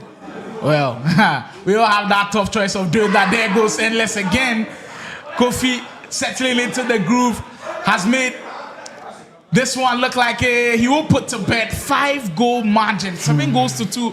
I think Shizi has to do something because he's sitting back a lot, making Kofi possess. Yeah, he's also playing in that 4-2-1-3. And interestingly, I think it's Ruud Gullit that's playing in the camp. He's playing Gullit in the camp. I don't see a lot of people put Ruud Gullit in the camp. Because they think he's actually supposed to be a CM, your type of box-to-box midfielder. Some people play positions whereby there are no DMs. There are no DMs to play, and Huli doesn't play DM. I'm sure that's why, because his midfielders are really sitting deep. I'm sure he's playing CMs instead of DMs. And Huli is a player he feels he can't bench. You have to find a way to put him in there. But I think he's playing Bellingham and then Milinkovic-Savic as the other two midfielders. Okay, but I personally wouldn't put Gullit in CM positions. Well, interesting with the choice of midfielders in game. We're at a point where everybody has a 99 rated team or a lot of 99 rated cards. Which part of the game do you prefer? As Kofi will get through. Goal. Oh, that's the pick of the bunch on the volley. How nice, slots it home. In game time, they're a team that wants to be in the top 8 positions. And I was looking at the table. In game time are actually on the peripherals. They're in 8th position. And per the rest of the crowd, it looks like Play Province may be doing a little bit of magic elsewhere. We will be getting the updates as they go in. In game time are currently 8th position with 24 points. So immediately they win this game, it gives them a stronger chance to be in that top 8. Right now, top 8 features Convict Records. I think they cemented their spot. After 6 has cemented their spot. VU Virtual Union has cemented their spot. Ultimate Hub. Roots Esports is kind of tricky for Roots because there are sharks around. If they don't take care, they might drop down. They have some big games coming up. Yeah, they have the Convict game coming up. Really Gatsby is also coming up. Yeah, Osmos is also in the mix. EN game time. And then, of course, Play Province, which we hear might be making a significant comeback elsewhere. We'll wait to hear about that. Be getting all of the updates.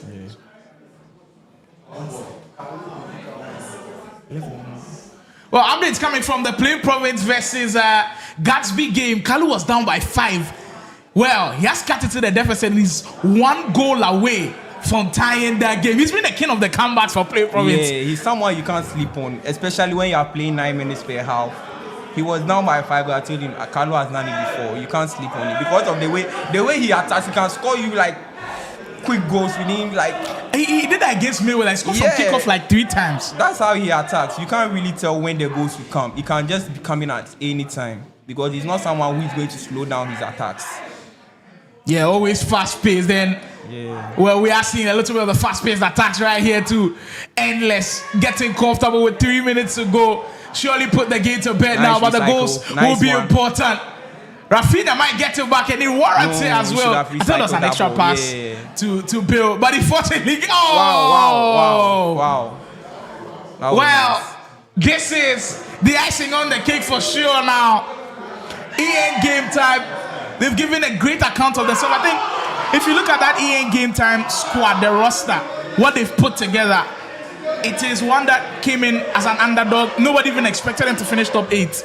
But they have found a way to do it. Richard Millie, Kyran, and then Endless, they have done a great job. Yeah, like they are really, I don't really know what to call them. They've like had some great results, actually.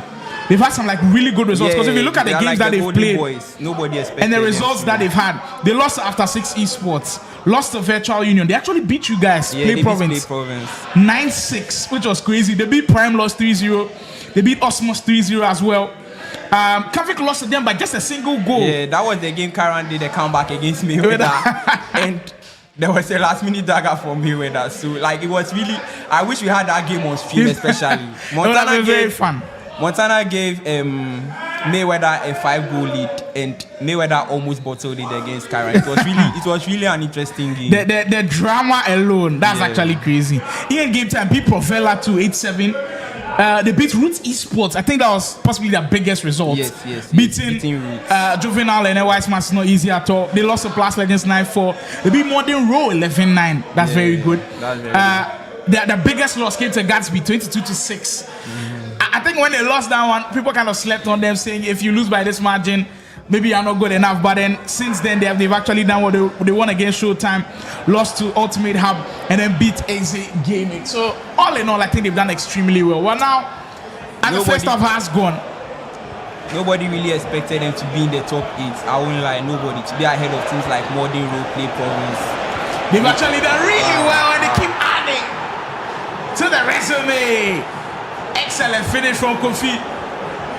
Like, I'm sure if Kofi had his way, he'll be leading 4 goals every single time he's going to his game. Because this is the best FC he's played all tournament long. He has truly been spectacular. There's no pressure. Kofi under no pressure.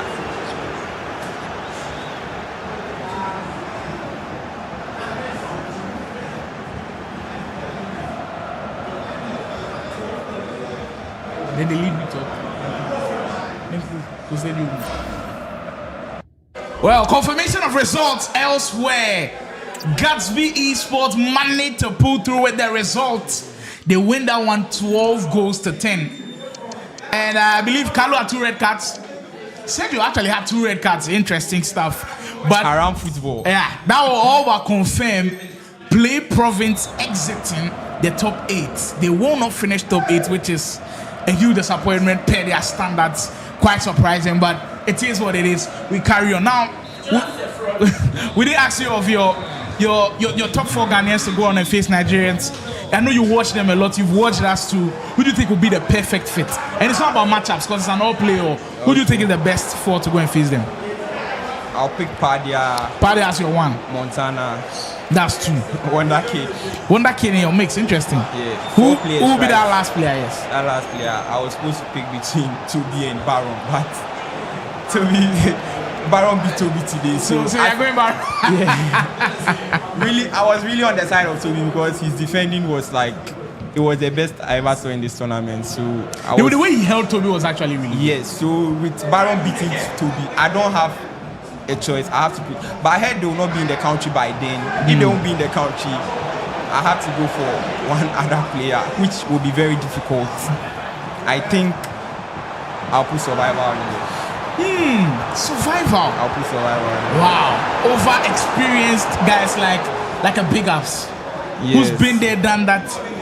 Over experienced guys experience counts, but I think your current form should also count. Yeah, you think Juvenile's current form gets him? Yeah, him and Wiseman. Yes, Wiseman currently, I think he's a bit. What of your teammate Kalu? Kalu is someone you don't know that Kalu you are going to get in a match. So he's someone I feel can beat anyone, but anyone can beat him. And it's all play or it's not. He's just not going to play against one player. Yeah, exactly. So I'll put Survivor ahead of Kalu. Interesting. Well, all of these inputs are pretty important when we do make the picks. Shouting out his boys, and his boys definitely doing their job. Endless is cooking. He is cooking. Endless is cooking. Squadada for the comments say Nana Kofi board game, Papa. Yeah, Kofi is playing. He is indeed playing extremely well.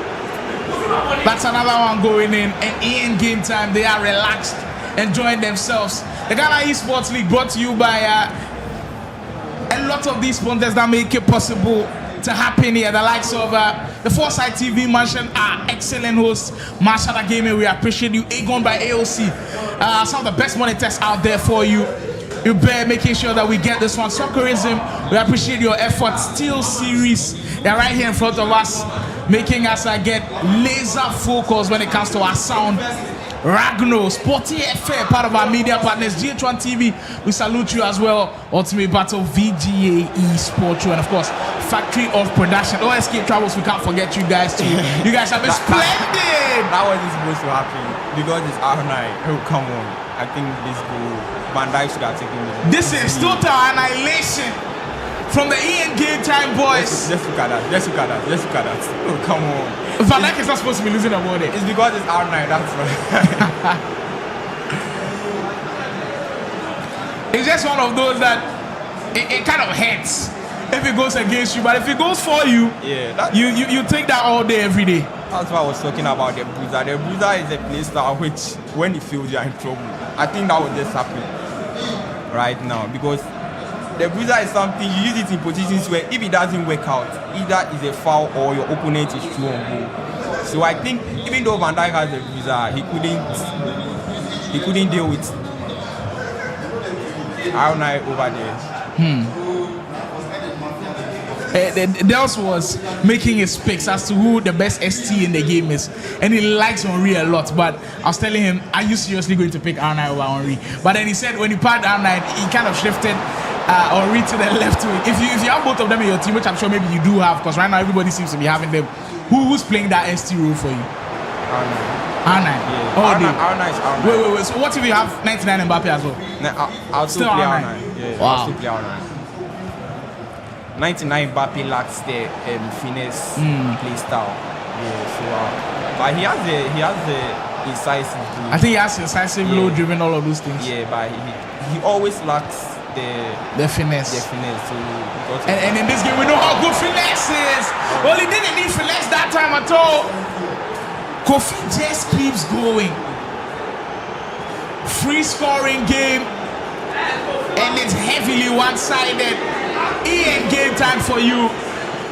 They put on one hell of a show, and I think this win confirms that there will be a top 8 team. We play province losing, plus legends not showing up. Unfortunately today, Ian game time will be confirmed a top 8 team. I believe Osmos Esports will also be a top 8 team. Gatsby Esports will be a top 8 team. Roots Esports will be in the elite division as well. Ultimate Fohab will be a top 8 team. Virtual Union will be a top 8 team. After 6 Esports will be a top 8 team. And of course, Convict Records, they will be here next year as a top 8 team as well. Massive shockers in there. To be honest with you, when the way Plus Legends started, I thought it would be a top 8 team. With the way Modern Row will also play, I thought it would be a top 8 team. And of course, play Province. Yeah. Especially when you look at how switching, they played offline and online. Yes, and I think they were switching players a lot. Like, I felt Brian and Hunt could do their job, but I don't know, online always switching players. Yeah, I think I can switch him in a little bit. Yeah, you don't change like a winning team. Yeah. And I think that's one thing that Convict and After 6 have done really well. Yes. Like you saw Big Ups and Baron play for literally the whole time till the change today when Padel was around. You also saw Convict. It's been Mayweather and Montana from the very start. They haven't touched that roster. Played one game for Convict. And we are hearing Choice might be actually on the broadcast for today. Excellent through ball. Kofi in on goal. Possibly number 14 to come.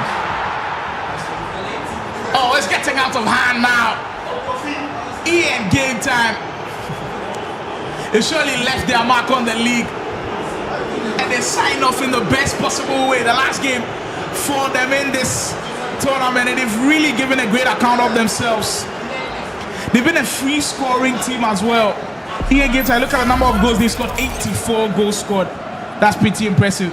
But I think when we do finish, the highest scorers of the day of the tournament could actually be Virtual Union. Virtual Union, that's with 133 goals. Wow. But Convict are coming in close. It will depend on their last game. If they're able to get goals, maybe they might catch up. They're on 127.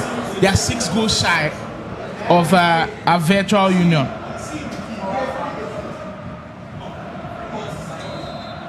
We've had loads and loads of tournaments in previous years when it comes to FC, but we've never had a tournament like this where it spans for 4 weeks. What's your whole input on the Ghana Esports League? And do you feel like the fact that we play for 4 weeks showed people's true level? Because sometimes you can just come to a tournament on a weekend, bulldoze your way through and win. Maybe it might be by luck. But what do you make of us playing it through the whole 4 weeks? Do you prefer this style as compared to just playing in one weekend? Personally, I would like it to be like a 1v1 home and away or something. I don't really, unless it's like maybe 2 players. I'm not really a fan of it being a team of 4 or where there will be interchanging players and so many times. Yeah, personally, I would like it to be 1 player or just 2. But I think it's really good because being it's like playing it within 1 month, you can't sleep. Mostly Ghanaian gamers don't really practice a lot. When a tournament is coming, they just chill. But I think this tournament has actually made them practice a lot during the time. There's always consistent. We have a practice group created by Montana where we are always I think if we continue like this, next 26 will really be on form because it's a practice group which has all the top players. In the country, and we always practice. Always we are sending close to the group. So I think it's really helping. We've really improved. Cheesy getting 1 back. Yes, of course, for consolation purposes. But it's a little bit too late to try and mount a comeback in this game. And of course, a goal to give them confidence bowing out of this tournament. Hasn't been the best from them, but there are positives to take from. There are positives to look up ahead to and say, you know what, we could improve on these things and we'd become better at them.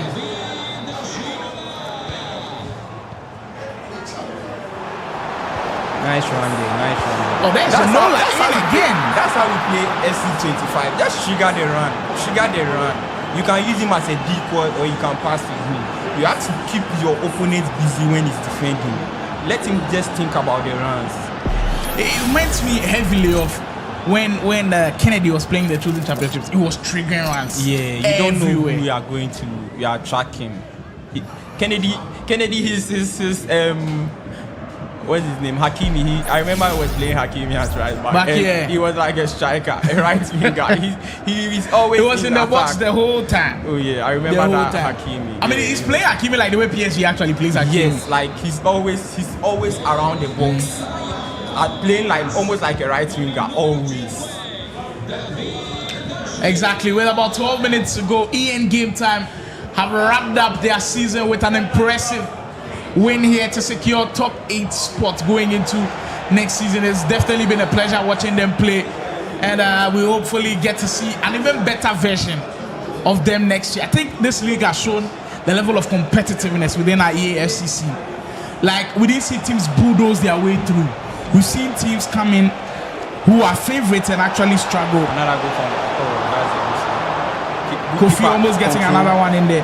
But if you think about the league table, Convict Records, after they lost on Matchday 1, they haven't lost another game again. Yeah, that's game. Remarkable.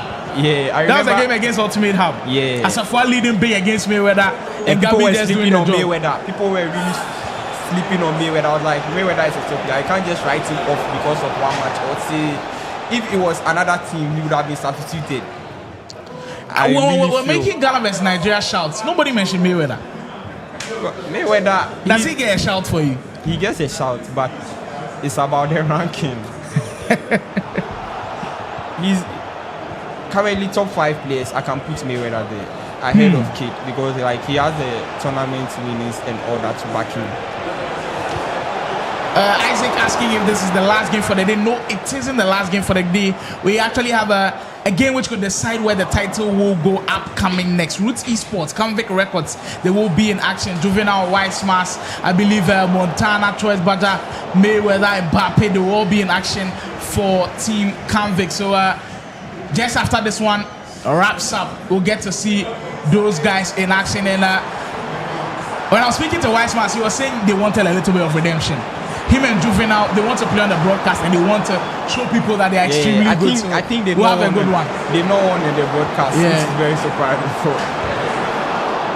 And it all boils down to how we view Wise Mass as well. Because ability-wise, he should have made that top 4 to go and face the Nigerians. But because he's someone Nigerians really rate a lot, because like his attack is different level. Playing against Wise Mass, because of how he attacks, he attacks like a pro. I won't lie, he attacks like a pro. Cheesy, maybe one more. That sums up how everything has gone for him. R9 Ronaldo, unable to slot that one in. And EN Game Time, Kyran, Richard Millie, Endless. And of course, Nesto Pippen putting the team together. Kudos to you guys. You guys are truly competitors. Congratulations on making top 4 here. I think the precision shooting. Precision, yes. I don't think he's used to the precision shooting. Well, he has to learn it, because in S26, no time finishes. Precision shooting that we'll be dwelling on a lot. I think it is precision. Precision is not that difficult, but people think, beginning of the game, people think it was difficult because they feel like it's something like manual. It's not manual. Manual is difficult. Precision isn't. Like, it's very easy. It's not that difficult. Well, with just about a minute to go, this will wrap up things for us with EN Game Time picking up huge points to secure a top 8 spot. But next coming up, we'll have Roots versus Convict, possibly a title decider. If Convict win that game, they go on to win the whole thing. We'll find out pretty soon if they can go on a 14-game winning streak. We'll be right back.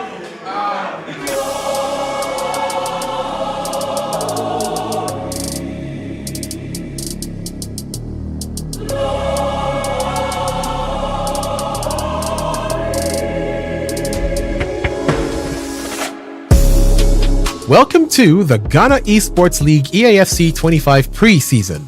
This is the stage where it all begins, the foundation for Ghana's most competitive EAFC league experience. We're kicking it off with 16 elite teams battling it out in a high-intensity preseason. This isn't just a warm-up, it's the proving ground. Teams are here to showcase their skills, chemistry, and strategy before the main season begins. The preseason is more than just matches. It's about identifying talent, building rivalries and setting the tone for what's to come in EAFC 26 when the full tier league structure kicks off. Each motion counts. Performances here will influence team rankings, seeding, and visibility for the big season ahead.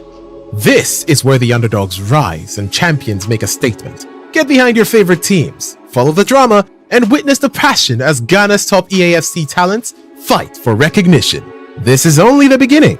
EAFC 25 preseason is setting the stage for Ghana's next esports giants. Are you ready? The road to greatness starts now.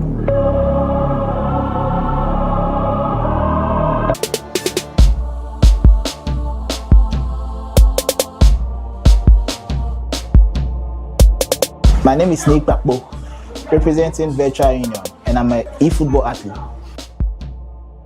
I feel like it's a very good initiative because it brings about competitiveness in the game, and there are lots of athletes who are willing to bring out their best, so it's really a good initiative. Honestly, I'm not very well prepared. I think there's a lot of time to put in work, so I'll be prepared when the time gets right. All the athletes really, I think everyone in the tournament will be bringing their A game, so everyone will be tough. Nothing but the best. My name is Nick Papu, popularly known as Wonder Kid, and I'm representing Virtual Union. This is the Ghana Esports League.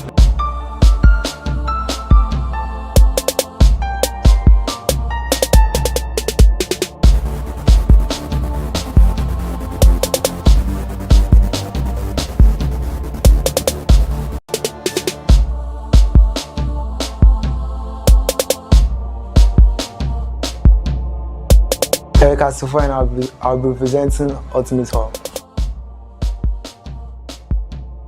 It's a very good initiative, and it's going to help the boys get a better experience of the esports team.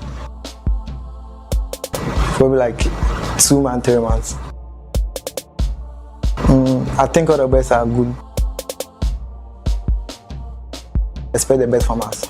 Erika Sofa, Ultimate Hub, and this is the Ghana Esports League.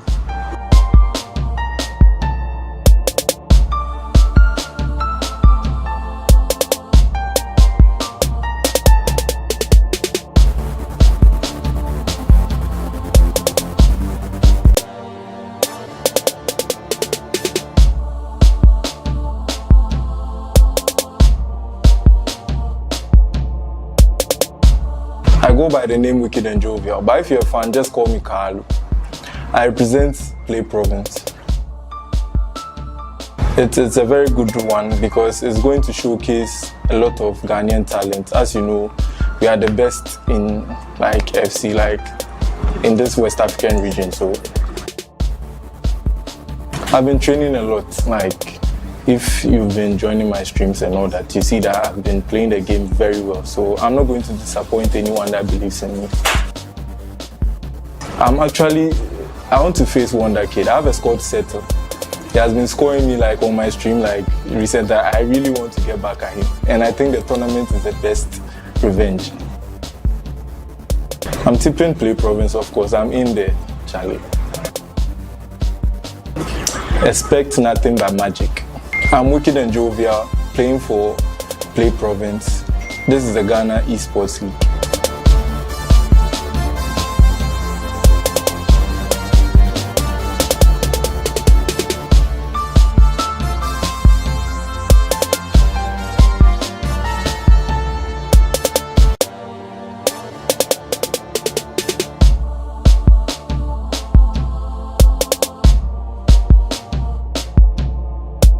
I'm Big Ups and I'm representing After 6 Esports team.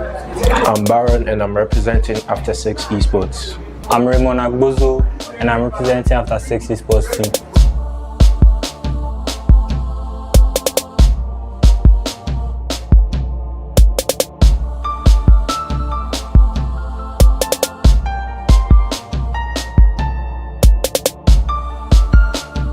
I think it's very good to upgrade the players and stuff on the esports community. I think not this tournament, but then I've been training ever since the release of FC25. So I think I'm ready. I would say 2 teams, Canvic and maybe Ultimate Hub, because Toby is a very good player. So both teams.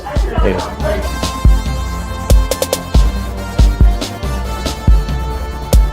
This is Big Ups, representing After 6 Esports team, and this is the Ghana Esports League.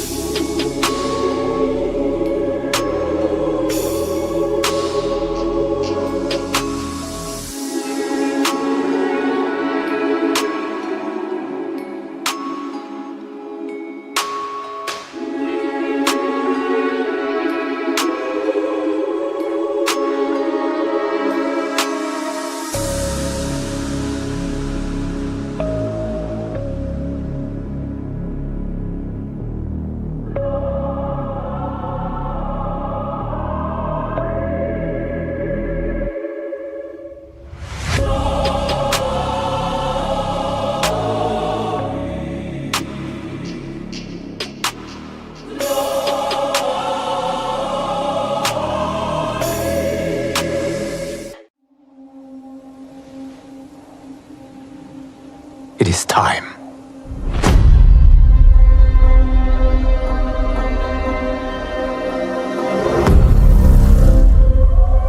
Time to wake up to a new reality. To a blank canvas that I have painted in with warmth and peace. In my new era, the choice is yours. Whether to live in quiet serenity or bloody strife.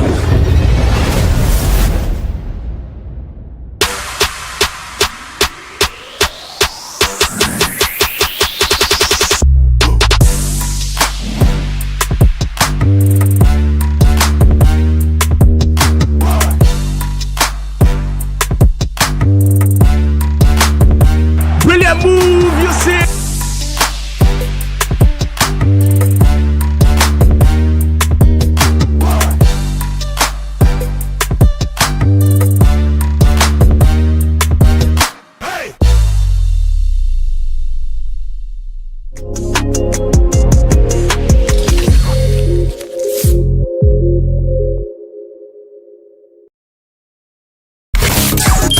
Foresight TV, your #1 urban entertainment music channel.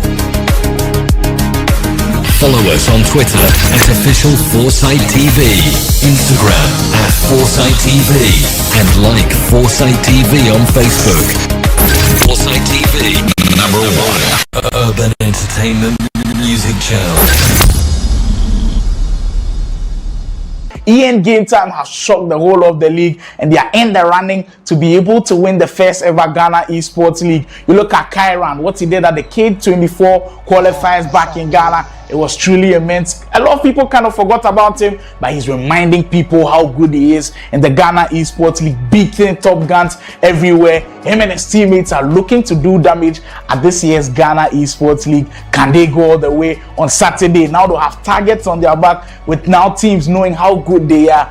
Could they stand the resilience? Could they be the resilient team to be the number 1 team standing? We'll find out pretty soon. Locked on points with EN Game Time for 4th position with 24 points will be a massive base team every single weekend. They've come on here and they've demonstrated class. Gatsby Esports featuring the free scoring Sergio. You know, when you go up against this guy, he's always going to produce. They've produced master classes so far and they are hoping to continue in their run. They've got some tough games coming up which should be fun, but we have to look out for them. Sergio has looked incredible. Vastic, when he's picked up the controller, he's told everybody why we need to respect Kumasi gamers. And Lawrence has also featured online, and that lineup has looked very good for Gatsby Esports, but they've got some top fixtures coming up. Even though they are free scoring, can they keep scoring those goals to keep them in the running for the Ghana Esports League trophy? We move on to our team in 5th position, our highest goal scorers of the tournament,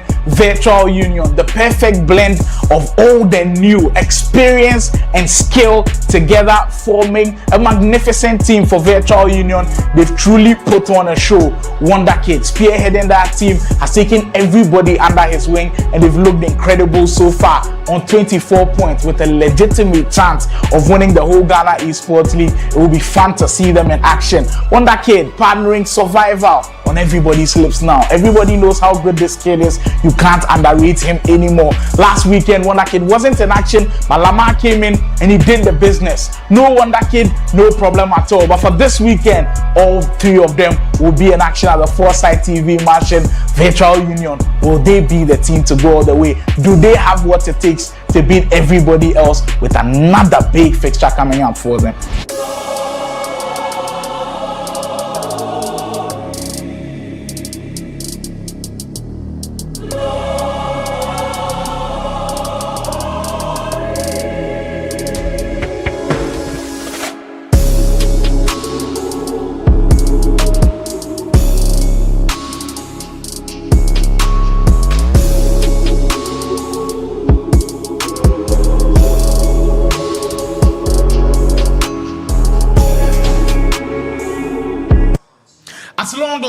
We are at the final lap. The marathon has been run, the race has been run, but the final lap determines who will become champion. Canvic Records in their battle after losing on game day 1 are on a 13-game win streak. And if they win this last final matchup, they get to be crowned Ghana Esports League champion. The pressure falls on them, but in their way is Roots Esports, a team that are looking for redemption after losing a lot of games on the Braid broadcast. They are here to make a statement. They also have a top 4 push to make, as a Juvenile will be in action very, very soon. Just before we go into those games, just to make you understand the context in which this one is happening, Canvic is currently top of the table with 37 points. After 6 Esports are second with 36 points. Virtual Union 33 points. And right now, after 6 Esports and Virtual Union are playing elsewhere, we'll bring you the updates live as the goals do go in. So Canvic needs a result, a positive one here, to conclude that they will be champions. But if they do draw points and after 6 win against Virtual Union, after 6 become champions. So it's all going in, the calculations plus 1 minus 1, everything they happen. And who better to do it with me than the comeback king himself? Well, last minute, this one, they say they come back no foul. Kalu, welcome to the broadcast. The last man standing, play province, unable to make top 8. I know you guys are disappointed and all, but we've got a job to do looking at the final game. You've seen these 2 teams in action several times. Who would you make your pick to win this game and go on and win the whole thing? If you watch Canvic, they've been on like a ruthless run, right? Having their coach behind them, Mbappe, giving them all the tactics and all that. Even though when they met us, we were able to pull a comeback and we also won against Roots. I really think my money is on Canvic. Your money is on Canvic to win this one. Well, people, I know those 2 faces are very familiar. A few months back, they were in the biggest final of their lives at the VGA grid. We get to do it all over again for leg 1 of Canvic versus Ruth Montana taking on DJ Juvenile. If you remember how the scoreline went, it was the Canvic man who walked away a big lead with his first chance of the game. Actually, wow. And already Montana 2 minutes in, settling into the game. We're speaking about how deadly free kicks are. But this early, I wasn't expecting it at all. I actually wasn't expecting to play to that angle because I really like to play the free kicks in a Trivela format, you understand? But I think it's the movement of the wall too that caused it to go in like very easy. How do you stop free kicks in FC25? Because it's that everybody's scoring these days. Whether you move a defender to stand there, a goalkeeper, they just literally can't do anything about it. I don't really think there's a way to stop free kicks, especially if I take myself. My free kicks are like 90% in, always. No matter the distance, actually. I actually know. So I don't really think. You place your players well, the wall well, and just pray. Pray. That the opponent misses. Well, for Montana, he doesn't miss often from there. And the VGA Great Champion strikes already. We have a rematch of that final. And you know what? The memories are coming back to me. Going into that game, we thought it was going to be close. And it was actually close in the first few minutes. But of course, the Convict man pulled away, winning 9-2. We are getting our first updates from the After 6 versus VU game. And I believe Padia is up 1-0 in just 2 minutes against Survival. After 6 esports who know that they need a positive result and they need results to go elsewhere in their favor to be able to be crowned champions, have started on a positive note. There goes Montana again, and he's dancing! It's what he does best on the big stage. This time, Lionel Messi, 6 minutes in, 2 goals up. Now to take the finesse with the weak foot of Messi, it takes courage because the goalkeeper was standing at the first goal and he still was able to finesse it there. And I think that's like really good skill. That's really good skill. Impressive skill. Montana didn't need time to settle in at all. The convict man has his eyes set on the prize. And this time around, no mistakes. More updates coming in from that game. Survivor has actually pulled the goal back. So after 6 esports, 1 Virtual Union 1, and in this one, you can see Choice poised and looking closely with Montana up by 2 goals. Juvenile, it must be giving him flashes of the VGA grade. You are the comeback king yourself. When you go down early, what do you do to calm yourself down and still give yourself hope that you know what, it's not all over? In the 9-minute half, you just have to be composed, as I say, because there's a lot of time. But it also comes down to you. What are you telling yourself? What are you telling yourself in your mind? Like, can I do it? And then you also have to give. That is why I think these European pros, they usually shout and make all those kind of gestures just to put some panic into their opponents. Well, at this point, things look calm here. No shouting yet. I always feel like when the drama does increase, there will be a lot of shouting. Roots Esports, who have not had the best of campaigns, especially when they are playing on the main broadcast. I think when they are off stream, they play extremely well. But when White Smart was telling me they need to have redemption from themselves, it hasn't started well, but there's still a long way to go. Like Carlos said, updates coming from the VU after 6 game party, up by 2 goals to 1 in that one. After 6 esports pushing to go on and win that one with Konate making a big save for Montana. Juvenile, look, 13 minutes is still early, but you don't want the game to get away from you this early. You need to find a way to stay in the game. And I think this corner kick situation might be a positive one for him. Damn freeze, right on the end of that area. Juvenile dancing in and around with Montana trying to have all of his defenders positioned at the right place at the right time. Lionel Messi for Bellingham. Great pass. Surely this one will go in. Well. In a big game like this, I'm expecting players like him to be missing those. In FC26, we are really going to see a lot of misses. I think it will be the game with the most misses, because we have to be playing precision shooting. And then on this top stage, you are supposed to be getting that into the back of the net because you are 2 goals behind. Well, speaking of missing chances, someone is getting his chances elsewhere and he's scoring from all of those. I'll give you the updates on that one as this chance materializes. Oh, Convict again! Montana is the name, and he keeps lighting up the stage. That's goal number 3, and Juvenile now feeling the heat of missing all of those chances. Now this is the mistake we do a lot, right? The person is in front of your 18-yard box, and then you are like partially passing. Yeah. You are not even going for the ball. You are trying to read him, and then with the AI, the way the AI reacts in this game, they are not going to come for the ball. So basically, you give him all the time in the world, and you just have fun with you. At the end of the day, you score. Well, all the title challenges have already scored 3 goals in about 20 minutes. I'm hearing Padia also up by 3 goals to 1. It's happening everywhere here at the Foresight TV match for our last matches at the Ghana Esports League. After 4 weeks of excellence, we crowned it all here today with Kanvik just a win away from winning the whole thing. They are on a 13-game winning streak.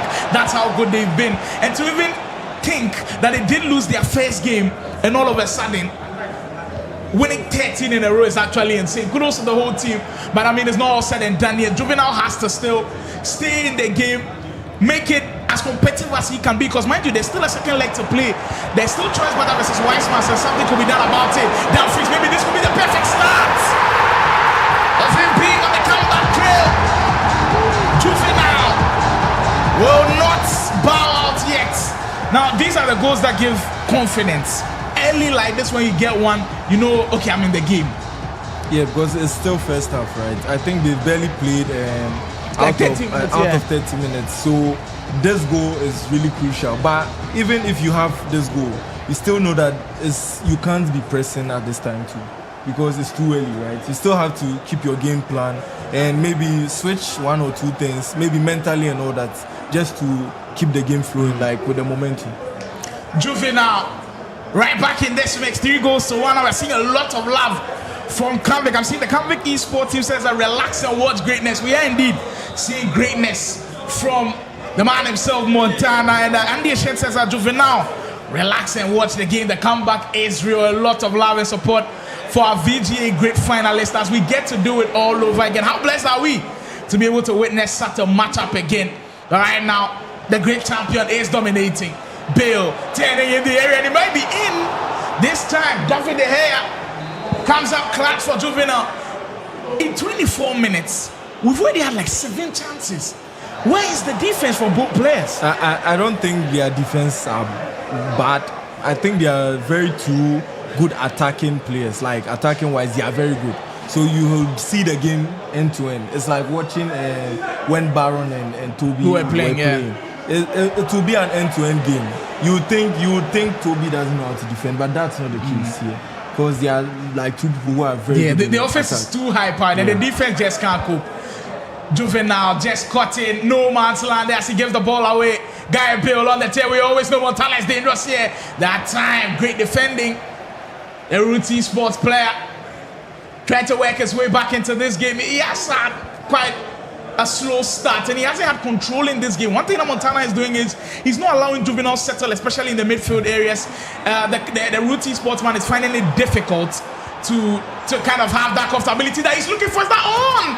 Wow. It's actually, he gets another one back, and you see with Juvenile sparing himself on, knowing that this result could be a big one. I was actually come shout, oh, it's offside. It was offside actually, especially with Rafinha's pass.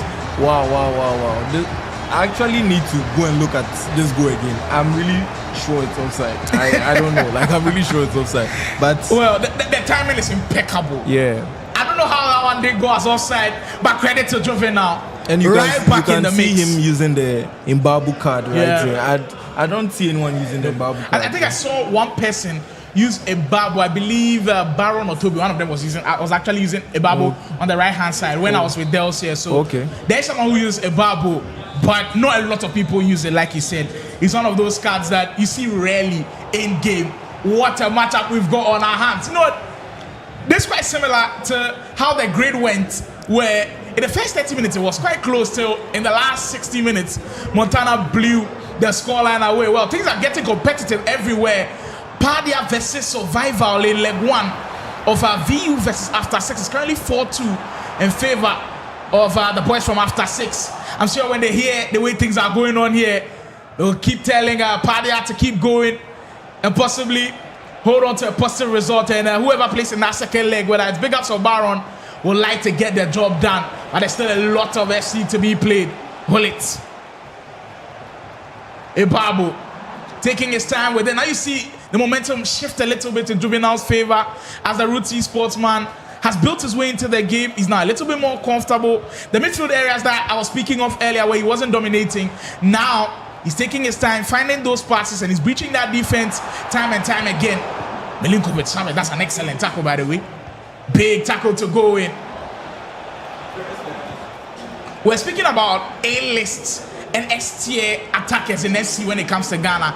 And for those, he listed the likes of Weissmans, Montana, Toby, Baron, all in his S-tier as attackers. And you know what? I put your name in the mix because I said even if your attack is not as aesthetically pleasing as the ones I've mentioned before, you still get the job done. Yeah, it's not fancy. Exactly. No player looks like Andes, but we'll do the job. Exactly. It ends up in the back of the net. So we don't care how it goes in. Once it goes in, we'll celebrate it anytime. So that's why I put you in the mix. You think you're one of the best attackers around when it comes to FC in Ghana? No, definitely not top 3, but like. And when you say top 3, who are the guys that are looking at top 3 with the best offense? Looking at number 1, Padia. I don't want to add Toby and Baron because I feel like they don't really base in Ghana that much. You understand? I'm talking about the boys that have played on our server for a long time. The boys we know as our typical Ghanaian boys, right? I would be putting Padia up there as number 1. Montana, because Montana does a lot in attack, right? Yeah. And then let me see for 3 attack. I mean, there are some nice options. Weissmans, there's survival as well.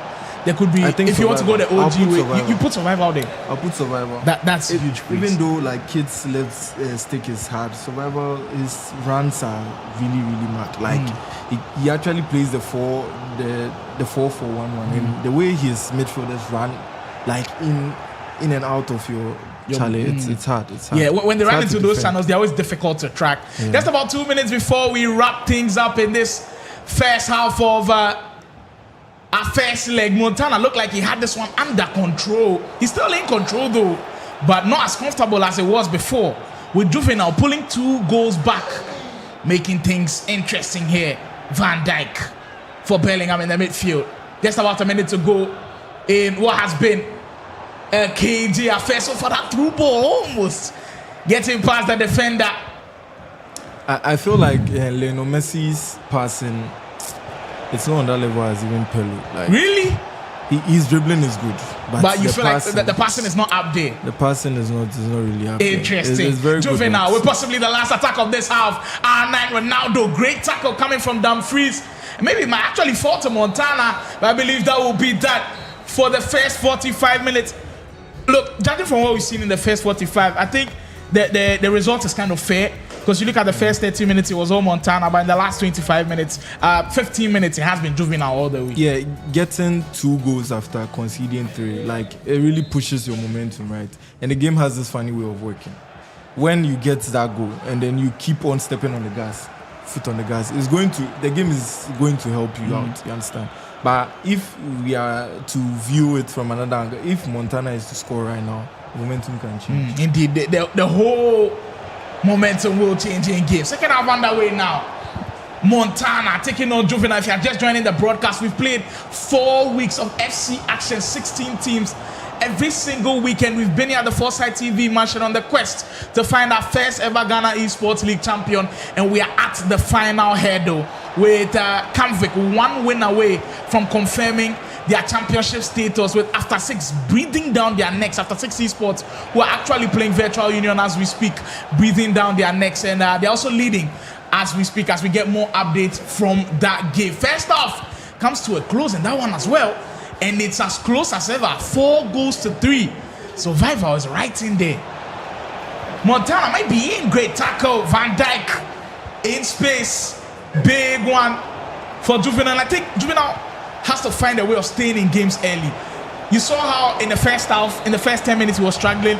You are seeing almost the same pattern with now Montana putting on the press early. I feel like after a pause or after the game goes to halftime, there's a whole reset. So when it comes back, that whole momentum shift kind of thing is not there again. So the first person that gets a goal in the second half can go on to score more. Yeah, those things are pretty important. You look at that shape of who actually Montana is playing in midfield. He's actually playing Pelu and Lionel Messi in that midfield. That's quite interesting. 2 great passes of the ball.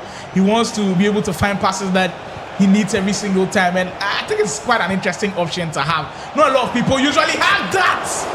I think that was driven, it could have gone in. Yeah, I actually think so. Because from that angle, Corner comes in, Van Dijk. Wow, I was expecting a driven from that angle because Yamal, right? But I think you see having to get that one bar of power sometimes is really hard. You understand? I think he was going for the driven, but it didn't work out. And the angle looked like it was perfect for the driven as well. That's the best angle for a driven. Montana, who was up by 3 goals to 0. Well, he has been set back by those 2 goals, but he's still pushing heavy. Bale, there's James, almost about to launch it. And you feel like Juvenile, he's just staying in there, even though he hasn't created too much in this half. He's just staying in there, and he's in. Messi, go find the equalizer! Wow. He came here with revenge on his mind, and he might just be on the trail of doing so. Juvenile with the first and 2 ball. I'm sure Kali you'll be proud of that one.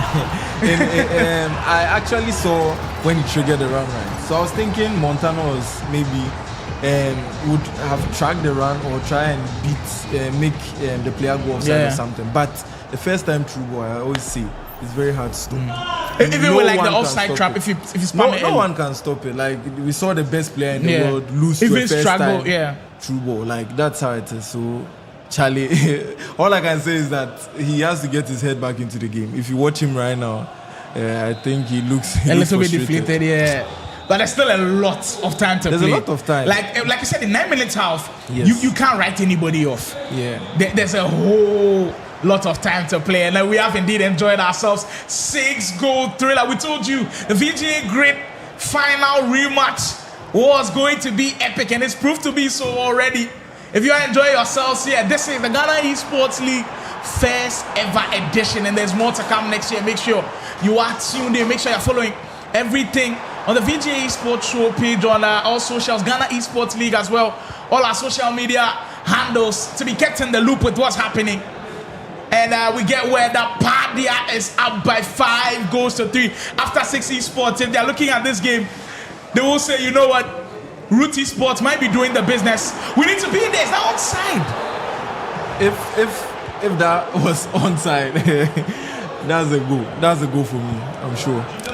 Because I'm not sure he's going to bottle that. That was like a clear one. That was very, very clear. And the level that these guys are playing, and nobody's going to be missing chances like those. Montana, where Yamal, he likes it when he gets it there, and he just couldn't beat the run. Coming from Blade, he's asking if we can get the stream of Wonder Kid versus Baron when they play later on. But I'm sorry, it will not be possible, as this game is surely going to bonkers. Now that's comeback complete. Now that's composure. That's high level composure, like top tier composure. He really took his time with the goal. It's like the extra pass, it's like he knew that his player was going to come. Like he knew, because he paused at that moment. I was thinking he was going to play a triple, but he actually paused, waited, and it was just like cool chop, as we say, cool chop. Amazing SC from Juvenile. He had one thing on his mind, and you know what? I think the memories and the scars of the VGA Great Final still rest in his mind a little bit. You see him nodding every time, telling, we keep going, we need that revenge back. And I'm sure wherever Wisemas is watching this game, it will inspire him a lot. We actually know that. You see, this is what I talk about. There's a war ahead, though. This is just a battle. There's a war ahead. Our heads have to be in the game because you can't be doing this, bro. You can't be doing this. I mean, but I feel like the game is not over too. The game is not over. But having a 3-goal margin, I mean, it's not a 1-goal margin. I mean, 3-goal margin and losing it. Yeah, that's going to be a tough one to come back from. But if there's any player in the country that you feel like can come back from such a mental hurdle, it is indeed Montana. Yes, so it's him. It's going to be interesting. And the son I see with a lot of the fire emojis, he backed Juvenile earlier. Even when he was down by 3 goals, he kept saying that he felt like Juvenile will be able to come back successfully. And well, with 65 minutes, he has completed the comeback. This is a comeback that Kalu will be proud of, because you have been the king of comebacks at the Ghana Esports League. I don't think you've completed comebacks this early, but credit to Juvenile. You're surely giving us a treat. But there's still more work to do with Montana. We told you that's not going to be the end of it. And now we see some Ross from the convict man. That's a big goal in this context. Now these are the kind of goals that can actually get you back into the game, because Montana just scored after Juvenile completed the comeback. And that is really going to enter Juvenile's head. Like, he'll be like, oh, kickoff glitch. And if he doesn't get himself into the game, Montana will just run away. Montana will start loading. But this game, I really like how it has gone. Like, end to end. You are seeing good attack, good defense, and all that. Point, everything is like a whole package. Yeah, we're getting the full package right here inside the Ghana Esports League. Well. Where we are at right now, you just can't predict who's winning this one. We are probably sponsored by the Great Steel Series, making sure we are locked in and focused. Income by AOC, giving us proper crystal display with our monitors. Marshall Gaming, we appreciate you. FOP Production behind everything you're seeing on with the broadcast. OSK Travels, we salute you guys as well. We thank you guys so much for being behind us. You can't go unannounced. You guys have been superb for us. Soccerism, our main AI sponsors as well. Steel Series, like I said earlier, top brand. If you're looking for a quality headset out there, this is the headset for you. Ragno, Sporty FM, GH1 TV, our media partners, and of course, Ultimate Battle, we are currently watching live. There's still more to come with these two guys. And mind you, for those who just joined the broadcast for the first time in the Ghana Esports League, it's actually in a 2v2 format. So right after this game, Choice Badger and Wisemas will be picking up the controller. So it's not all said and done yet, but the way the context of things are panning out, you know this result, any way in which it goes, will be big for the second leg. Bale has that goal, spared something in Wisemas, has that goal, changed something in Montana, reverse elastico, he's in a groove, he's settling in. Yamal, all tight spaces like this, that's where he operates. One pass, a little bit too many. Wow. He gets a free kick. Again? Similar position that he scored from. Montana, can he do it all over again? We know how deadly he is from these. It's Bill behind the ball. The great champion who's been excellent from set pieces so far. Has a chance to regain his lead. Not going with in. Pello. Can he go in? It's not going in. I told you it's not going in. You feel like how you put it? It's not going in. There's a way to score these free kicks, 100%. And when he puts that gauge, I knew that it's not going in. There's no way it's going in. With 15 minutes to go, the drama unfolds, and you know that there's still a lot to come with this game. Padia is cruising, by the way, for Kumasi folks. And after 6 fans out there, Padia 6-3 against Survival in game 1. He's running away with it. Juvenile, classification back! What a way to do it! Juvenile wants revenge, and he's on the pathway to getting it. You can hear the runs at the background. They are saying, move your keeper, move your keeper. So I think his trigger beside Juvenile actually told him that, oh, take your time. He's going to move the keeper. Because Trigger was the one shouting, move your keeper, move your keeper. So you see the benefit of having a coach near a player. It always works. Because he's going to tell you what to do at some critical moments, even though it's a split second something. But when he says it, you hear it, you act on it. Exactly, it's always pretty important. Juvenile, who led earlier on 4-3, Montana came back 4-4. And now it is 5-4 after 6 esports also leading handsomely against Virtual Union 7-3. And now Convict have it all to do. It's all in their hands. Their own destiny is in their hands. They don't need to depend on results elsewhere. They need to get the business done. Whoa. And right now, it looks like it's going to be difficult for Juvenile. You see Messi sell out on that side. You see Messi. Montana, can he find the finish? Why? We'll get a lucky break on it. James, can I get it? It feels like there's a bit of delay in his shooting. The animation always takes very long. He had the amount to shoot, it took long. He had Lauren James to shoot, it took long. Or it's actually him pressing it very late. Well, another game that's happening at the same time, it's done and dusted. You almost feel like the tie is done and dusted as well. 8-3, we are hearing Padia is up against Survival. And it looks like after 6 esports might just be grabbing onto those 3 points. Now, attention and focus will be on this game. And of course, the second leg as well. 7 minutes to go. With Juvenile holding on to the lead, and he's 7 minutes away from getting his leg back after that humiliating defeat at the VGA grid. 5 minutes to go now. Bellingham with Dumfries. Has the ball right where he wants it. And I'm sure White Swans, anywhere he is watching this game, will be saying, hold on to it, hold on to it. You can't get the ball away there. There's pressure on there. Montana, William looking for the spaces to exploit. It's the pass on. There's no side with that one. He kind of hesitated a little bit with the pass and just gives the ball away. In these 4 minutes, if you are in any of them shoes, are you going all out attack, especially if you're in Montana's shoes? At this point, I feel like having a 1-goal deficit, it's okay going into the next game. You just have to trust your teammates. Because if you go all out and you concede more, you make the work difficult for your teammates. Understand? So you are going to play all right, but you still have to be compact, because if you go down by a lot of goals, you are just wounding like your team at the end of the day. Even though you want to get back into the game, but I feel like there's a second leg, so why don't you just trust your teammates? With a minute to go, Montana possibly the lines bite at the chain. Oh, what an aggressive tackle that was. It was actually deemed illegal. Montana will get the ball back +3 over the time to go. Kanvik on the verge of losing this first leg. Oh, Montana, hold on to it. Big save. Another one. They get the ball once more. Bill, Yamal on the team.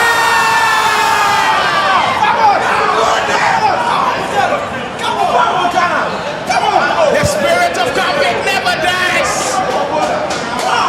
Montana, right back in this game. With literally minutes to go. Got the lucky break a little bit, but he has still some work to do. Excellent finish from Montana. Now, it was a beautiful goal by Montana, but the rebound would really get into the head of Juvenile, because he tackled the ball once, he tackled it twice, 3 times, and the ball still fell to Montana. But Montana started, if you notice, Montana started running goal even before he shot the ball, because at that point it was a clear goal, like there was no way stopping it. Well, right now 2 minutes to go. If you're Juvenile's head, keep it cool, and I think the draw is fine. But knowing Juvenile, maybe revenge on this man, maybe my goal wrong. With Juvenile has the last attack, and we know how they need the last attacks in this game. So I think he will actually play for the last attack of the game. He will not like just hold the ball and then just end it. The last possession is going to be important. You see, Twice Badger just whisper some words of instruction. Of course, Juvenile's coach doing same as well with the final possession to go down. Right here inside the Foresight TV mansion, you know, the drama is not done yet. Wow. Stuff made of dreams, SC gameplay at its highest level. We promise you elite entertainment, and we have surely produced. You almost just had the feeling like this game had something to it. A minute to go now for Juvenile. With Matuidi, does he have one more attack in him? Does he have one more final chance in him? There's a Mbappe for Juvenile. You go at it for Kane. Great tackle from Montana, and that will be that. What a game this one was. 10-goal thriller, ladies and gentlemen. And we are not done yet. And you see the handshake from both players. I think all of the games that we found on the main broadcast, this one possibly one of the best out there. But it's just part one of our last part of the series. There's still Choice Badger versus White Smart to determine who will walk away champion. We'll be right back after this.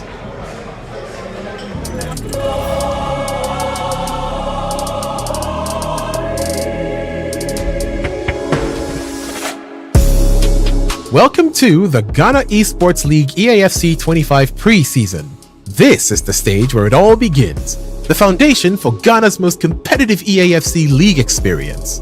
We're kicking it off with 16 elite teams battling it out in a high-intensity preseason. This isn't just a warm-up, it's the proving ground. Teams are here to showcase their skills, chemistry, and strategy before the main season begins. The preseason is more than just matches. It's about identifying talent, building rivalries, and setting the tone for what's to come in EAFC 26 when the full-tier league structure kicks off. Each motion counts. Performances here will influence team rankings, seeding, and visibility for the big season ahead. This is where the underdogs rise and champions make a statement. Get behind your favorite teams, follow the drama, and witness the passion as Ghana's top EAFC talents fight for recognition. This is only the beginning. EAFC 25 preseason is setting the stage for Ghana's next esports giants. Are you ready? The road to greatness starts now.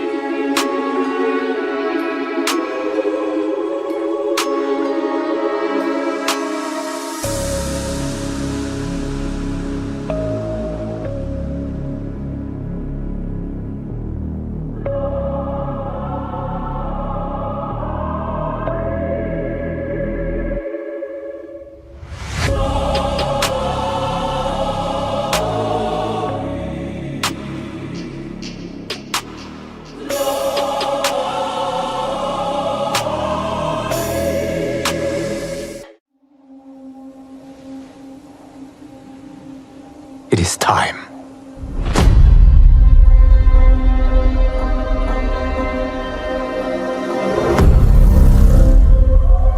Time to wake up to a new reality. To a blank canvas that I have painted in with warmth and peace. In my new era, choice is yours. Whether to live in quiet serenity or bloody strife.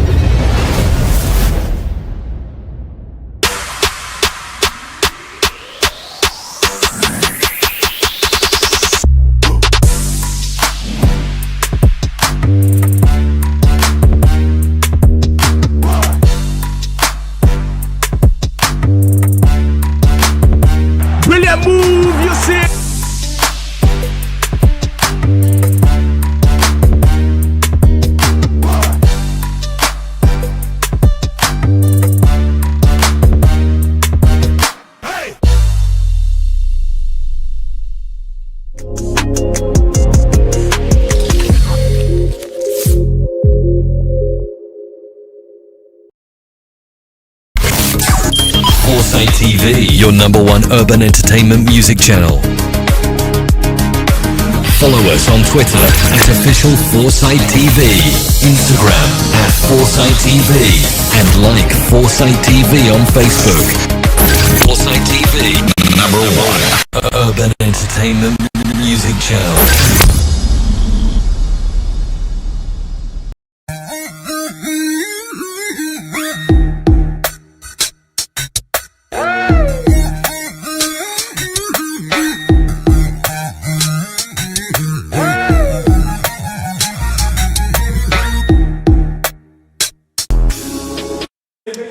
Well, the moment is here now. One final game to decide who walks home with a trophy. One final game to decide who gets the national pride. One final game to decide who is the Ghana Esports League champion. It's all in the hands of Convict Records Esports. The destiny is in their hands because right now, after 6 esports winning their first game 10 goals to 6, they are in pole position to grab all 3 points. Can Choice Butter be the man to sail them through? He takes on a familiar foe of his, a familiar friend of his. How tough will it be for your friend to take away such a prestigious prize away from you? That would be difficult to handle, by the way. Any loss here is really going to hurt the individual, right? And I feel like they also know each other very well. So playing right now, it's going to be, I think it's going to be a back and forth game, just like the juvenile game. But the person that takes his chances will definitely win. Well, chances are going to be important. They will come, by the way. Yeah. In the first game, which we saw Juvenile and Montana, the chances did come. They took majority of those. It ended up being 5-5. You think we'll see another high-scoring encounter? I really think we'll see a high-scoring game, but I think it will be from one side. In this game, so that's from what you see. You still think Convict has what it takes to win? Yeah, Convict does have what it takes to win. So if you're putting your money on anybody, you're going a Choice Butter win. I'm still with Convict. Because even a draw from Convict means it's not going to happen. Because the number of goals that after 6 have scored, the points that they are on right now, they need one thing only, and that's a win. Well, the players are poised to go, and so are we. The Battle of the Friends will decide who goes on to become champion. After 6 are following this one closely. Paddy has done the business in leg 1, 10 goals to 6 against Survival. If Wonder Kid pulls off a comeback, well, that would be insane against Baron, but that should be some fun stuff. Last 90 minutes to determine, after 4 weeks of the grind, after 4 weeks of the sweat and the toil, it all comes down to this: who takes home the crown. That's Convict, have it in them to do it yet again. Wise Mars is in the all black, kicking from left to right in this matchup, and Convict Records Esports are in the whites from right to left. Convict, who have been on a 13-game winning streak, by the way, people.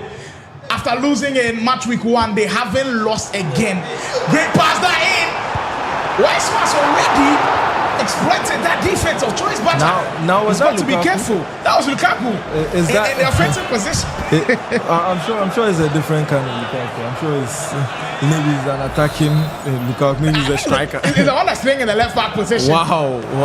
It's very surprising to see him there, by the way.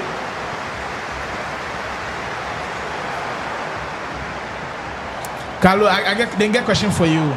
This one is from Magpies TV. Says, you sure say any of these guys fit stand Killer Freak or Farouk in face? Oh yeah, definitely. I always used to say that if it comes down to the Ghana Nigeria, they should actually give me Freak, but any of these boys can beat Freak. Zero MS. Any of them can. They will not come to our home and win. No way. Even if we go to their home, we win. Hint, you heard it from the main man himself, Carl, who may be in that roster, Ghana versus Nigeria. Fingers crossed to see if we actually get him. I like how you use the maybe. Fingers crossed on that one. But right now we have a score to settle. Wow, we have a champion to crown. No. Choice butter. First black goes to Convict. Well, that was a fortunate goal. But when you want to win a title, you take any goal that counts. These are the stuff that we don't really like seeing. The 26 that is coming. But I also feel like when Weissmans had the ball, he actually turned back. And it was a good press from Benzema. We've seen Benzema doing this in real life, so it's normal. It's normal. Well, for Weissmans, when I was speaking to him on the broadcast, he was telling me he wants to regain that name that he has back among the fans. Him being one hell of a player, him having the ability of a top tier FC player, but he hasn't been able to show that on the main broadcast when it comes to the Ghana Esports League. Juvenile has redeemed himself. Now it's up to Weissmans. There's still a lot of time to go. If he has a point to prove, this is the time. Because this is the last game, and then you are playing on stream. Everyone across the nation and internationally are watching you. This is where you make a statement. And this is where you prove your mettle. Weissmans with his creativity up top, looking to penetrate through that defense. There goes Nola, great pass. Oh! That's the only reaction for him. Oh, wow. Weissmans for you. Roots Esports. They're back in it. And they're about causing havoc. The triggered run and the timing to perfection. It was a whole like, I don't know how to say it. The goal was just nice. Like the composure from triggering Mbappe, getting the ball and waiting for the goalkeeper to move. Then we have the croqueta into that shot. Yeah, the croqueta that was pure orgasm. Really puts the angle very well, and it's been something that's been part of Weissmans' game, the unpredictability of his game in the box. I mean, you were able to kind of neutralize his threat a little bit. How difficult is it to defend against one of the best attackers in FC in Ghana? Because when he gets into your box, he's like unstoppable. It's really difficult, but I think not having to involve your center backs in that defense also helps a lot. You understand? When you have your DMs doing their job. Yeah. So it turns out to be him passing the ball around a lot, and then the AI just intercepts it for you. We knew we had a big one on our hands, and it's turning out to be so. 1-1 after 11 minutes, and you know the goals haven't ended yet. Convict, like I said, on a 13-game winning run, their destiny in their own hands. If they win this game, they get to walk away champions. But after 6 are lurking around, there's Weissmans on the ball now with Mbappe. Lucio Weissmans is getting into his groove. When he settles, you don't want him to get too comfortable, or he can be unbearable to defend against. Hold it. On the 10, he's got options if he wants to find them, or the pass. Well, great anticipation from Choice Butter on that end. Now here's what I feel like he did a lot. He did like too much, because he had open runs, he triggered runs, and then the players were free, and then he still passed the ball back and all that. That is the problem I have with Weissman's attack, right? He opens up the defense, but he should be taking some obvious passes. Like that's how the game works. Like, well, sometimes keep the game simple. Yeah. And I was speaking to him about these accusations of him sometimes not keeping the game simple, and you know what, overcomplicating things. And sometimes he says he just wants to counter what his opponent is doing. So that's how he thinks about the game. I'm sure that's one of those scenarios right there. Rude Hullet on the ball now for Weissmans. Looks like momentum has turned a little bit ever since Choice Butter got the lead earlier on. It is Weissmans who is now controlling affairs as we speak. Mbappe, great turn, that excellent dribbling from the Roots Sportsman. These two go way back, by the way. Went to the same university. I believe they've been in the same room actually before in university as well. If you remember the days when Weissmans was playing at a very high level and they were going for all of their wages and all of that. It was Choice Bata who was following him. We didn't know Choice Bata also was a beast, but if you remember the iteration of FC in 23, I don't think anybody tapped Choice Bata that year. What a pass that is! Who would hold it? Why is Master getting? He should be scoring from there. He had all Those the are time chances that you can't afford to miss. He had all the time in the world. He just had to relax. Just relax. You have all the time in the world. You can wait for him to move the goalkeeper or even try and time the shots, right? This is why I don't really trust the low-driven shots. Honestly, for me, I don't really trust the low-driven shots. If you've seen all my goals on stream, you barely see a low-driven. Wow. Weissmans with a golden opportunity to lead for the first time in the game, and he misses that. And he could be punished on the counter. Choice Bata can't break. We know where Weissmans, he will create chances. We know where Weissmans, you have shots on your goal. It's only about which Weissmans you are getting. If you are getting clinical Weissmans, you are getting stuff made of dreams. If you are getting clinical Weissmans, you are getting a Weissmans who win you games. But if you are getting Weissmans who miss chances, you just can't guarantee if he will give you those 3 points. Lucio for Mbappe. Well, Choice Bata has got to be careful now with how quickly this game has turned on its head, with Weissmans now controlling much more of the possession, creating much more of the chances. And the comeback man just finding it difficult to hold on to the ball. Ginola, Weissmans again. Oh, it's beautiful. And he might just finish it off. So cancel. What a finish! The creativity with that goal is just splendid. I thought he was going to shoot way earlier. I was thinking he was going to shoot with Ginola. I saw the animation with Ginola, and it was just a simple turn and finesse, and then he actually cancelled it and got into. Oh, bro, that was nice. That was nice. So this is the kind of composure we always talk about, right? When players are able to hold their cool in this kind of situations, because they are playing a draw, right? So to have this kind of composure even in a draw game, bro, that's very hard. That's high level. That's you being able to work under pressure and exceeding. And for Weissmans, it's always been a part of his mantra, his way to be able to work under pressure. And of course, have the redemption that we're speaking of. That is a brilliant finish for him to lead for the very first time in the game. But Choice Bata, after that first goal, we've not seen him really create a clear-cut opportunity. I really think with the form of Choice this year, I don't know why he's the one actually playing against Weissmans, right? I don't really know. I was thinking Mayweather would be the one playing against Weissmans, because Mayweather definitely has this kind of... He's been the one that's been playing throughout. Yes. Yeah. He has this really kind of big game factor, right? But I don't know why he's playing. And we could see after that goal happened, there was a quick change of coaches. Yeah, I think Mayweather steps in. He came to sit by Choice Bata just to maybe teach him one or two about what he's doing. Well, those things do really count. There's still a lot of FC to be played, by the way. It's not all said and done yet. Their fate hasn't been sealed. Canvic Records still has an opportunity, and they are bearing down a goal with Messi. Great tackle comes in from Willet. He misses out on it, and Choice Bata gets it back. That was quite interesting. Look, I think Weissmans, his vulnerability comes from, especially when he scores.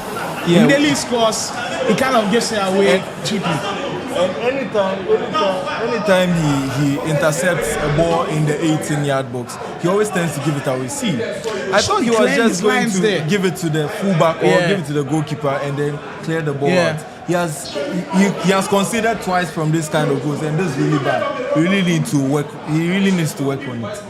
Well, there are some things that these guys need to work on, but it can't just be the pressure of the moment getting to them 7-7 on aggregate, with still about 60 minutes to go here at the Foresight TV match, and final day of the Ghana Esports League. It's truly been a blessing to have you all in action, to have you all in attendance, of course enjoying all of the action as well. All of the 16 teams have done extremely well, and as the crowning moment comes, it is showing that it could be very fun. Messi for Benzema, Choice Bata. Could that goal have just spark something in him. Could that goal have just changed the way he's playing in this game? Well, that's a risky one to give away the White Mask as our choice, but I will get it back. Reece James, Lauren James actually in that area, messy, heavy touch. And it's like I was saying, these two actually go way back. I remember them playing at the Game Analyst Uni Clash where both of them competed for Team University of Ghana, with White Mask being the one to actually lift the trophy that day. I do believe he won 10,000 Ghana cedis on the spot. Yeah. And like they've built their bond since then. And the fact that they know each other so well adds to the context of this game and why it makes it so difficult to call who go on and win this game. But credit to Choice Bada, the way he's bounced back in this game. I've always said it's about 9 minutes house. There's no way that you have a player dominate for the full 90 minutes. It's too long of a stretch. There will be moments for you. It's all about how well you make most of those moments. And right now, both of them are level pegging. Ronaldo for White Mask, with the game turning into White Mask's favor. Parallelo through a goal. There's Weiss again. Well, these are two huge opportunities where he's missed. White Mask, I can't believe that with one-on-one opportunities like this. It was a 2v1. I mean, it could have. Wait, was the pass on? Was it offside? There was a pass on. The player was standing onside. You could have just passed and then he taps the ball in. I sincerely thought that was offside. That's why he went for the shot. But well, Choice Bada has to be careful with how well White Mask has exploited that defense already. Pelu, Choice on the edge of the area. Kanvik with all their hopes resting on this man. Could they get a goal before the halftime whistle comes? Lauren James, great turn. Oh, Benzema almost got there first. He almost got there first. How didn't that ball get to Benzema? Because that was a simple express, and I think Benzema should be doing well. He has the first touch trait. Like he should be doing very well in taking those balls. But Choice is really getting into the game. Like the last few minutes, yeah. In the last few minutes of the first half, he has really been attacking very well. Wow. Big finish. Choice Bada leads again. And on the aggregate scoreline, Kanvik. They are getting closer and closer to the promised land. We've got updates from the after 6 game. Baron leading Wonder Kid by 2 goals to 1 in the second leg. Things get from bad to worse for Virtual Union.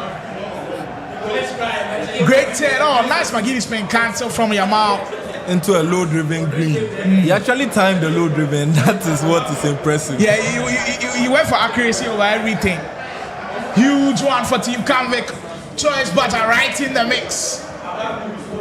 And he's hoping that this goal will be the catalyst for greater things to come in the second half. White Mask, after storming back and leading, he's going cold a little bit. Final few minutes before we wrap things up here in the first half, which has been special. It's had drama, it's had some really nice moments to enjoy from. But there's still more to go. Weiss on the 10. Oh, with the finesse in there. I wasn't expecting that. Akonate pulls out one from the top draw and makes a huge save. Cross comes in with Van Dijk. Konate saves once more, and that will be the final whistle in that first half. Look, it's been all about moments. You look at the stretches. First 10 minutes, it was Choice Bada. He got a goal. In the next 20 minutes, it was White Mask. He got 2 goals. In the last few minutes, it's been Choice Bada. He's got 2 goals, and now he leads. It's all about taking your chance, and I feel like White Mask has missed way too many in that first half. Yeah, he really missed like way too many 1v1s. Like he had a sitter just before Choice had his chance. The whole chance, yeah. Yeah, he just had that chance. He had the whole chance. He also had the Paraluelo chance. Yeah. And I think if he had scored those, this game would be... Yeah, he's probably putting the game to bed if he had gotten all those 2 goals to go down. It's always been the problem with some of these players. Like, no matter how good you are, dealing with the pressure, like I said, if you are good in game, it's a skill. Dealing with the pressure is also a skill. Yeah. Playing under pressure is a skill. And that's one thing that if you don't have, you always struggle under pressure like this. And right now, Choice Bada has turned it around. Team Kanvik, who came in as a heavy favorite for this tournament, are pushing and they are on their way of doing the remarkable. You want updates from the after 6 game, Prince Amensia? Well, right now, it is actually Baron who's leading by 2 goals to 1. So aggregate scoreline, it's 11 goals to 7, I believe. 11 goals to 7. 11 goals to, no, it's actually 12-7. So first leg was 10-6. Now it's 12 goals to 7. It's a 5-goal lead for after 6. So after 6, they are doing their part of the work.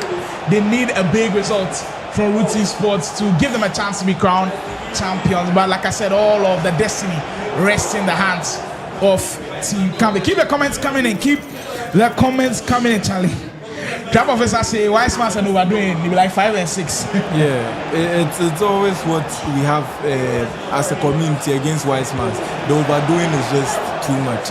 And Troy just missed a huge chance right there. Like Benzema just finessed the ball and that's it. Well, this is for Kalu from Junior Beat. He says, watching all the way from Virginia. Big ups to Kalu, well-spoken analyst. Keep him. We will indeed keep him. Regards to all of the contestants. Well, speaking of contestants, there's one who's made a comeback in the game. Wiseman. Not going anywhere anytime soon. Roots and Canvey, 2 of the OG teams within the Ghana Esports system. And they are producing. That's a great finish. This time he didn't go for low driven. I seen I failed him earlier on. You think it's part of the reasons why he didn't go for it this time? Yeah, I'm really sure that's part of the reason. Because when you actually try something once, twice, it doesn't work. You feel like, even though it's meta, maybe at that moment it's not working for you. So you just have to change, and that's really like good mindset from Wiseman. I see support from a couple of Nigerians in the chat for Wiseman.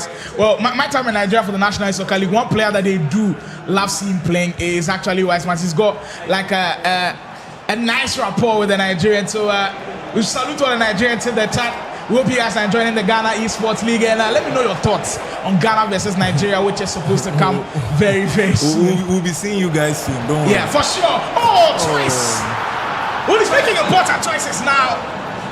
Picking his spots and scoring important goals, and you see how happy that makes Mayweather. Choice is really having it easy scoring against Wiseman. I feel like Wiseman is doing the bare minimum in defense. Because anytime he gets in the lead, he actually has to hit a first time through ball, or he has to use something very glitchy to get a goal. And then Choice gets an equalizer, or he gets into the lead very easy. And the defense from Wiseman is very bad. It's very, very bad. Yeah, I think that's been one of the weaknesses of his game. He's not an all-round bad defender, but when the game gets into certain moments where you feel like he has to lock in, he becomes a little bit vulnerable at the back end. Right now, Troy's Bada is exploiting that. 55 minutes gone. Aggregate scoreline 9 goals to 8. Team Canvey still hanging on to that dream of being the first ever Ghana Esports League champion.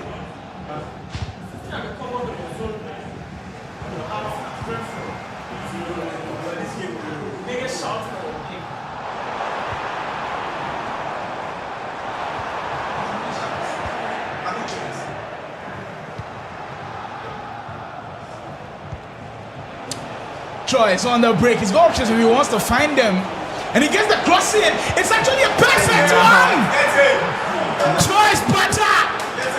After going down earlier, leads for the first time by 2 goals. Canvey. They found a roadmap to victory. The cross is just perfect. And there's one man you want at the end of a cross. Karim Benzema. I mean, that's like using your check in that position with those crosses coming in. The way everywhere was just quiet.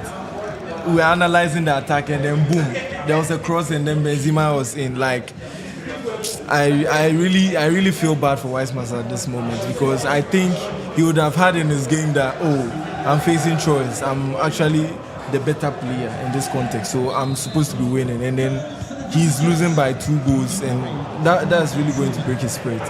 The way he's playing, with my perspective, the Ghana Nigeria, that's why I don't really add him. Well, speaking of the Ghana vs Nigeria, who did you put in that squad of yours? I put the players that are actually number one, not camera shy, who play very good under pressure. Because confident. The people we are come to play, they are people who are really confident in themselves and have a loud audience. You know how loud Nigerians are.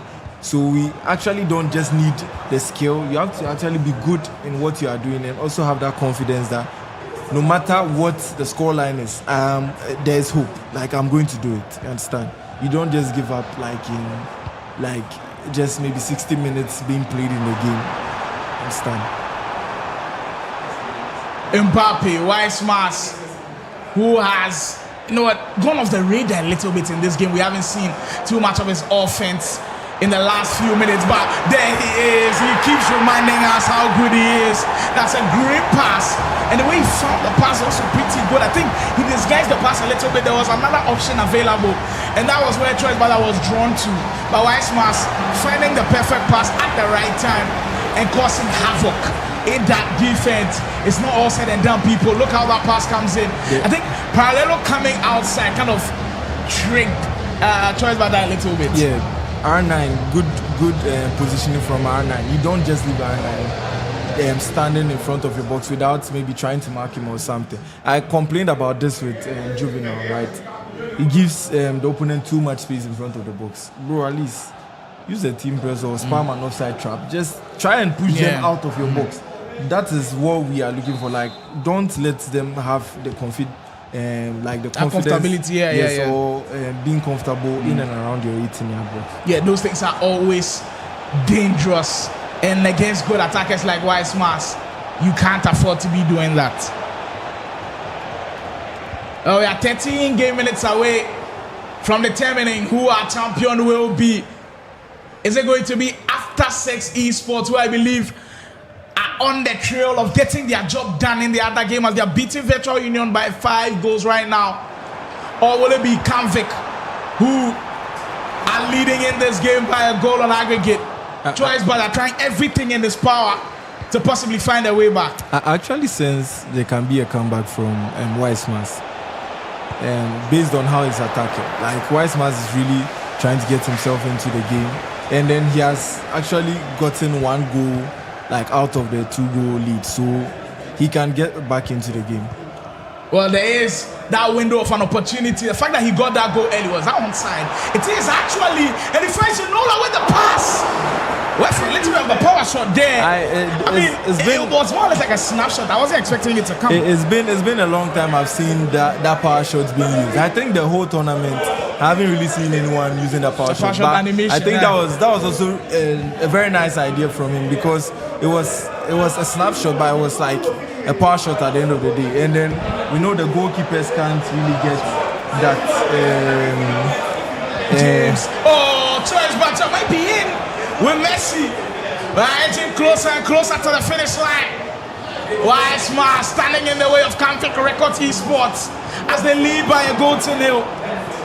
And I can see, is it Palasti in the comment? If I had money, I would have signed Carlo, guy to intelligence. Thank you very much. It's all about really understanding the game and understanding what you are playing. You get me? It's not just about just holding the controller and then playing the game. You have to know what you are doing at every single moment in the game.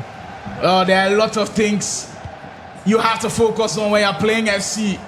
And at the very highest level, it is difficult to put all things together. That's a bad way of trying the offside trap, and he almost backfired. This is the 3rd time he has done that. He has done that the 3rd time, and then Weissmas hasn't scored in any of that. He did that with the Hullet, with the Parallelo chance. He did that with, I think, Hullet too, trying to get the offside trap. And why are you hitting an offside trap when someone has the ball on the wings? Like, that's really poor defending. It's just one of those things. Well, we are 10 minutes away. Choice Bata gives it. Wait there, Kamavinga now on the ball. Weissmas pushing for that equalizer. He has turned the game around a little bit now, creating more of the opportunities. Choice Bata has everybody come down the back. He went for a Trivela at that moment. I feel like he went for a Trivela, but the R1 maybe didn't register to get that Trivela animation. He went for a Trivela. Definitely sure he went for a Trivela. Choice Bata, 1 more goal for sure will seal it for Team Kanvik as they are getting ever so close at that title. We've known them to be one of the more formidable esports teams in the country. Their player, of course, Kanvik Montana, won the VGA grade one of the more prestigious individual trophies this year in FC. And if they get to do it with the Ghana Esports League, it will be remarkable. Oh, choice butter. That was it right there, that chance.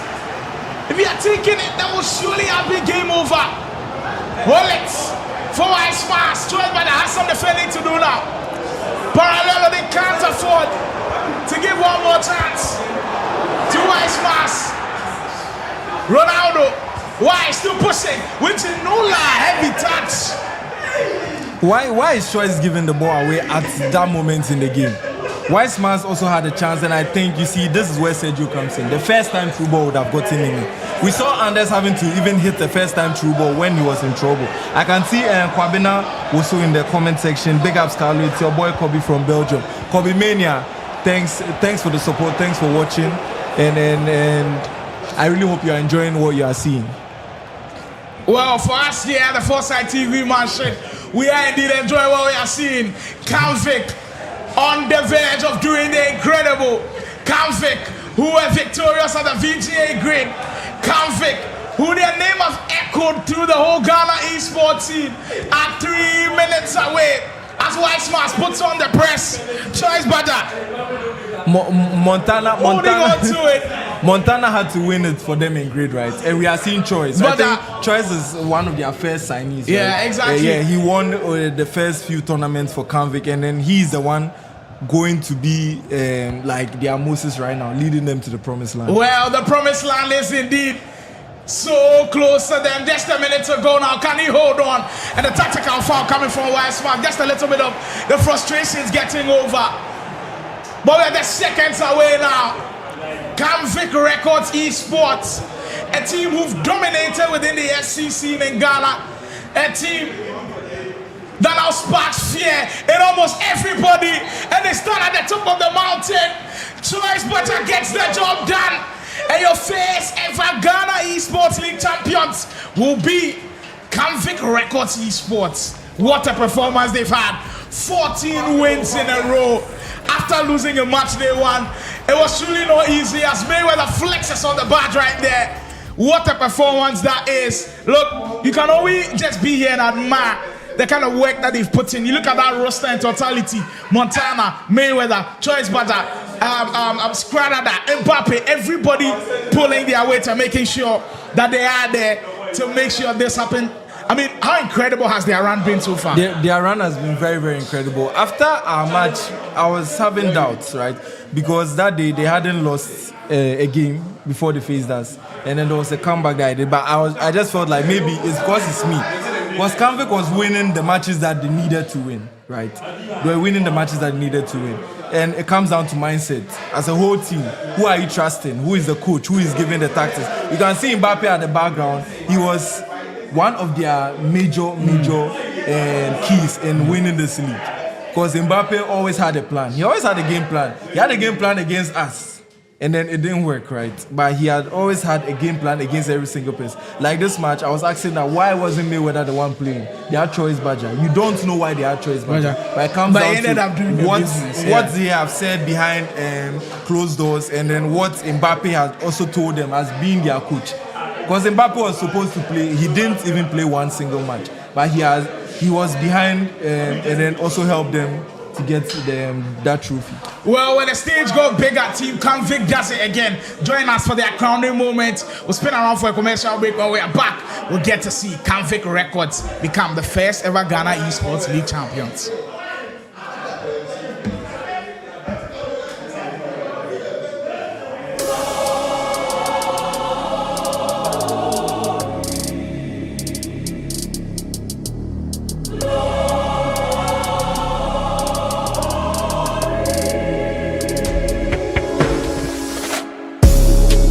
Welcome to the Ghana Esports League EAFC 25 preseason. This is the stage where it all begins, the foundation for Ghana's most competitive EAFC league experience. We're kicking it off with 16 elite teams battling it out in a high-intensity preseason. This isn't just a warm-up, it's the proving ground. Teams are here to showcase their skills, chemistry, and strategy before the main season begins. The preseason is more than just matches. It's about identifying talent, building rivalries and setting the tone for what's to come in EAFC 26 when the full tier league structure kicks off. Each motion counts. Performances here will influence team rankings, seeding, and visibility for the big season ahead. This is where the underdogs rise and champions make a statement. Get behind your favorite teams, follow the drama, and witness the passion as Ghana's top EAFC talents fight for recognition. This is only the beginning. EAFC 25 preseason is setting the stage for Ghana's next esports giants. Are you ready? The road to greatness starts now. When his team needed him the most, he stepped up. He's delivered the trophy. I'm here with the man of the moment, Choice Badger, Canvic Records Esports. How does it feel to be, as Kalu will call, the Moses to lead your team to the promised land? Charlie, I'm so excited. But initially, when I started the game, I don't know, it was heavy for me. I couldn't play how I wanted to play the game. Yeah, so I just had to devise a new strategy to win. But what went into it? Because the whole of the tournament, it was Montana Mayweather. That was the tactic. And all of a sudden, in the final day, you guys changed. Was it something that was pre-planned? You see, Wise Master, I know his gameplay, so I felt that I'll be able to play him best amongst my teammates. That's why I held the control. That's why you went for it. Yeah. Well, I know for Canvic Records, you guys set it in your mind that you wanted to win the league. But the thing is, you actually lost your first game. You went on a 14-game winning streak. How insane is that, and how proud are you of your team, not just yourself, your team, for pulling this one off? You see, from the start, I thought you say Canvic will go win. I thought you see Canvic. If you come there, we don't sign already made players. We come there and we train you and we show you how to play the game. That's it. Well, they train them to become champions and they stand on top again. After Montana winning the VGA grade from Canvic Records Esports, they do it all over. First ever Ghana Esports League. They wrap things up. That will be all from us here for the 4 weeks of action that we've had. The Ghana Esports Federation making this one possible. Esports Association Ghana, even by AOC. Perfect monitors to give us smooth display. Of course, our incredible host, Foresight TV Mansion. We couldn't have done this without you guys for 4 straight weeks. You guys have put us in the limelight. Factory of production, excellent stuff going on around. They are responsible. We salute you guys. We say a big thank you to all our sponsors that have made it possible to be here. Steel Series, our guys right here looking for the best gaming headset. It is Steel Series. Go grab one for yourself. Be in the mix and make sure that you are there. Sporty FM help us make a lot of noise about the Ghana Esports League. This is just the preseason and look how insane it is. There's more to come from us. GH1 TV as well. We salute you guys. OSK Travels. Without you, we wouldn't be here. And I believe they have done a tremendous job of helping us getting the Ghana Esports League. And we hope we can just go further and further and further. You bet. We salute you guys as well, putting in the effort. When we reach out to you guys, he did not say no. He said you will help us in this one and we've achieved something great. Matchday Gaming, ever since it's been onto the esports space, is nothing short of a revelation. We hope that you keep doing great things within the Ghana esports space and beyond. Ragno Esports, we salute you as well. Has been there, stood the test of time. It's been an honor being here. From myself, the whole production crew, our team at Ultimate Battle, where you watch the live production, we salute you guys. We say thank you for tuning in. Thank you for being there for 4 straight weeks. Thank you for giving us one hell of a tournament, soccerism, making sure that everything ran smoothly, was truly impeccable. We enjoyed ourselves from start to finish. I hope you did enjoy yourself too. But the VGA Esports Show, they were there every step of the way. They were there from the top, right from the very top. We've seen it all. We've done it all. This is just the tip of the iceberg when it comes to the Ghana Esports League. Until we see you next year, congratulations to Canvic once more. But we will be back. We will surely be back. Make sure you stay tuned. There's more coming. We sign out and see you next year.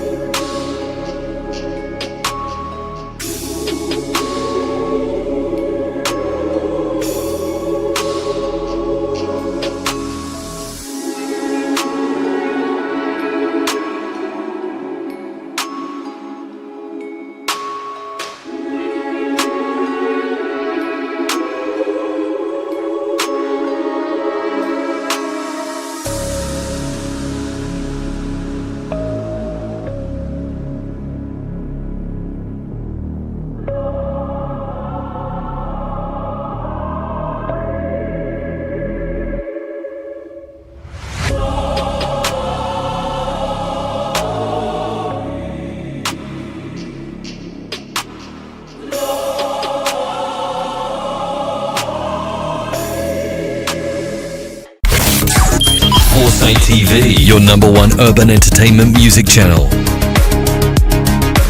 Follow us on Twitter at official Foresight TV, Instagram at Foresight TV, and like Foresight TV on Facebook. Foresight TV, #1 urban entertainment music channel.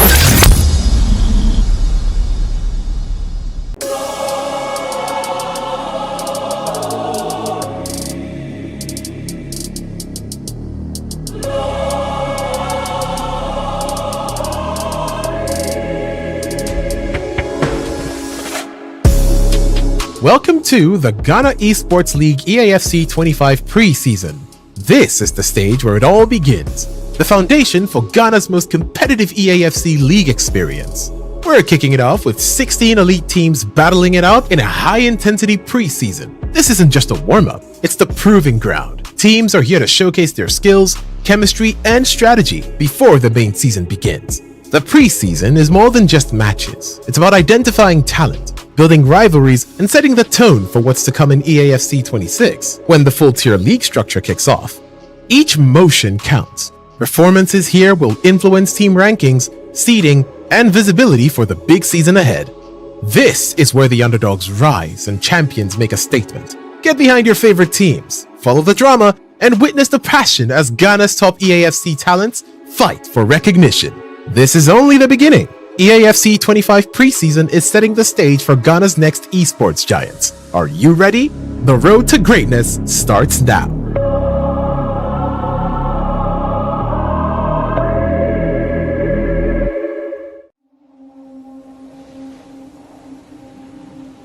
It is time.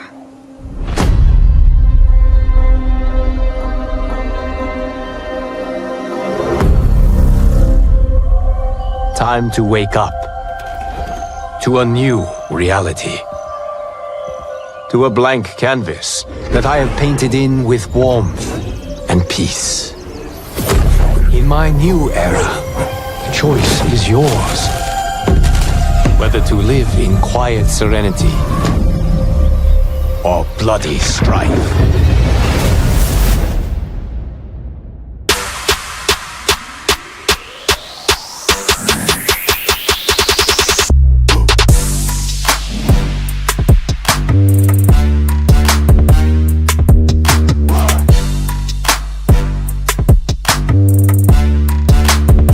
Brilliant move, you see.